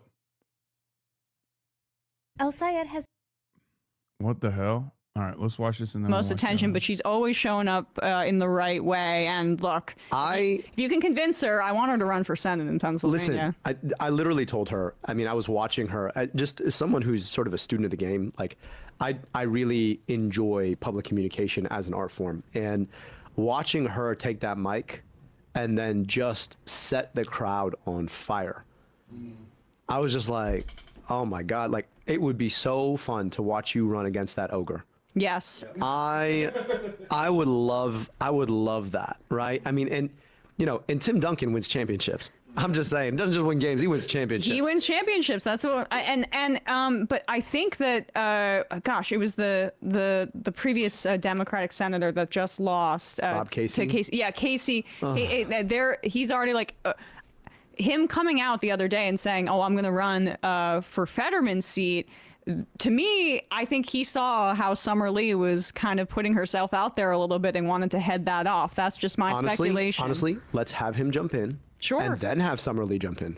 I actually love those odds. I love those odds too. Well, I mean, if there's any other white dude who wants to run in Pennsylvania, right, preferably over the age of 60, right, please jump on in. There is an open U.S. Senate seat, and then like Summer Duncan's jumping in. Yeah, exactly. Ray of Sunshine there are so many plays on her name. I love it. It really could work. And she's exactly the kind of voice that people are craving, similarly to what you're seeing with your campaign. Like, this has been a long campaign process so far. And I was looking, Michigan primary's not till August? August. And we've been at this now for a year. Yeah, we're celebrating a year into this campaign on April 17th. Yeah, so just reflect on, I think, one, your surge in popularity is really coming at the right time right now. I know that these attacks on Hassan really backfired because didn't you guys get a lot of small dollar contributions once there was more sunlight on your campaign through this? It's been a bit of a slower buildup, but right now it feels like there are a lot of establishment Democrats panicking about where you're at in this race. Yeah, I mean, look, we had a clear sense of the race we wanted to run from the jump. And I also knew it was coming for me. We watched it happen in 2025. I mean, just to speak to the controversy, quote unquote, TM. Hassan was invited by Vice President Harris to the DNC to stream from the DNC. Yeah. The last time he appeared with anybody in this race, it was actually Senator McMorrow, who was also at the DNC speaking. And then the audacity that we have to do the same thing that Vice President Harris did, it was wild to me. Now, look, I knew that there were going to be some voices, particularly from the pro-genocide wing of the Democratic Party, that were going to come out and say, well, how could you? I didn't realize it was going to be a 3-week news cycle in a news cycle that should have been 100% focused on an illegal, unjustifiable war. And then people ask, well, why do we lose?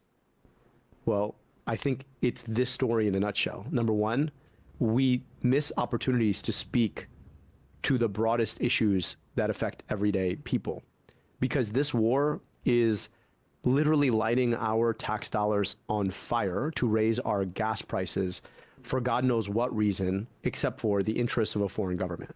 Then there's the fact that people are frustrated because we're campaigning. My understanding of politics now, like I study complicated things, okay? Mm-hmm. This one's not that complicated.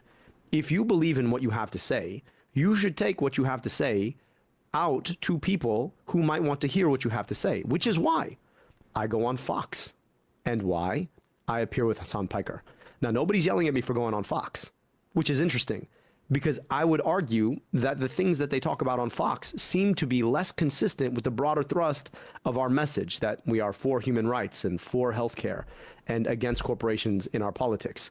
But now what's happened is, because of the power of money in the Democratic Party, there are a lot of folks who are jumping in and echoing this because they're afraid of what it means for the flow of AIPAC and other pro-Israel money into the Democratic Party. And so how dare we speak to that issue if it's going to interrupt the flow of the gravy train to Democrats? But here's the problem. I would rather have our morals than have their money. And that's the thing that they find so frustrating. But you're also campaigning in such a Muslim way. Narrowing your eyes. I generally, when I make comments to people, I slip my gaze. Yeah. And then I just speak in an accent. Yes, right. Really play it up for people that don't realize. I mean, the Free Press, I guess that was Olivia Reingold wrote about you in a way that would make like the racist cartoonists in the South blush, like in the Jim Crow era. I mean, I just, could you reflect on the Islamophobia that's been directed towards you? Honestly, and Hassan is a stand-in for that too. That's really what they're saying. Your opponents are afraid to attack you on a racist basis, so they're attacking Hassan on a racist basis. Look, I'll just tell you this. You know, I'm surprised they didn't come from my beard. Like, cause like as a Muslim dude, as an Arab dude, you're supposed to have a nice beard. Like, I got a weak ass beard. I don't know what it is. I always have. My dad's got an incredible beard. All right, he's got 2 sons. My brother has a different mother than me, and both of us got weak ass beards. So, in some respects, part of me was just like, at least if I had a nice beard, I'd be like, damn, like come at me for my beard, but I'd have an awesome beard though. Right. You know, at the end of the day, it's not my job to defend myself. Yeah. It's not. Like I'm not in this because I need to defend myself against their attacks. I'm much more focused on defending people who have been subjected to a politics that is literally picking their pocket to drop bombs on other people rather than to provide them health care or make sure their kids go to a dignified school. Breathing room to the Islamophobia. I'll let you guys comment on that. It's not my job. My job is to focus on the issues that I've been fighting on for a year now, and frankly, 10 years since I jumped into public service. I want money out of politics, money in your pocket, Medicare for all. If they're going to come at me as a stand-in for something, if they're going to try and otherize me, if they're going to try and say, you know, I don't believe enough in American values, those are not things I haven't heard before. I've been me my whole life. Right. And at the end of the day, I know enough to know that we are our best when America empowers one another despite our differences. And the most amazing thing about the democratic process is that we're constantly testing whether or not America is as big as she says she can be. And guess what? Most of the time, that test comes back positive.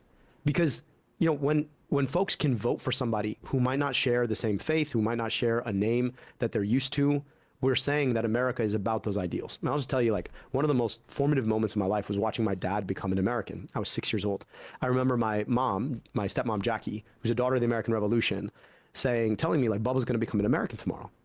And I looked at her for a minute. I was like, what do you mean? Like, and I'm expecting he's like going to come out with like blonde hair and blue eyes, right? Because like, that's what I always thought when I was a little boy. Right. Like, that's American, you're Egyptian, right? And I watched him swear an oath to the Constitution, and coming out of it, he still had his accent. He still looked like me. And she's like, Bubba's an American now. I was like, no, he's not. She's like, yes, he is. America I is told you, not he loves America, about bro. what you look like. It's not how you sound like. It's what you believe in.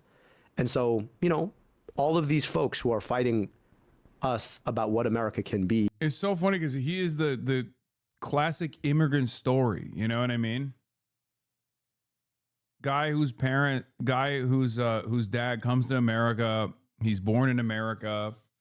He fucking loves America. Like, this is it. This is the most beautiful story about America. I know I'm fighting for an America that is as big as she says she is. The America that's always given me so much, and that really should be about giving us so much more. And making a positive case for immigration is something that I think the Democratic Party is starved for. In your time campaigning throughout Michigan, what have voters said to you about ICE and your message on this as somebody who is the child of immigrants? Yeah, I went to Minneapolis at the height of Metro Surge. And I went because I wanted to understand what it looks like when our federal government weaponizes itself against the Constitution under the pretext of immigration. Everybody who has looked at this honestly understands that ICE has nothing to do with the southern border, has nothing to do with immigration. Because, like, I don't know, I learned maps. Minneapolis, nowhere near the southern border. Michigan, where they're setting up, nowhere near the southern border. This is about weaponizing a paramilitary force against the Constitution itself. And I think people understand that. And what's funny is watching folks who should understand in their bones how un-American this is, talking about reforming or retraining. I'm like, what do you say to the ICE officer who used a little boy as bait? Like, can you imagine the PowerPoint slide? Like, you're the guy who's supposed to design the PowerPoint slide to teach that guy to do something different. I'm sorry, but like, if your humanity did not stop you from using a child as bait, you do not deserve to work in the federal government anymore. You never deserved that in the first place. So people understand that abolishing ICE is not this extreme fringe position. Abolishing ICE is the moderate position. Holding people accountable who broke constitutional law, right? Forget civil law, right? Like, I mean, immigration law is not criminal law. It's civil law. It's like you didn't pay your parking ticket law. And they're breaking the foundational law of the land, the Constitution, over the idea that we ought to be enforcing civil law with guns covering our faces. And it's also, it connects with your broader critique of America's support for Israel and our support for the genocide in Gaza, because immigration enforcement didn't always look this way. But since 9/11, this has been the infrastructure that the United States has built out, and it's affecting not just the hundreds of thousands, if not millions of people who are currently being impacted through violence with U.S. bombs and Israeli bombs as well, but it affects people at home. And has that been a salient kind of argument for you on the campaign trail, connecting the struggle of everyday people in Michigan and even their experiences with ICE, which I think is a part of this? I don't think it's a part of the same infrastructure. Have they made those connections? Do they understand fundamentally how linked we all are here? So fundamentally. And here's the thing about it. Like, I don't need the good people of Michigan to understand the plight of the Palestinian people to want to stand up against this. I just need them to understand their own plight. Every dollar that we send abroad to subsidize genocide, every dollar that we send abroad to drop bombs in Iran or bombs in Lebanon or bombs in Gaza is a dollar that we're not spending to provide your kid a good school, your kid healthcare, your kid dignified infrastructure that you guys drive on every single day. And at the end of the day, we are getting our pockets picked by our own government, being wasted around this idea that somehow we've got an enemy outside at the gate or we've got enemies within, when really at the end of the day, the enemy is this idea that we cannot invest in ourselves and build good things for each other.